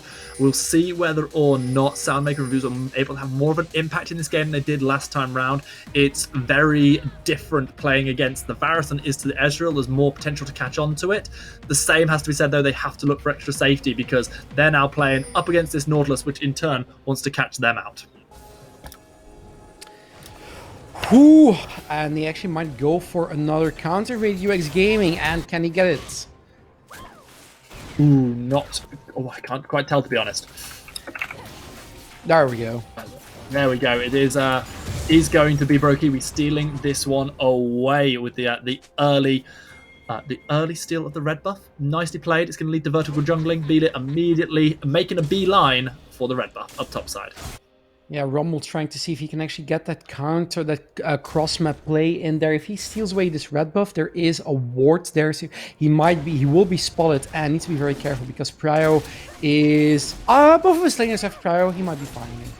Shen and Ziggs could start heading over this way. Jarvan's already coming over. Beelit has got to be careful. He is playing with fire with that Flame Spitter. Will not have the smite available. Jarvan is a Rhino. He also doesn't have the smite available. Beelit is turning tail and running. May have to burn the flash to try and survive here. Does exactly that, and it is a gambit that has not paid off for the Huragan jungler. No, it's very fortunate for them that their ward was there. UX Gaming knew that this might be a potential play, might be a potential follow-up from the Jarvan not having flash and from their counter invade. Now, still waiting for this, for both of these teams to unlock. With the Jace up against the Shen, I kind of imagine that Jace can really do well against it, but the Shen is kind of this neutralizing lanes against some champions like these. And a piercing arrow, just picking up a little bit of CS here. Demex has been starved by the Ashe so far. The same was true on the Ezreal last time round, but that early 10 CS advantage never grew more than that for UX Gaming's ADC. We'll see whether or not they're able to continue applying that pressure in this game. The Ziggs, I want to see what the Ziggs pick does here for UX Gaming. We've seen the Ziggs picks do really well in the previous game from the tournament. I don't think we've ever seen it on UX Gaming so far. It's been something that can really put the game in another level, that can really put it in another gear, but it needs to have some sort of team backing it up as well. So UX Gaming, they might want to play around with their mid laner. Interestingly enough, despite that failed red invade we saw, Beelit has actually managed to find a slightly faster clear than their jungle opponent, and actually Brokiwi slightly falling behind the curve on this one. The gold lead that we saw built up even in the opening 3 minutes from UX Gaming has not happened this time, despite the CS numbers still not going great. Part of that's down to the dominance Jace has had on top side.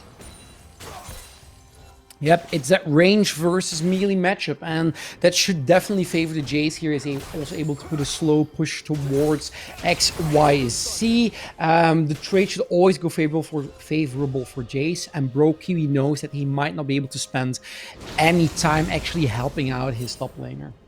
Yeah, it is going to be Retsum just continuously putting down the pain. XYZ, however, is going to have that ability to globally impact things more than Retsum will. The teleport and the stand united will both come in absolutely clutch as we approach these late game team fights. For now, however, my interest is towards the Ziggs. He's built up a small CS advantage over the Lee Sin, quite unsurprisingly, but hasn't been able to touch those turret plates just yet. Still waiting. Now, with the Rumble immediately picking up his Sorcerer's Boots, meaning that he can actually clear the jungle faster. Not only because, yes, you do a little bit more damage with that magic penetration, you also have the extra movement speed. And Rumble having that movement speed is really important, because when you throw down your ultimate, you want to be there with the Flame Spitter. You also want to make sure you're able to catch up with people. So it really comes down to the fact that Brokiwi hasn't backed yet, or is just going to reset. Are we going to see a potential fight around this dragon? It's quite a real possibility. I mean, already, you know, with it being Infernal, first of all, it adds that extra little bit of spice. There are so many damage dealers. Practically everyone in this game will benefit from getting that early buff to their powers. So I would be surprised if either team just cedes it to the other unless some very creative play was made.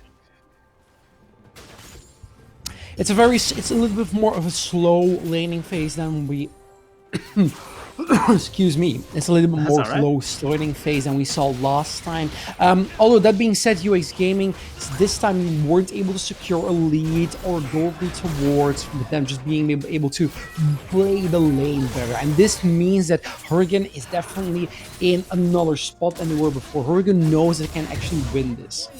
Cheeky smite from Brokiwi will deny a little bit of vision from Hurricane around that Infernal Dragon we were talking about a moment ago. UX getting that one in clean, and now a couple of camps up on their opposition. XYZ landing the taunt. Yeah, landing the some taunt. That max health damage. but the problem for Hurricane, the problem for XYZ here is that he is in a spot where he cannot really use his ultimate, and the dragon is still on the table. So as long as the Jace makes sure that he cannot then he can can push XYZ out of the lane. You have that favorability. You know that you can go for these fights around bot side. Rosy dashing away the safeguard, not getting knocked up by the flag, and Dracomassin Standard landing just short of its target. XYZ does take a shock blast to the face, but will be able to reset quite easily here. Both of those top laners still have their teleport available. There is vision. This has been spotted out as Hurricane make the play. The Stand United is available for XYZ, who cancelled their recall. Beelit taking this one lower and lower. Will have the smite available. I don't think Jarvan can get in range to steal this one away, but Brokiwi at least wants to try. In comes the damage from the Ziggs, getting the first blood. The dragon is secured of all things by a piercing arrow from Varus, but the first blood does go to UX. Well done here from both teams, but especially taking away that dragon. The first blood went to the Ziggs, to Soli. He might actually need it in his lane right now. I think he can back and then spend all of that gold. Now, first dragon being taken up is... yes, it's important. It's an important objective, but the fact that both of these teams are so close and that there is not really a very clear lead between one of the two means that the next couple of dragons can go either way. So it's not massively important, I would say, right now. Yeah, UX Gaming did get themselves a little bit of a boost to the gold lead that they needed, but in turn Hurricane gain basically 4 carries worth of damage through from that Infernal, which they pick up, and also put themselves closer to a potential soul later down the line. Okay, so 8-minute mark being hit. Let's take a look at how exactly the laning state is. So as we saw before, as we expected, the Jace has a lead on top lane, also building a tier of the goddess, meaning it will definitely scale significantly harder than potentially Shen can. But if you then look at like a mid lane and bot lane, it's all even. Even the gold lead there's not a big difference. The only difference I would say is that 400 gold from that first blood. That's basically it. That's all that we're looking at. And meanwhile, UX Gaming, they're farming up pretty nicely in the lanes outside of top, and even top only 10 down, which up against the ranged part melee Jace isn't that terrible whatsoever. But remember, Hurricane are a team who really start to come online the later the game goes on. UX Gaming are the team with the Ziggs that want to be taking these early advantages, and a 300 gold lead at 9 minutes is not even close to a big enough advantage, in my opinion. Stand United coming out bot side. Oh, sorry. No, I think I really thought I saw Stand United. It might be because the Seraphina has a similar pinkish color as the animation from the Stand United. So that was my. But now look at the minimap. Look what's happening. It's UX Gaming putting on their rotation style, heavy rotation style once again. They are looking towards the Herald, and they actually already got it. Yeah, easily enough. Beat had shown bot, putting pressure down onto Views, trying to deny as much CS from the Ashe as possible, trying to keep Varus, in a strong point in this game, but as a result, they just instantly trade up. That is going to be Enchanted Crystal Arrow immediately connecting with the Encore there as well. This Mega Inferno bomb connects, and Damex is actually the first one to find a kill onto the Ashe. Jace returns one onto the opposition jungler, but the Turbo Teleport, the Stand United both being used, and it's going to be Brazy with the kick, the Dragon's Rage forcing the flash out of Soldy, who's trying to find that last little bit of damage. It's just not there. Soundmaker taken out of the fight. They left the Ziggs for dead, and death was all that waited in the end. It's a 3-4-3, meaning that the gold lead is once again dead even, and this game just keeps getting more exciting because it is so close. Yes, where is a gold lead situated? Well, mostly in the jungle when you look at UX Gaming, because, well, they just get a good little hiccup there. But besides that, it is also in the bot lane as the side of Hurricane. Hurricane has that Varus, which is doing exceptionally well in CSing, but also in poking down the enemy. Hurricane in a sort of frantic scenario, which was essentially started up by the Enchanted Crystal Arrow of Views, were actually the ones able to pick up one more kill than their rivals there, and came up pretty big. They've now taken the gold lead all for themselves, something I definitely wouldn't have expected for Hurricane here. However, Brazy's in oh so much trouble. He safeguards himself just about out to safety. The final Ziggs bomb connecting with the Raptors rather than the Blind Monk. Solely, I would argue, unfortunate not to secure a kill there, but Lee Sin won't care. Oh, here comes the Equalizer. Putting down a big bit of damage. Solely, instead of securing kill for himself, gives over a kill to the Nautilus, and beside you is able to take this one away from Belit. Meanwhile, XYZ up on the top side, still being shoved in, now almost 20 CS down. XYZ will just try to pick up as much of this underneath his turret as he can, but the consistent aggression is very, very tough to deal with.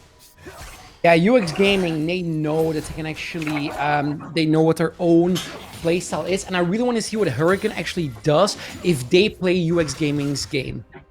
Well, Hurricane at the moment are kind of able to play both teams' games. They've been playing the early game dominance we saw from UX Gaming last time. They'll be able to build into even more dominance as they get later and later and have these scaling champions, these double tiers completed.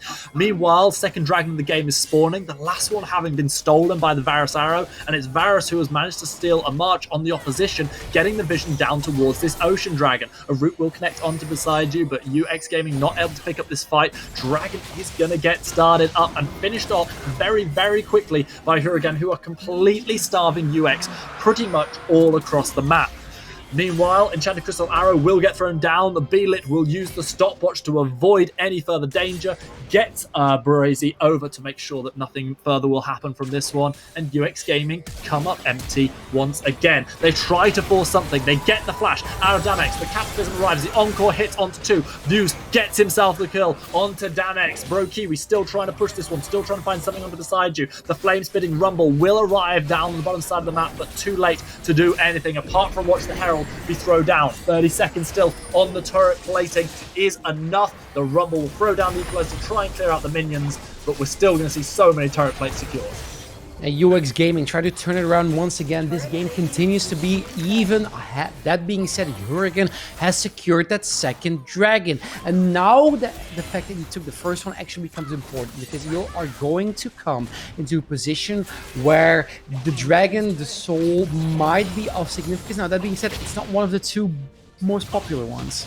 Brazy has taken a couple of turret shots here with Brokiwi cleverly clearing out the way with the flag and drag, almost securing a kill with that red smite, just typing down extra damage. XYZ, meanwhile, is able to land a nice bit of damage onto Red Sam, but they get out to safety as well. Hurricane so far have been the masters of the great escape in this game. Whew. Hurricane just keeping it close every time, and UX Gaming as well. UX Gaming knows that UX Gaming knows that they can actually make sure that with their aggression, with that Ziggs, they can turn almost any fight. They are able to just take down these turrets as another field goal is being made. It means UX Gaming, they really want to look for another fight, and they really want to play with these semi to global ultimates. You miss 100% of the shots you don't take, Zav, so you might as well keep trying. The Enchanted Crystal Arrow, if a big one connects at some point, could be a game-swinging moment. Retza, meanwhile, doesn't miss with the shot that he throws out, getting good damage down to Soundmaker, already hitting like a bomb with that Eclipse completed. Will go towards the Muramana next. Ziggs trying to do what he can to deal with the damage, but solely already forced a Satchel Charge away from the Equalizer. Equalizer was used there. It's one of those ultimates that is impactful and does not have a long cooldown. Level 10 being hit, meaning you'll most likely, or you want to farm up until level 11 to maybe contest the next objective. And the next objective is the Herald, because that Herald is something UX Gaming especially is looking forward to. We did see already what a Herald and a Ziggs combination can do. It's so strong because you can just basically one-shot a turret with the two. If you have the Satchel Charge available and you just put Shelly down, she bunks into it, maybe one other attack left, put this, and you take it down. If you win a team fight before that one, there's a very big chance you can even take 2 to 3 turrets in one go.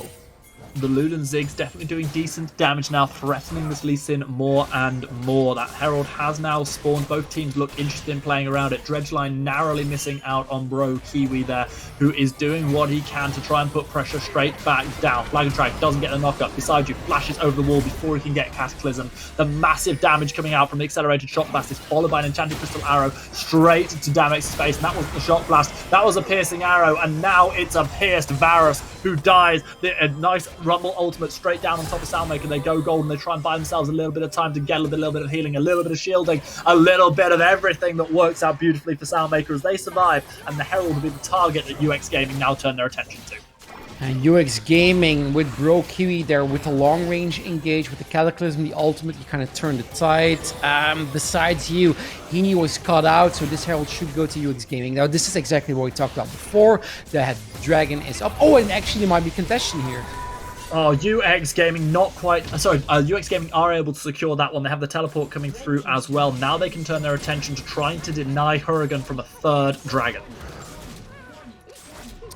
Hurricane looking towards his dragon. I like that they contest it still, but they really need to be careful. They really need to save all their resources and energy for potentially this next dragon, because if you're at soul point, you make sure that you play cat and mouse game with UX Gaming in the mid to late game. When you look up at objectives, that Baron will spawn and that fourth potential dragon that is your potential soul will also spawn, and you can play the map while UX Gaming needs to react to the map. Bro Kiwi throws down the Herald in mid. This is something Hurricane are going to have to respond to if they want to protect their mid lane outer turret with that wave already having been cleared out. Hurricane go and try and deal with this one, but they also have to dodge away from Enchanted Crystal Arrow. They do it successfully. They don't manage to cancel the Herald's charge, but they do kill it off before the dragon spawns. Now both these teams turning their attention towards Cloud. Ultimate reduction is really important for UX Gaming because they rely so much on their ultimate, and these shock blasts are starting to hurt. They're on point, but so is Bro Kiwi. Goes and he finds the Cataclysm, followed by the Encore. The charms land onto multiple peoples, and Ashes eviscerating the opposition. Vooz has gone big. UX Gaming are cleaning up the fight. They'll be able to clean up a dragon as well. Decides you trying to get themselves out to safety, but Beelit gets tagged by the volley. The slows continue to come through. Vooz trying to see where everybody is with the Hawk Shot beside you. Takes a long old journey around, trying to just buy time for the rest of the team to get out to safety. Successful in that venture, but won't escape with their own lives. Dragon surely will be the reward for UX cleaning up that fight. I have 4 people chasing down besides you, but it doesn't really matter because they should be able to uncontested take up this dragon. Take up this dragon uncontested. There we go.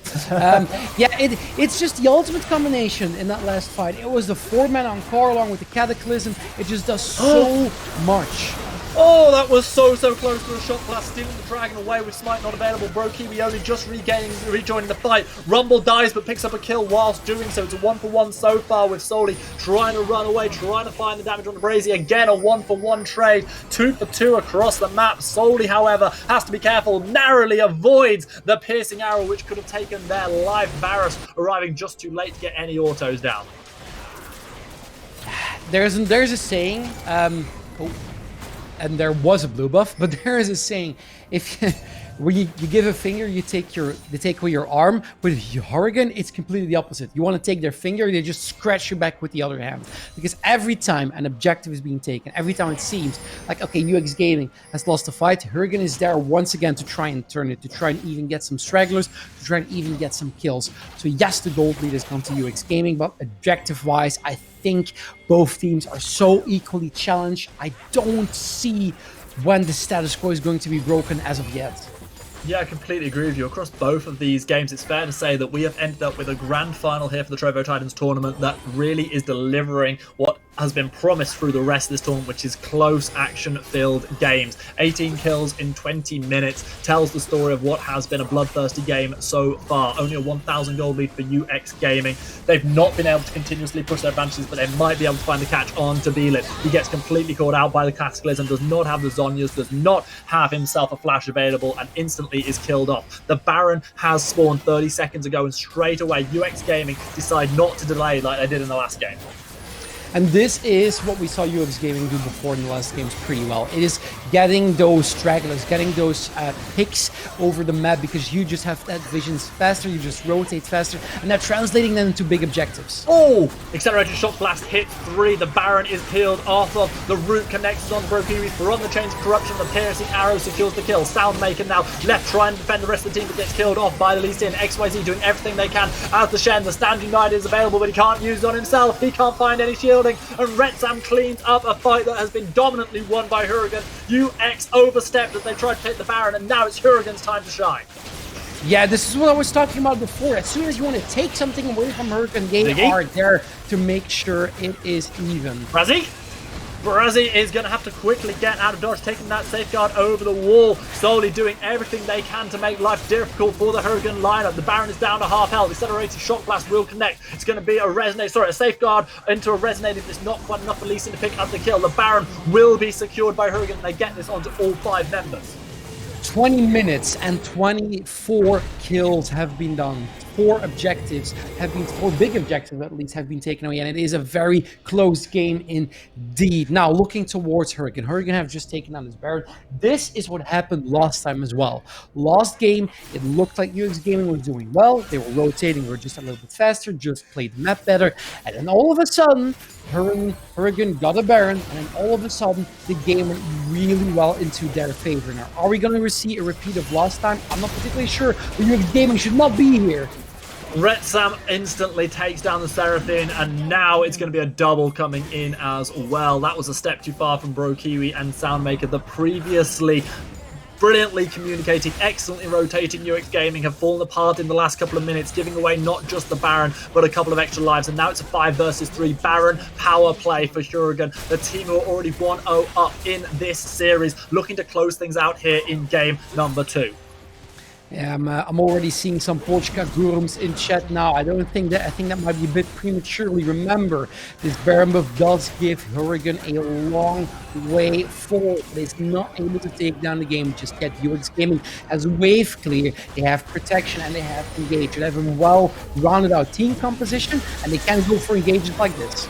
Yeah, straight away throwing the equalizer down, making sure at the very least they're getting themselves a couple of turrets from this push. That is going to be the flash forced out of Retsam, however, as they stayed a little bit too close to Views, who was trying to make the plays with the Ashe. Has had a really solid game so far, but unfortunately just hasn't had the damage output needed to turn some of these fights.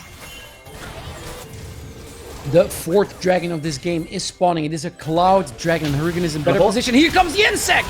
Lee Sin finds the flank. Soundmaker gets the Stand United on top of them, but it's not going to get followed through on. It's going to be a long walk for XYZ to join their team, but that is a team that's already found 2 for 1. The fight started by Palsy with the flank, with the Lee Sin, has been lost pretty hectically. Solely trying to get more damage, trying to finish off the side. One more blast might do it. Instead, the Shock Blast comes through, connects onto the late arriving Shen. It is in the end a 3-4-2, but this time it's in favor of UX. This back and forward game continues to swing one way and then the other. I think at this point it's very clear that Hurricane does not want to look for these 5v5 team fights. The ultimates just synergize too well. It is the Inferno Bomb, it is Enchanted Crystal Arrow, and the Encore alongside the Cataclysm.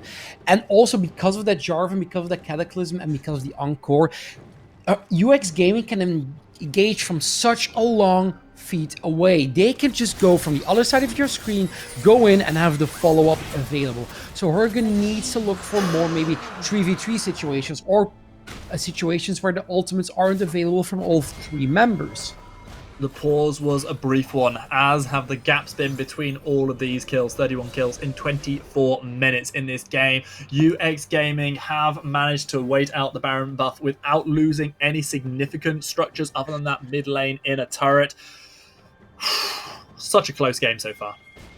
Yeah, it's gonna go either way still. I have no idea. Really, is it? Yeah, well, I mean, it's like one of those political answers when somebody says, when you interview someone in sports or esports, so how's the Magic going to go? Well, we are going to game. A game is going to be played. We are going to do our best. The enemy team is going to do their best. Yeah. I mean, no kidding. Well, both these teams certainly are doing their best. They've promised us a good old matchup, and they are delivering brilliantly. Hurricane Power C from Poland, UX Gaming from Germany, both of them putting on a spectacle here in the Trovo Titans Grand Final. One of these teams is going back with a €900 prize for their team, along with some Titan points as well. The next point of attention surely will be the Baron spawning again in 2.5 minutes time. Baron will spawn, but Hurricane does have an advantage because they did take down these 2 mid lane turrets, meaning that they can actually take way more control over the top side if they make sure they have a slow push towards bot as well. And with those particular ultimates, they can actually probably sneak away a Baron. I'm gonna say they are gonna sneak it away, but they might go for it. They might also go for a long drawn out fight where they just set up the waves better. So often we talk about the Baron dance, the vision that needs to be put down. Look at UX Gaming's red side jungle. They've got one ward themselves, but it is littered with Hurricane's wards, which are going to spot them out. 2 standard wards and a control ward all put down. Vision around the river is entirely in Hurricane's hands. UX Gaming need to turn this around before that spawn comes through. Otherwise, that sneaking away that you were talking about might just happen far too easily. Still waiting for when one of these teams is going to engage. Most likely it's UX Gaming with an ultimate, and Rumble goes golden. Is he cut out? No, not as yet. Oh, the bomb does a bit of damage there, and this is going to be flag and drag. The Zonya's bit, sorry, they got Cataclysm goes down and solely finds a kill onto the Varus, and with such a key member missing, Hurricane now might have to turn tail and run from the rest of this fight. Jace tries to put some damage down, goes into hammer form, but doesn't quite finish off XYZ. Seraphine does so much healing, and XYZ is avenged as Ziggs finds the kill. XYZ even managing to survive through that courtesy of the Seraphine, and now it is going to be a UX Gaming who have the opportunity to push down to mid lane, to clear out some of that vision in their own jungle should they wish to, and to put pressure onto Hurricane once more. Hurricane cannot keep going for these 5v5 fights, especially in closed areas, in bottleneck areas, because UX Gaming just takes them away, just takes them for a stroll. It's too much in their favor. They need to look to play more sort of, as I like to call it, divide and conquer, or split open the map more. And if UX Gaming just goes for, the problem with that is, if they do it, and it's kind of a catch-22, because yes, great, but the response for UX Gaming just might be, sure, you want to split open the map, we just run it down mid and take down their turrets, and now, with only an inhibitor turret remaining in mid, we might even take down an inhibitor. One thing is for sure, this game is at the moment too close to call. I'm sure there are fans of either team who would say, yep, our team is going to take the win here, and fair play to you if you truly believe that. However, for me, I know that these last few fights have shown us one thing, and that is that this game is unpredictable. Will it be UX Gaming with their slightly easier to execute composition that come up top, or will Hurricane avoid that chain CC? Will they find themselves the fight they need, potentially around this Baron that has now spawned?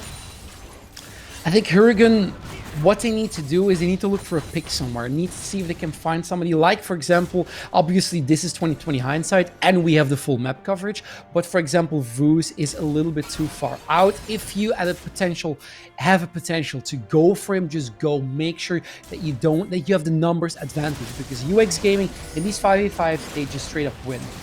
Baron's been started out, but is spotted out by the control ward that UX Gaming have got there. Shen is down the bottom half of the map, will have the Stand United available. Serpent's Fang and Prowler's Claw both completed by Varus as they attempt to negate some of the shielding that's coming through from both the Seraphine and obviously from the Stand United as well. The question is it going to be enough? You've got so much healing that's being done by Seraphine, as we saw from XYZ's perspective in the last fight. You can see Hurricane is trying to starve UX Gaming out of wards. They're trying to make sure, exactly as I said, to get a pick somewhere, and for that they need vision. Oh, that is going to be a flash forced out of Seraphine. They managed to get a decent bit of healing. Lee Sin going so aggressive. Heal comes through. Encore goes wide, however. Enchanted Crystal Arrow misses. This is what I'm talking about. If you don't manage to make that team composition work, if the CC is dodged away from, it is disastrous for UX Gaming. Now they have a decision to make. Do they take this third Cloud Dragon and potentially trade over a Baron for it? Or do they continue to contest, knowing they're missing so many crucial ultimates? I honestly think at this point they need to make the call right now and go for that Baron. The ultimates are down with 2 Cloud Dragons. Those ultimates will come up pretty fast. Dragon's already gone over. Massive damage comes through from the main Inferno Bomb, and now here comes XYZ. A taunt could be enough to secure the first of the kills. He holds the taunt for as long as possible, gets kicked away by the Dragon's Rage, besides the one tagged by all the CC, and Bro Kiwi secures the kill. It's a 5 versus 4 to UX Gaming. They've secured themselves Soul Point now that they are 3 Cloud Dragons. Those resets coming in so clutch for them. And even though the gold lead is so close, I think this might have been the turning point for UX Gaming, where they actually take full control of the game. Cataclysm, they get a kill and keep going.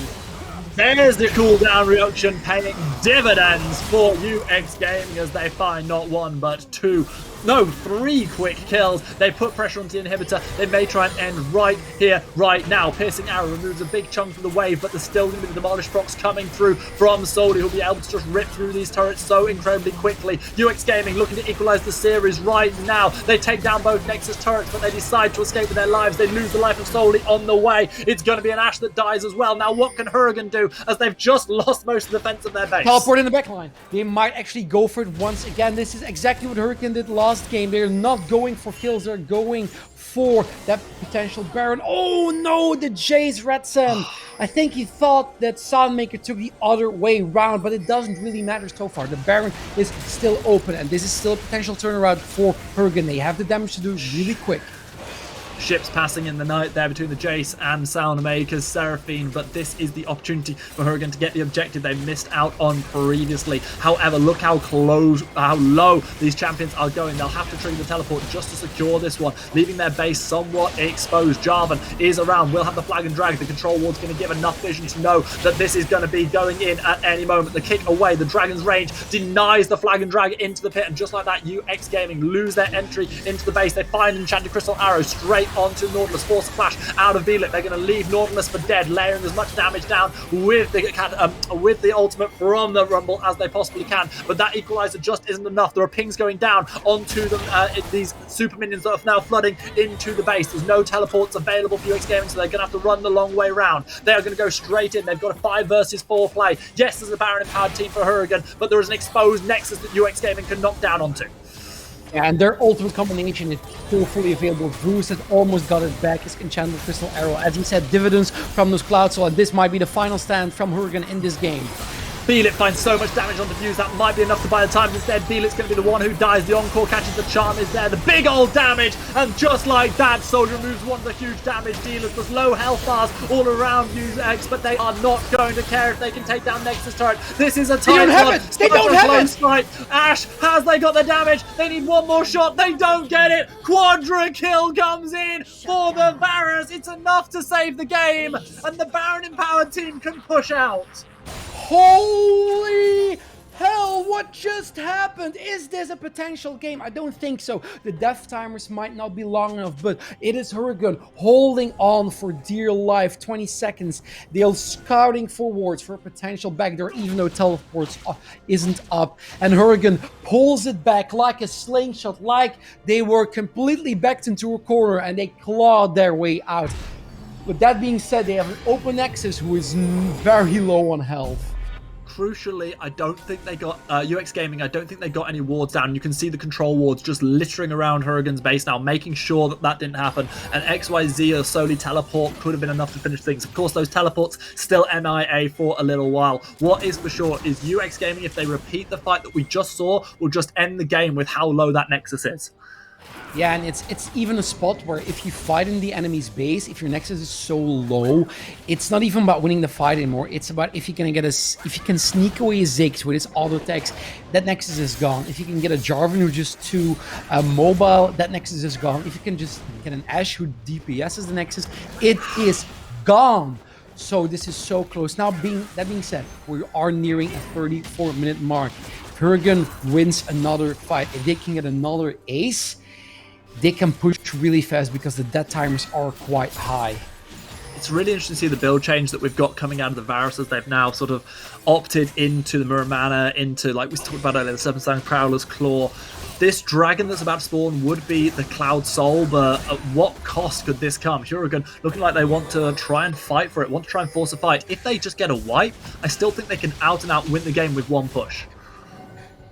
I honestly think, yes, the Cloud Soul is nice, but it's not something you want to die over as UX Gaming. Exactly. Because you know you can have that victory in your pocket and either way. So, let's see how this Watch the develops. arrow. Just watch the arrow. It's all about the Enchanted Crystal Arrow. It's all about the Cataclysm. If they're onto the right target, it could be huge. Dragon's Rage already used aggressively. Retsam finds the kill and the views. There will be no arrow in this fight. Solely does take down Beelit, but the damage is good. Retsam is going to be finished off, and it does look like the golden members of UX Gaming are coming up golden in this fight. The flag, the drag, flashed away from. Beside you is not going to die, but Varus is Solely able to find yet another pick with these long-range bombs. Damn X was dominating, but is now dead. It is going to be the soul being secured by UX Gaming. Besides doing everything they can to try and zone off for as long as possible. But now Teleport's coming out. The 6-1 straight into the enemy base. The super minions are pushing in. The net inhibitor is taken down for the second time this game. A second teleport will arrive. It won't be needed. Solly's got the damage. We go to a decider in this best of 3 grand final. What a game once again. It went so back and forth. Even the gold, the gold is 900 gold difference. So it's not about that. It's purely about execution. It purely comes down to these team fights. Now, that being said, UX Gaming Scump does so well in these team fights that you have everything you need. You have CC, you have backline access, you have lockdown potential, you have engage. And for me, for what I just saw, Hurricane needs to find a way to break that up. They need to find a way where they know if it comes down to these team fights, we kind of take something away, or we have some form of answer against all that, because the Wombo combo is just so strong. I completely agree, and it's the reason why, going all the way back to pick and ban, it was that rare moment where I disagreed on you in terms of which composition I liked. When I look at pressure situations like this, I look at ease of execution, and if it makes sense, if the ability is there for a team to just be able to pull the trigger and make those fights work like UX did, I like to see that. And for me, that's why we see them now at 1-1. This series is balanced on the knife edge that entire game was balanced on. It was such a back and forth affair. The gold lead fluctuating massively. The gold graph would be really interesting to see. It must have just been like a seismic reading going above the level, the halfway level all the time. All I know is now that we have ourselves poised in exactly the same position with this entire series. One deciding game will round out 2 fascinating days of gameplay. And I don't know if we are going to go into a small break for the final. And this is a question also being put down at production, but I think both of these teams kind of need a rest, or they need to think about how they are going to move forward into their next game plan. The bans that we saw coming were exactly the bans that we were expecting. I want to make a statement now, and I kind of expect we're going to see the same 6 bans, but what you might see is Hurricane going forward with another pickup on a champion. I think the Jace does well. I think the Lee Sin mid, it does have an edge. It's good for those engages, it's good for those pickups, but you might need something that is able to deal away with the Ziggs, or just take the Ziggs away. As a first pick, I wouldn't say the Lee Sin made a huge amount of sense to me. I questioned it at the time. I don't think it's the reason this game was won or lost, but at the same time, I think there are more valuable choices to be made there. But I guess we'll find out as we get towards that second phase. We are going to be just taking a small break just to let the casters get their energy levels just to the right spot to let the two teams prepare for their final game in this series.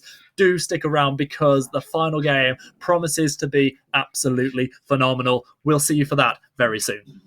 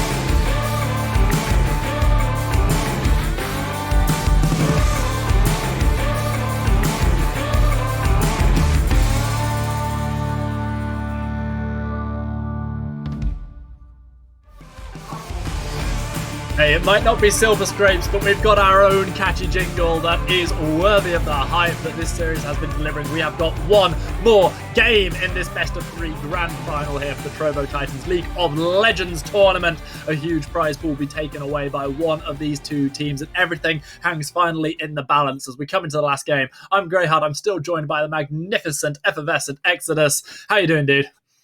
I mean, my heart is pounding from this best of 3 we just saw, and or at least the 2 games you just saw. It went back and forth. It was amazing, and all I can say is I'm looking forward to the last one. I don't really care which team wins because we've already been spoiled throughout this entire tournament, and the apotheosis, the magnum opus of this tournament is definitely the final. I remember going into this, I remember thinking, okay, we haven't seen this Polish team. We haven't seen her again. Excuse me. This might be a very much a team that doesn't, isn't made of the same cut as UX Gaming was. But boy, did they prove me wrong, because they are so equally matched. I cannot make a decision who of the two I like best right now. I'm not sure we could have asked for a better best-of-3 final to round things off. Yes, Hogan came in as a little bit of an unknown coming into this grand finals. We hadn't had the opportunity to catch them on stream because of either broadcast schedules or because of buys that they received through the tournament, but they have proven themselves to be worthy of their final berth. And as you know, as the DuckTales song says, it's a bit like that here at Trovo Titans. Life is like a hurricane, and and right now, give me more of that and that playstyle coming in. But huge credit to UX, who fought back from being match point down to find a match point of their own coming into this deciding game. They did it with a very different draft to what we saw in game 1. It was one with a more obvious execution in terms of how to make things work, and make things work they did. Yeah, and talking about the draft, we're going to jump into pick and ban fairly soon, but I want to say looking at the draft from last game, I think the team composition and the way they executed it, UX Gaming really had the upper hand sometimes. It's purely because they kept saying it as well. It's those 5v5s, they're really strong, their ultimate synergize so well, and the execution of them was on point. That being said, you also have the one-up that Oregon didn't really have a way to counter. They didn't really have a way in to either break them up, and their split push wasn't... They just couldn't split push because of the way they drafted. So maybe we can see something else. Maybe it's Oregon that will change up their game plan. I actually expect that UX Gaming might go for almost exactly the same draft, but do they get the Ziggs? Because the Ziggs and the Ziggs and the Seraphine were 2 champions that were so important. They were so key pieces in that particular pick and ban. One thing I'd like to draw attention to, which is so unusual for these best of multiple game series, is the fact that we've seen the same team on blue and red side in both games. So often the teams will both prioritize the same side. We've seen a victory for each side as well, one from blue, one from red in that order. Coming into the last game, I'm not sure who has side selection, if we're going to be seeing any variance here. If we do, it could completely change the way the draft setup works. All of a sudden, a team that's been having to ban out, let's say the Darius, the Akali themselves, maybe they get thrown into a position where they don't have to do that, where they can mix things up knowing that the first pick opportunity is there for them. I expect to see Darius banned again. I don't think we get to see XYZ's Darius for this entire tournament. I think it's just going to continuously be banned away. Over on the other side, I expect most of the other bans to stay the same, and then I start to question what first picks do we see, and I will answer straight away by saying not Lee Sin.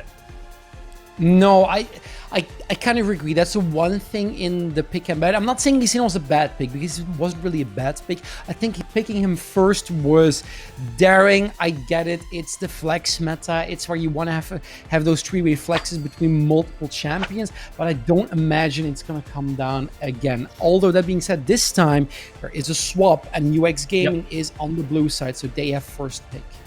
Interesting to see. I'm not sure who made that decision. We'll see whether it pays off. Well, it will definitely pay off for one of these teams. Certainly won't for the other. Darius, yet again, banned away. Gwen and Viego, something we saw UX banning last time around. Same can be said for the Akali from Huragan. One more ban for each of these teams. Ezreal was banned away by UX Gaming. I expect them to leave it up this time to enable them to have the opportunity to first pick it. Instead, they banned the Lulu. Ezreal is the response. And basically, all is as it was last time round.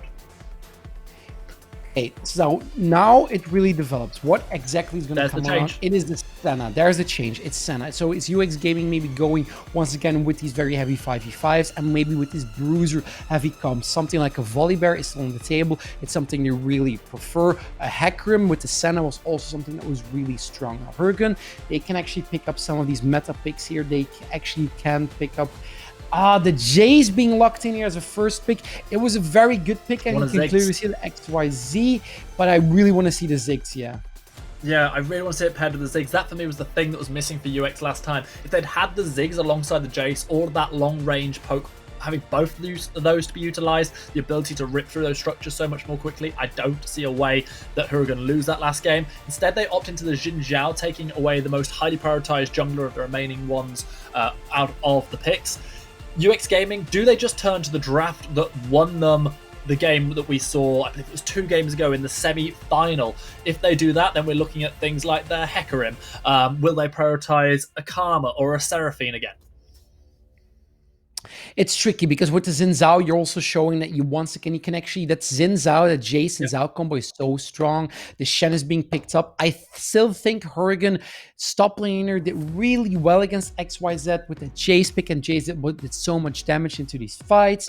UX Gaming, yes, they're swapping out the Senna for a Seraphine. Actually, UX might still go for the Seraphine. We've seen them pick the Senna Seraphine lanes, so it's definitely still possible for them. I think if you want to do it, you might want to be picking it up now, or you just lock in the Volibear, lock in your own jungler. Yeah, just making sure that one doesn't get banned away in the second phase. That makes perfect sense. Shen, of course, still has the flex potential. XYZ has played it twice today and won both of those games, so it's something that comes in with UX Gaming knowing that they're comfortable, knowing they can make plays around it. Who are going to have to really think out their banning phase as we come into stage 2 of this one, after they've shown us their last pick for the first picks. Yeah, and with the Volibear being locked in, I also expect Hurricane to probably ban away the ban away the Orianna, because it's such a strong combination. Also, once again, synergizes too well. They pick up the Nautilus and they are banning away the Ziggs. This is good from Hurricane. This is really, really fortunate for them. I think the 2 bans are going to be Ziggs and Orianna. Possibly the case. Nautilus, interesting in that it still gives that level of engage. What is it going to get paired up with as an ADC? I'm expecting UX Gaming to start targeting out those ADCs, trying to make life as difficult as they possibly can for Damex. So the Varus on the chopping block at the moment for UX Gaming. It's also one of those 80s carries that Hurricane did well on. The poke was definitely there. There's the Orianna ban as a final ban for UX Gaming. I don't know, you might want to, you need to focus on another 80 carry. You're probably banning out something along the lines of, yeah, the Ashe might not be a bad idea. I think banning out the Ashe might be good. Kai'Sa is one of those picks. You occasionally mentioned the Xayah. She did get buffed on this patch. So it would be a real curveball for Hurricane to actually put a mage in a bot lane, because you already have a lot of AD in your comp. And with the Kai'Sa being banned away, that's not such a bad idea. I guess Ziggs is being banned away does make that a little bit more tricky. I suppose you start looking towards things like an AP Cogmore or a Victor if that's the case, but we'll see exactly where Hurricane decide to go with this one. There's still the option to take away the Karma or something like that for themselves. Ooh. Instead, it's going to be the Sivir. We start to raise the question of exactly which build this is. Will it be the traditional lethality Sivir that we've seen a little bit more of in the last couple of patches, even though that has had a little bit of a tune down?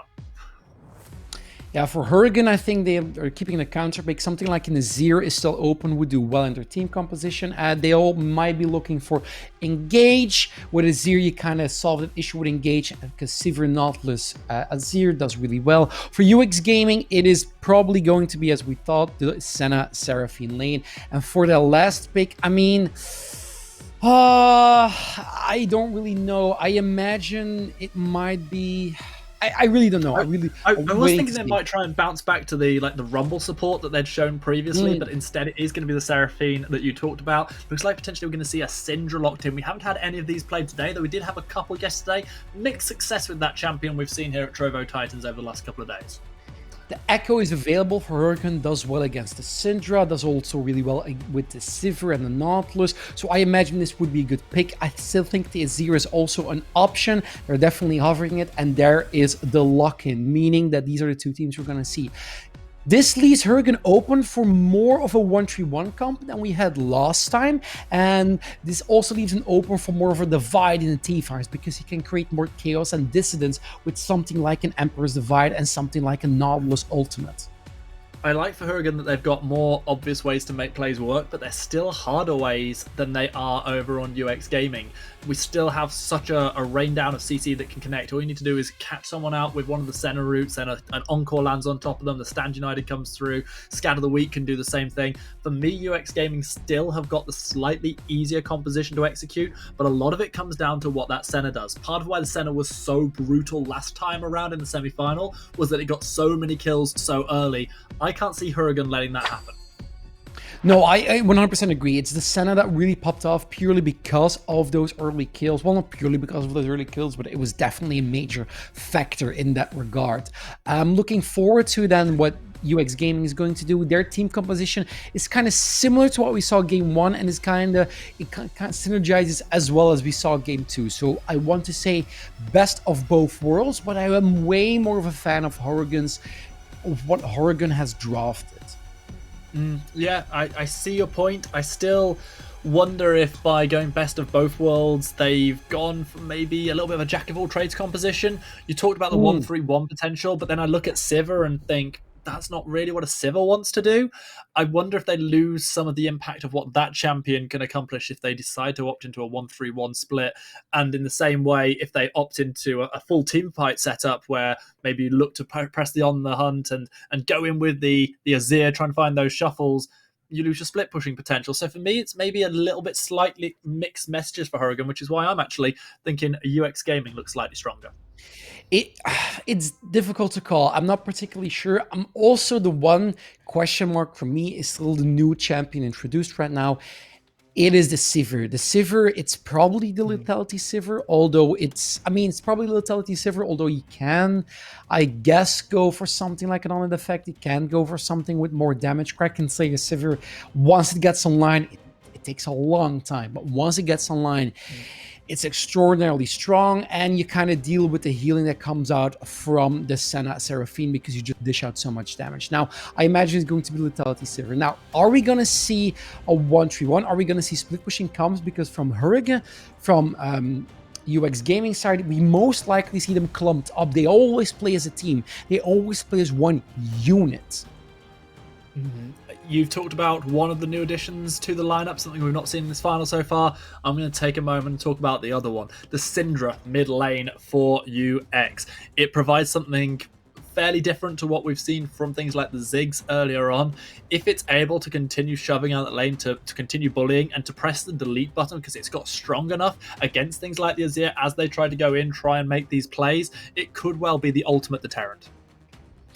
Yes, it might be, and I think the Syndra was a good pick, even though, as again, not really a meta pick at the moment, but the Syndra is really good against the Azir because you're stronger in lane, you don't have the range, but as soon as the Azir wants to go in, you always have that Scatter the Weak available, so you just push him back when he goes for those Emperor Divides, and that is something you need to take into account. You also have a lot of poke coming out from UX Gaming.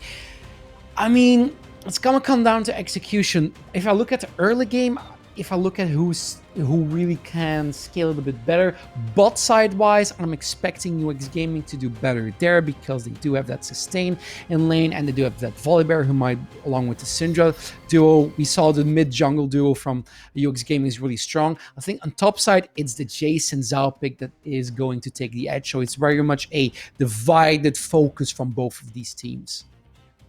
I'm very, very interested if the game goes late, like the last one did, if we sort of start looking towards the 33 minute mark, because both of the teams would have scaled up in a big way and do different things. Sivir, at the end of the day, it's a Sivir comp. It's going to run at you, it's going to do huge damage, it's going to wipe you in a team fight. Over on the other side, you're going to have not only the Senna that's going to have stacked up so many souls by that point and become exceptionally relevant despite the slower gold income that they're gaining, but also you're going to have an extra champion, in this case the Seraphine, who's able to farm up to have picked up all the items even that much sooner and still do significant work themselves. So two teams that almost both want to get to late game.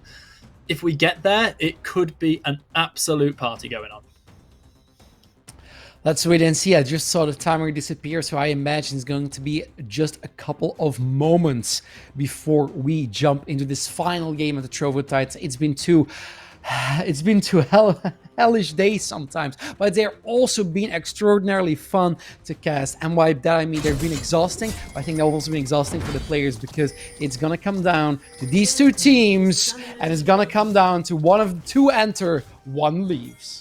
For the third and final time in this grand final, let me welcome you to Summoner's Rift. The two teams taking their places. The 5-man stack of Huragan of UX Gaming, waiting for a potential invade from Huragan that they might be able to catch out. Keep your eyes on Nautilus. If they take any kind of roam at all, it could be the death of them.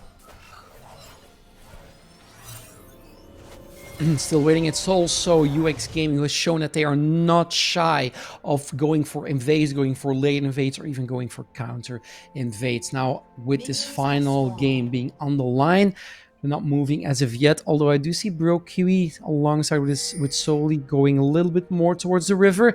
There's our first pause. Doesn't mean it's going to be a long one. I'm really hoping they get going as fast as possible.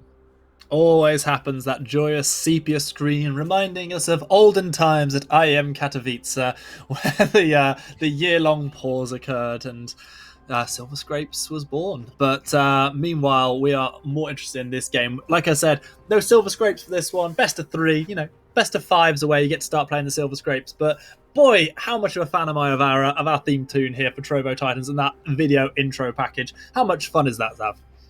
Yeah, really fun. I remember yesterday one of the, I think it was Dennis, by the way, a shout out to Dennis from production.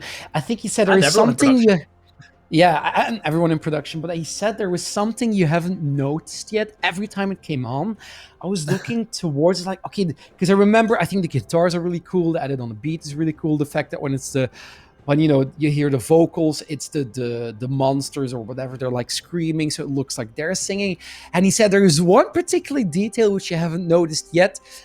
If anybody from production knows what he meant, please tell it to me afterwards, because I've every time I was like, okay, where is it? What am I not seeing? What am I not getting here? And I haven't found it as of yet.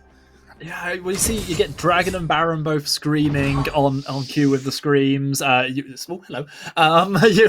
You get obviously the various things. You get the Mordekaiser playing their guitar.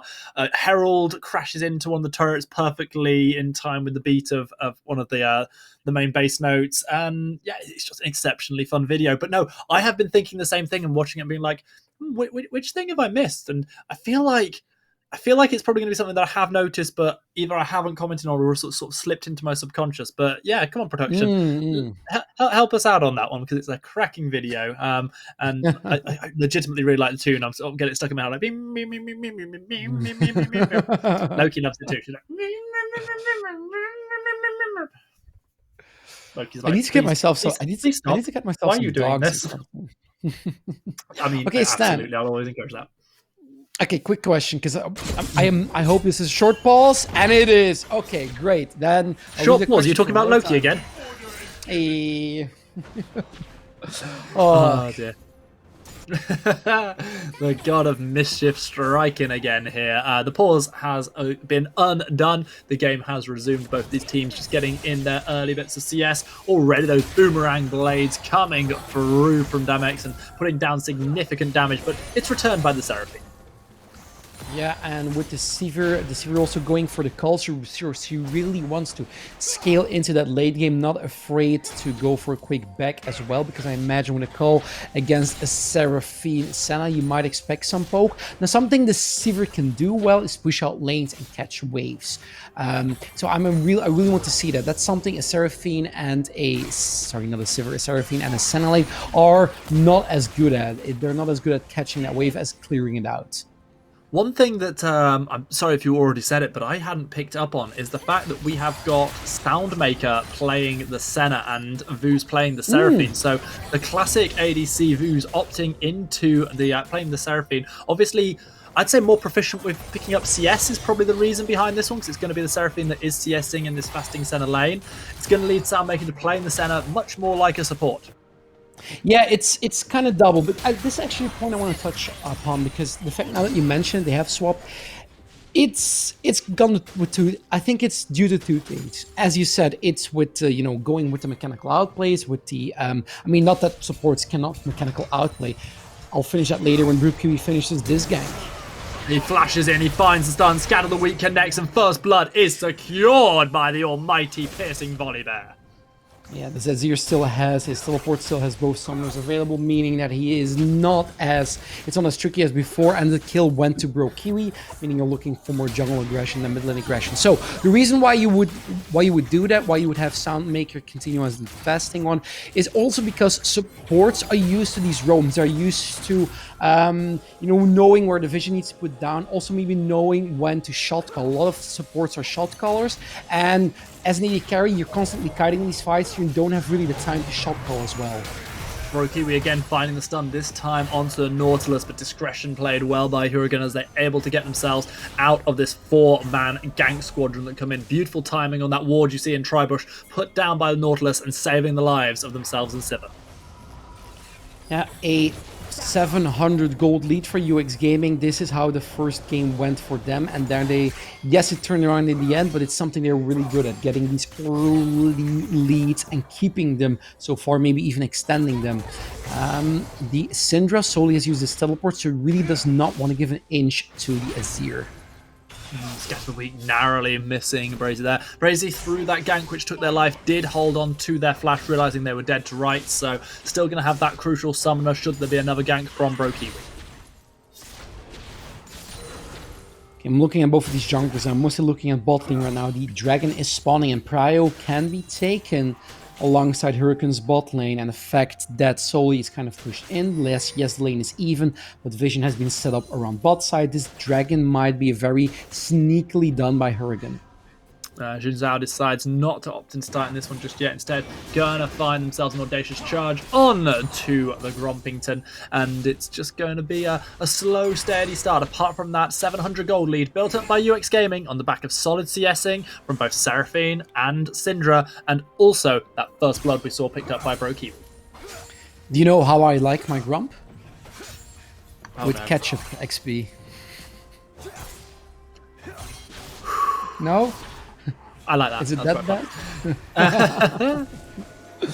Oh, dear. Talk about catching up. It is UX Gaming that will... Sorry, it's Hurricane that might need to catch up here. No flash on BroKiwi, caught out by the dredge line, utterly obliterated by the 3-man gank squadron. Absolutely nothing they could do to get out there. Yeah, this, if they can get a catch on bot lane here as well, they might actually transition to a very good dragon. Dredgeline Audacious both flashed away from Luz and Soundmaker, trading those summoners for their lives.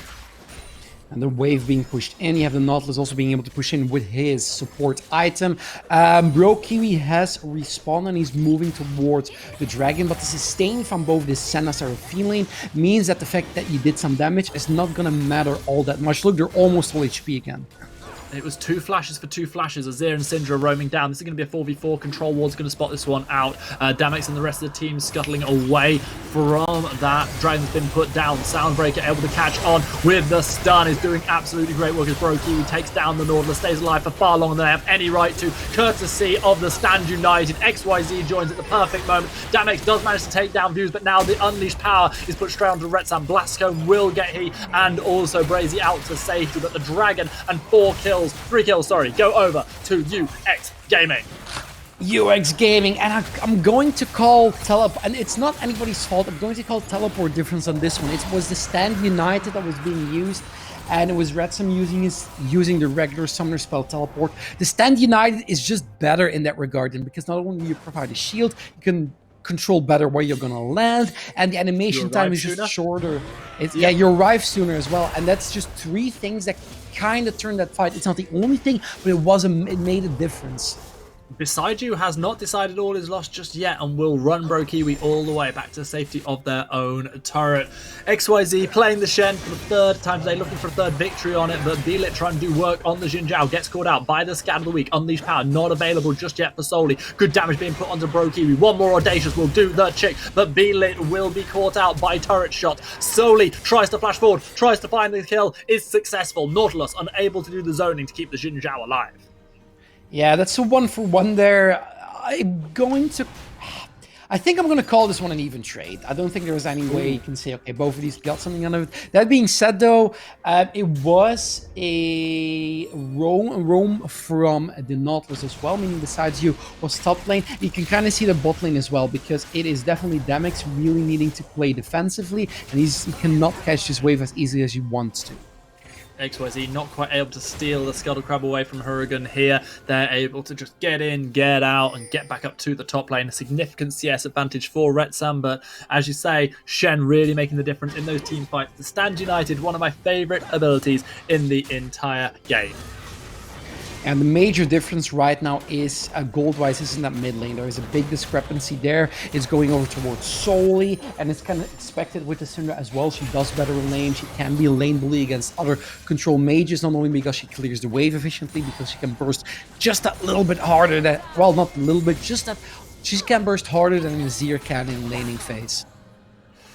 Well, UX Gaming have got themselves an 800 gold advantage. The last time we saw them take an early game lead, they developed it up to around about a 6,000 gold lead before eventually letting things slip in that game. Right now, they're letting a Herald slip through their fingers as Hurricane are first to the punch on this one, and they'll pick up the Herald free of charge.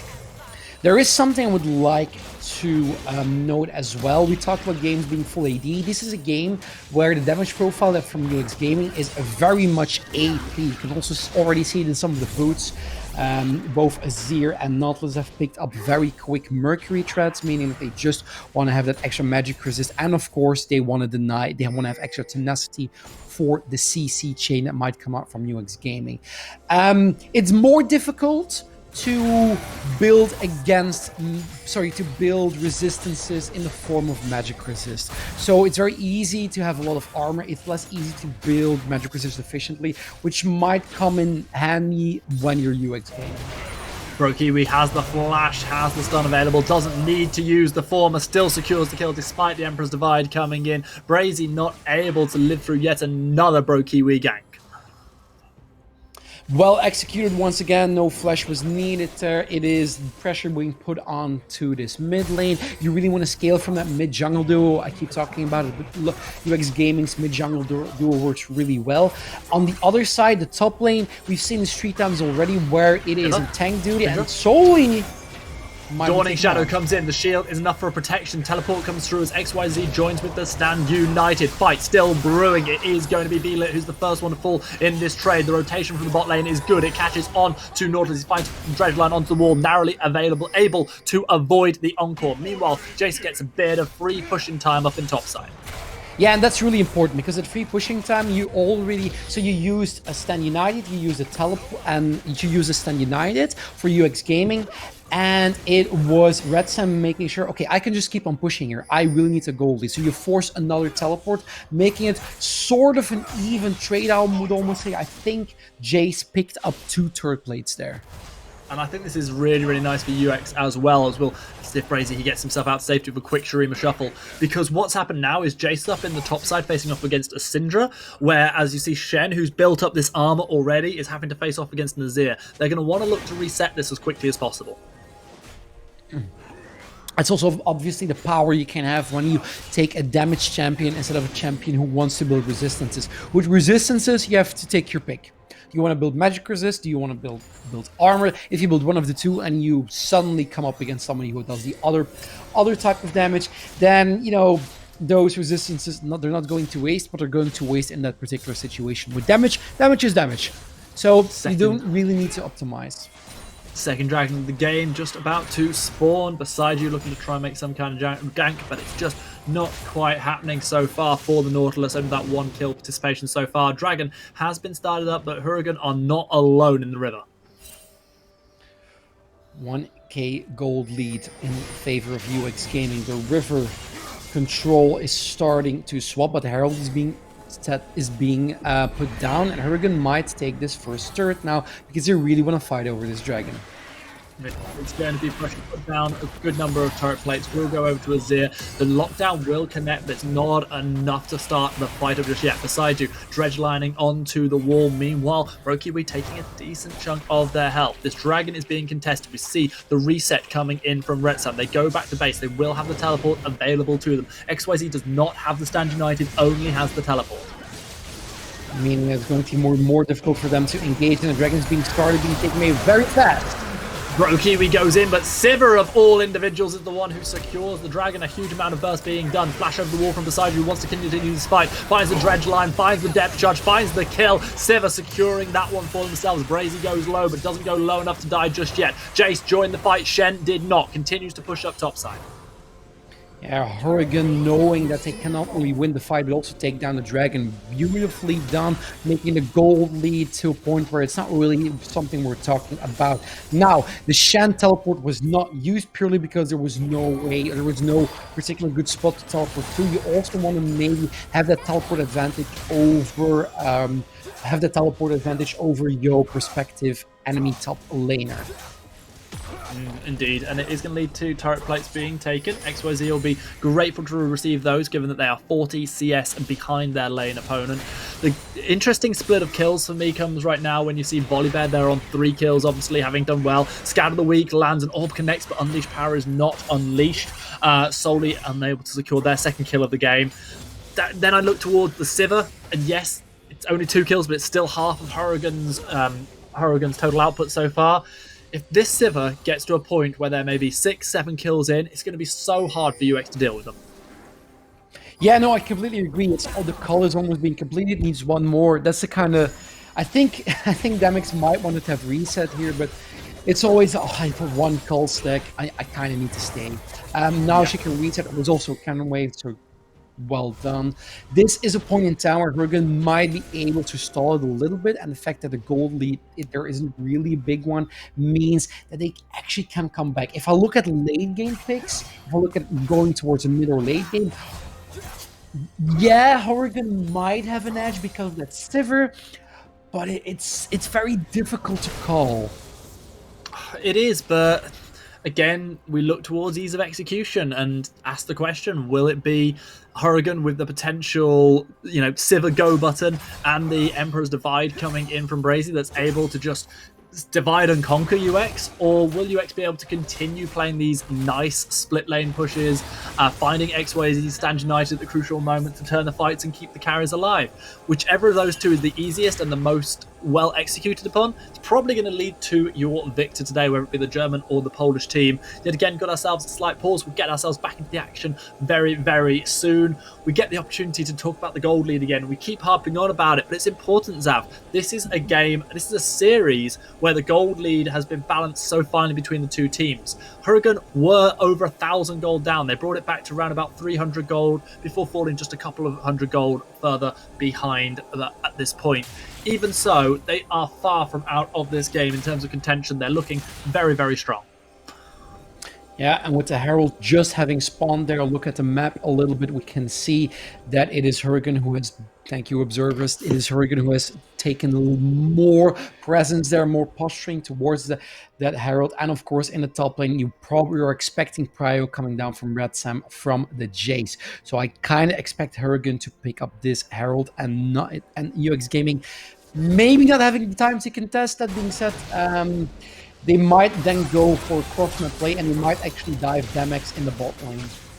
Meanwhile, good aggression being put down by Oretson. They haven't found a kill for themselves just yet, but maybe they get their first here. Looking for an accelerated shock blast. XYZ flashing, taunting, trying to get themselves out to safety. Feel it finding the knockup. It's enough to secure a first kill for Retsom. Meanwhile, what's happening across the map? Not a huge amount that's detrimental for Hurricane. As a result, they'll be able to turn their attention to the Herald. They look for the play onto Soli, but he returns with a play of his own. A perfectly timed flash, an unleashed power, a dead Azir. Now it's the On the Hunt that's been pressed by Damex as they try to turn things around once more. Dawning Shadow will buy a bit of time for Bro as he gets the shield. The shield, however, not enough to save the Syndra, who earlier had played so beautifully to secure a kill, this time unable to avoid their demise. Yeah, I thought maybe going for 2 plays at once, but a little bit too much. But then I saw the quick rotation coming through from Hurricane. That's the reason why they made it work. They get 2 turrets in the process, along with 2 kills, and most likely along with a Herald. Although pings are coming out from UX Gaming, and we've seen both of these teams do not like when an objective goes away uncontested. Azir's going bot side to deal with the wave, but does has teleport to join should they want to. That is going to be Bro dodging the dredge line. Needs to get in now if they want to steal away the Herald. They're not able to, but they want to take the fight. UX Gaming go for it. Teleport comes in as the Encore connects onto beside you. It's going to be one quick kill picked up by UX Gaming. They lost the gold lead, but they're trying to take it straight back. They lost the Herald, but they're trying to take the kills straight away. Vooz kills off Belid. It is going to be a 2-0 on the back of a Herald secure for Huragan. Yeah, 2-0, and there was, you could see Xin Zhao was a little bit hesitant there. He thought he had picked up the Herald, saw that wasn't the case, so needed to back, lost his life for it in the end. But it does also mean that Huracan has a Herald available for this potential, for this next dragon. It is a mount, let me take a look. Yeah, it is a mountain soul, meaning you get those extra resistances in. I think it's, is it the I think we're looking at, at, it's a cloud, I think we're looking at a cloud snore this time round. Yeah, but even so, you know, pretty important for both these teams to be fighting over, just in terms of getting towards the soul, getting the cooldown reduction, which we saw being so useful for UX Gaming in Game 2. Yeah, by the way, while we still have the gold up, look at the massive difference between Soli and Brazier there. There's almost a 2k gold difference, meaning that the damage Soli can pump out, the blow-up potential is really high. You could see it, especially important for people like Redstone, for people like Demex. They need to be careful that they don't get blown away. This dragon might actually go uncontested toward Huragan. Yeah, Huragan for the second time in a row are just there fast as the objective. They start things up, they secure it for themselves, and they delay any potential soul, certainly for a significant period of time from UX, while getting the cooldown reduction all for themselves. They lose very little in the trade as well. They're 2 turrets to 1 up. The only turret UX Gaming were able to secure so far was Senna, picking up that one on the bottom half of the map, while so many plays were made by Huragan across the rest of the map. So, again, you start to question these trades, and look at that gold. Balanced, dead even as we hit 19 minutes. That's once again indicative of this of the Trovo Titan, I should say. But I'm looking at the lane allocations here. So you have, okay, so you have a potential gank here. Yeah, Soli doesn't have flash, absolutely no way of getting out of trouble here. Beelit picks up the kill so very, very easily. He's going to be able to summon the Herald, pop this one down. The question is, how quick will UX's response be? Will they just lose the one turret, or is there more to be gained for Huragan here? Yeah, so this was always what I was thinking about. So the fact that you put the Xin Zhao bot lane means that you want to go for a play there, a potential catch. It's exactly what they did on Soli, and they use that Herald to get an objective down, to get a little bit more gold into the pockets. Also means that the gold difference between the two mid laners is slowly but surely, or at least, you know, it has shrunk a tiny bit. Now, 20 minutes has been hit, meaning that the Baron Dance can start. I don't expect we're going to see Baron Dance just yet. And both of these teams do Baron differently.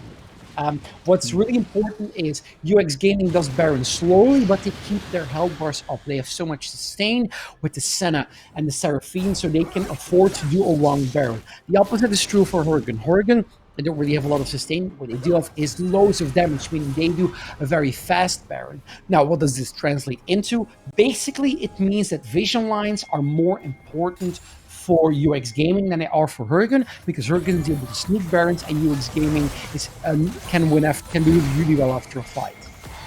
Thank you for that one there, Observer. A beautiful little bit of synergy we got to see as little baby Herald dies to Seraphine in bot lane. Big Daddy Baron spawns in his pit.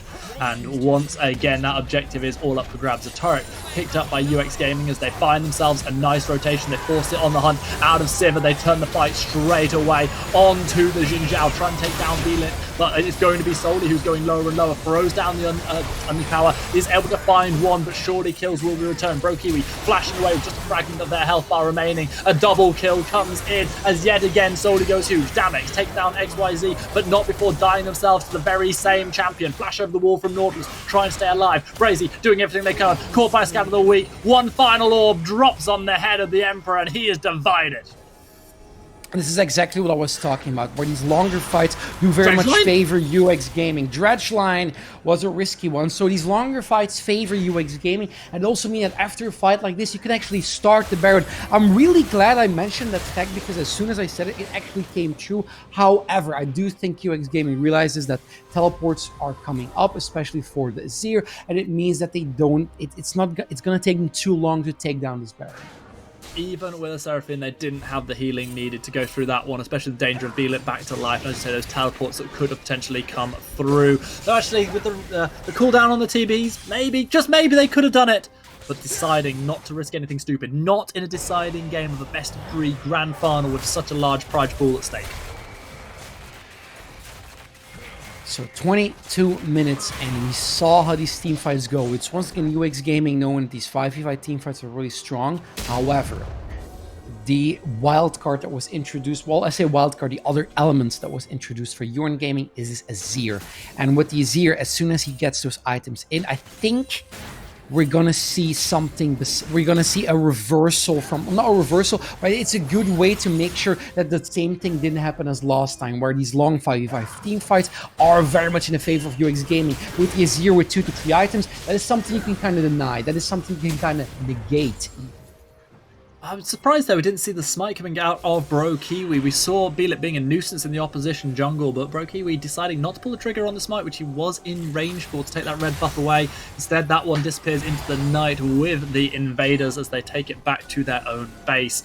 UX Gaming, they do have a very slender gold lead, but it does feel like this tempo could change at any given moment. So far, that 1-3-1 that you talked about during Champ Select seems to be Huracan's go-to play, and they just seem to be pushing UX Gaming around the map a little better. The question is, will the taunt be enough to catch out Retsum? He manages to bop one away, but it's not enough to save his life. Bro Kiwi picks up the kill, but as one jungler finds a kill, the other jungler starts the Baron. The rotations are coming through. Huracan know this one's going down, and they might just say, thanks for the leash, bro. Yeah, although thanks for the leash, once again, these are long fights against the Baron, also long fights against something like a Dragon, and I think it is UX Gaming who wants to open the map exactly stand via out rotation. They get there faster, and they get another mid lane third, meaning this is very beneficial for them, because right now they can go objective, and they keep the tempo high.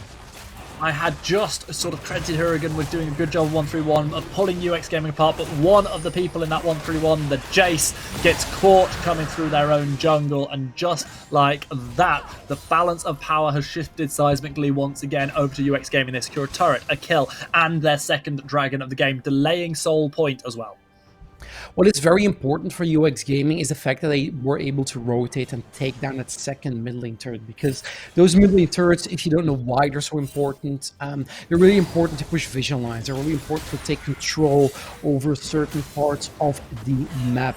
And as we said, UX Gaming, they need to push a vision line really effectively. They need to push a vision line because Huracan is somebody who is a team that can really sneak a Baron fast.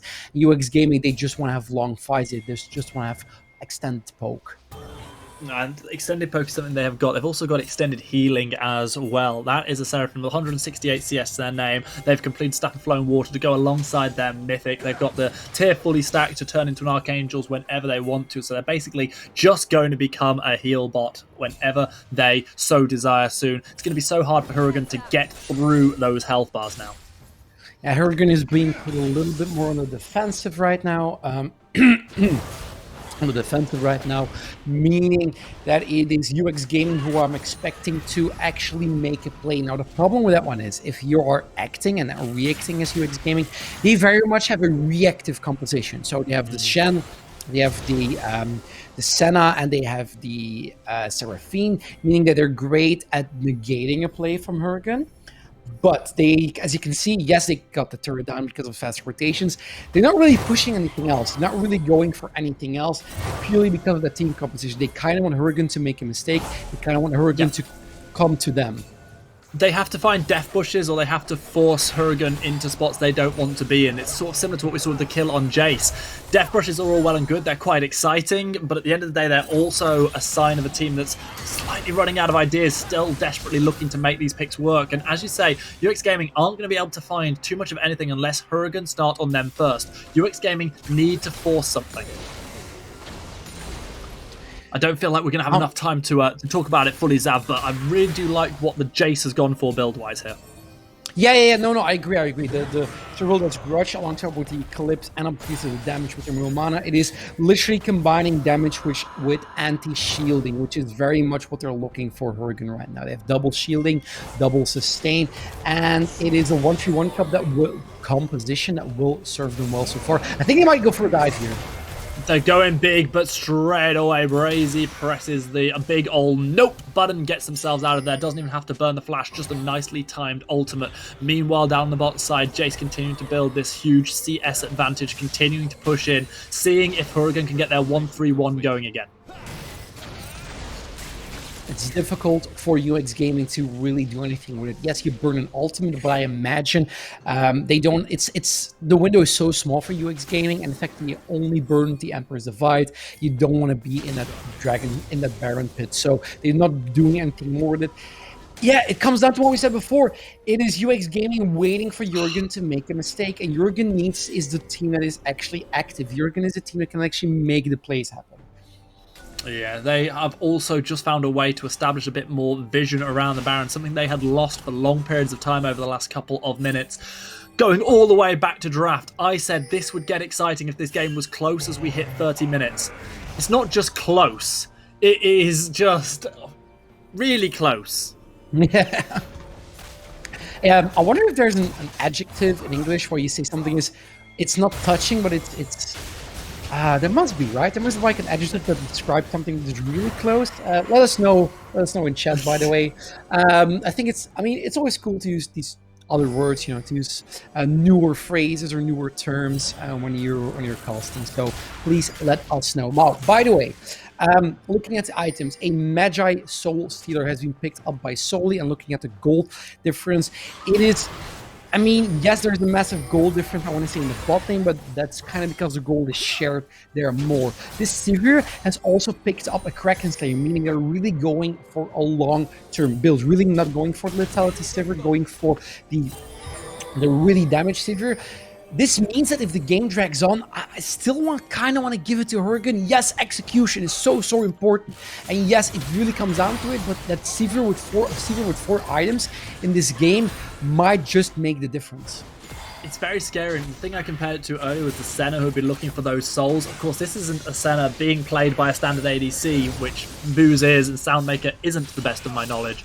However, if you've still got a considerable number of stacks on that Senna, you get to 3 items, you're still gonna hurt. And we've just seen a dragon instantly secured here by UX Gaming. They put themselves on Soul Point, they get themselves that second Cloud Dragon to their name, and there is no response from Hurricane other than to clear out vision around Baron.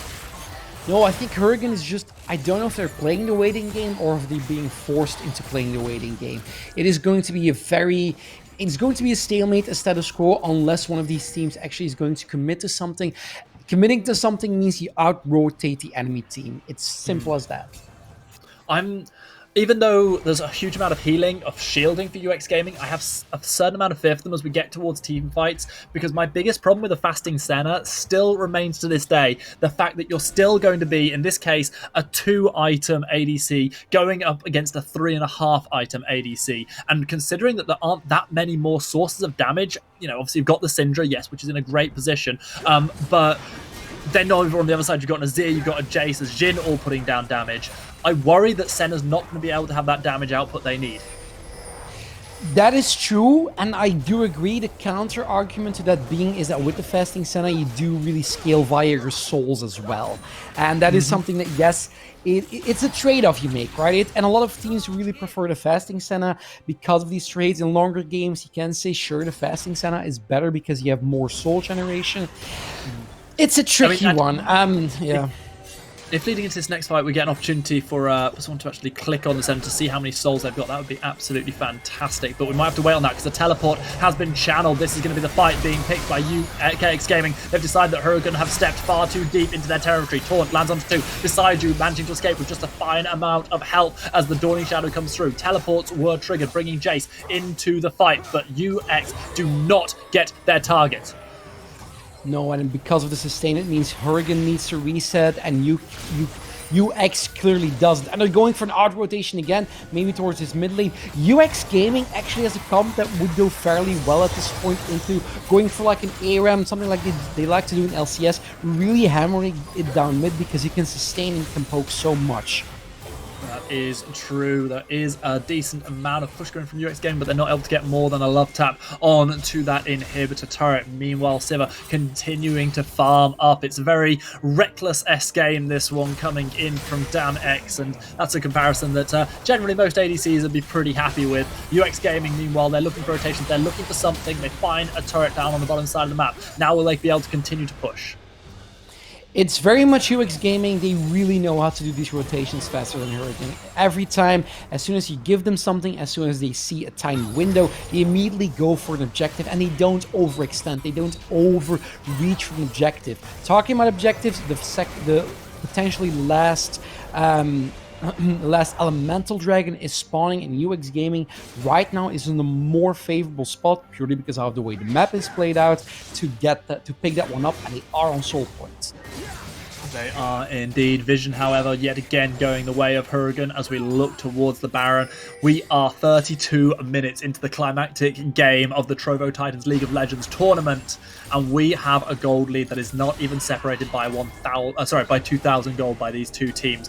Both of the teams just finely balanced on the precipice of victory, on the precipice, however, of defeat should they fall over that cliff. We are seeing the Vision game around the Baron becoming the most crucial part of this monumental matchup.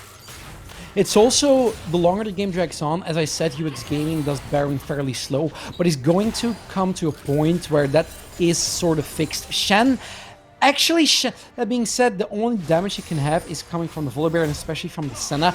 The Shen is XYZ, he's really building in sort of a second support role with the Redemption, even more heals coming out from them. They know where their win condition lies in team fights. Do you want to know my favourite fact about this game at the moment? And it's going to change in a moment if Shen continues to push. But the top lane outer turret still stands for Hurricane. They've not even lost that one, which is quite remarkable, really. Yeah, I honestly thought with that dive that they were doing on the Azir, I want to say 7 to 8 minutes ago. This is a risky trade. I don't know if you go for this when you're UX Gamer. I think you really don't want Hurricane taking up a Baron. Hurricane, however, they look like they're the ones who are setting up a potential trap, trying to clear out some of the vision around the Baron. The Dragon's still not spawning for a while. Look at that accelerated shock blast. It rips through half health bars. Immediately, Seraphine plays Mobile Hospital and is trying to get as much healing done from the ambulance as possible. But here we go. This could be the trade starting. Again, UX Gaming go where they need to go to try and make something happen. The vision has been cleared out, but Hurricane absolutely go for this as UX know it is happening. Senna, Seraphine, Syndra, none of the S's turn in time, they got it! And the Baron is utterly eviscerated. It is going to be the trade for the soul. Question mark pings there for UX. It's so difficult to say because the Ocean Soul, yes, it does scale, it does fit well into your team comp, but the Baron is the one thing Hurricane needed to push to maybe get their 1-3-1 composition, which they've been hinting towards for a very long time online. It also means, I mean, gold lead at this point, let's not talk about gold lead, well, let's talk about objective trading. I don't believe for a second that a Cloud Soul is worth trading for that first Baron, given the pressure Hurricane have been under. And now they are going to look to try and make play. UX Gaming do manage to find beside you. It's going to be a quick escape from the Azir, trying to get out to safety. XYD has the flash, has the Taunt available. DamX will have to really time that Stealth Shield to perfection. A 5 versus 4 for the team without Baron, but they have to push in to Baron-empowered minions. Yeah, and they're going to struggle a tiny bit more with, well, tiny, they're going to struggle more with clearing these Baron up-powered minions. Now, the one thing that UX Gaming has going for them, I think why the picking up the soul might as well be a good play. It's not the soul, it's what comes after. It's that Elder Dragon. That might be the case. They might want to, they might just say, look, we're going for the soul purely because we want that Elder Dragon in there to try and go for these team fights afterwards. So if that's the case, it also means that this game is going to last probably around 45 minutes.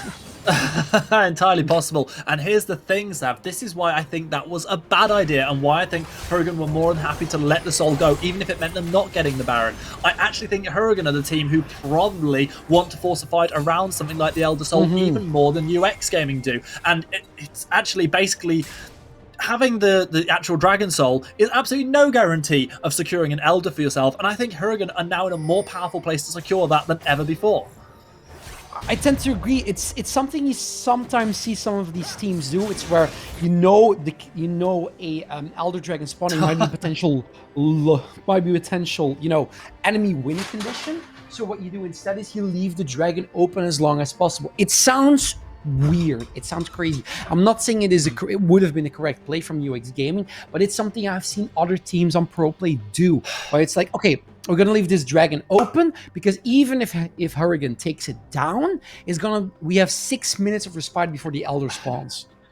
And here's the thing. Normally, I think I agree with what you're saying there, and I wouldn't go as far as saying that. But because you've traded the Baron for the privilege of doing that, I 100% don't think that it's worth. But I'm happy to be proved wrong. If Hurricane, aren't able to make use of this Baron and UX Gaming come through strong as a result of this, then full kudos to them. We've got some significant items now completed for both of these teams. Nautilus making the absolute most of being able to buy more than their quantity, currently sitting at negative 29 gold.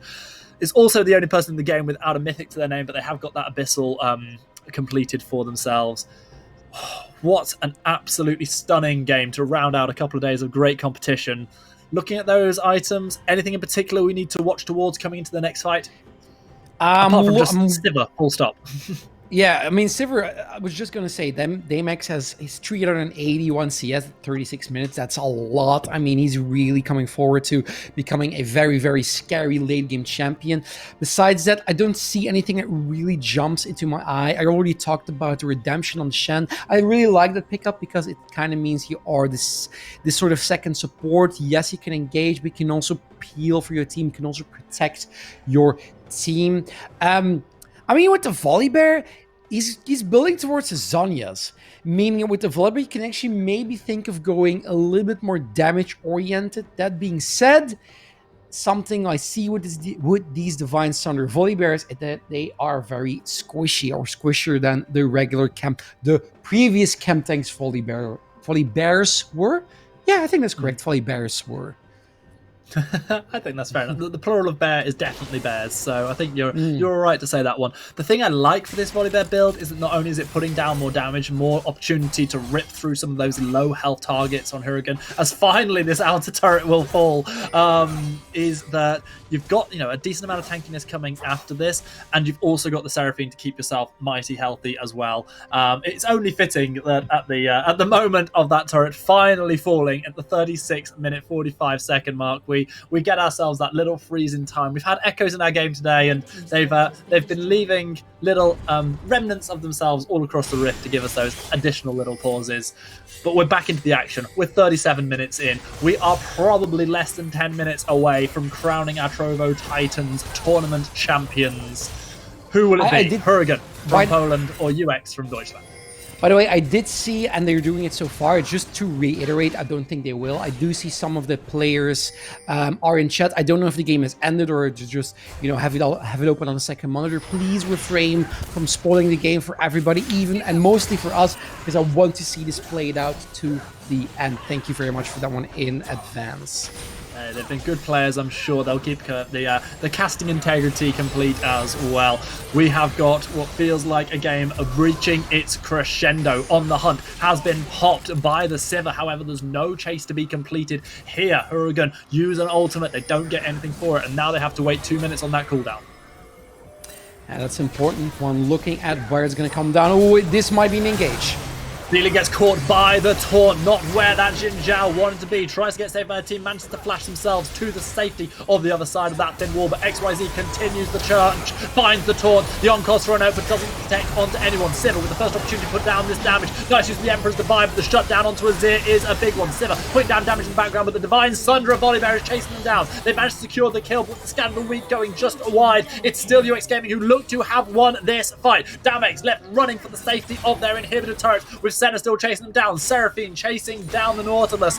It is going to be a 4 versus 2, a potential game-ending state here at 38 minutes.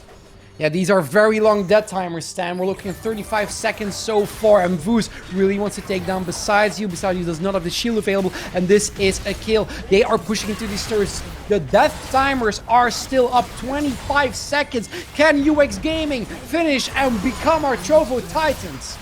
I think they can. The spell shield is able to negate the taunt coming through. Damage put down, but the Unleashed Power connection obliterate damage where they stand. The Polish team, unfortunately, will not be able to raise their crown. They will not be able to call themselves Trovo Titans champions. That privilege goes solely to UX Gaming, who take a 39-minute victory. They claim the heftiest part of the prize pool, and they were absolutely dominant in that final fight. We waited a long time to see it coming, but boy, when it hit hard. UXGaming.de are your Trovo Titans champions.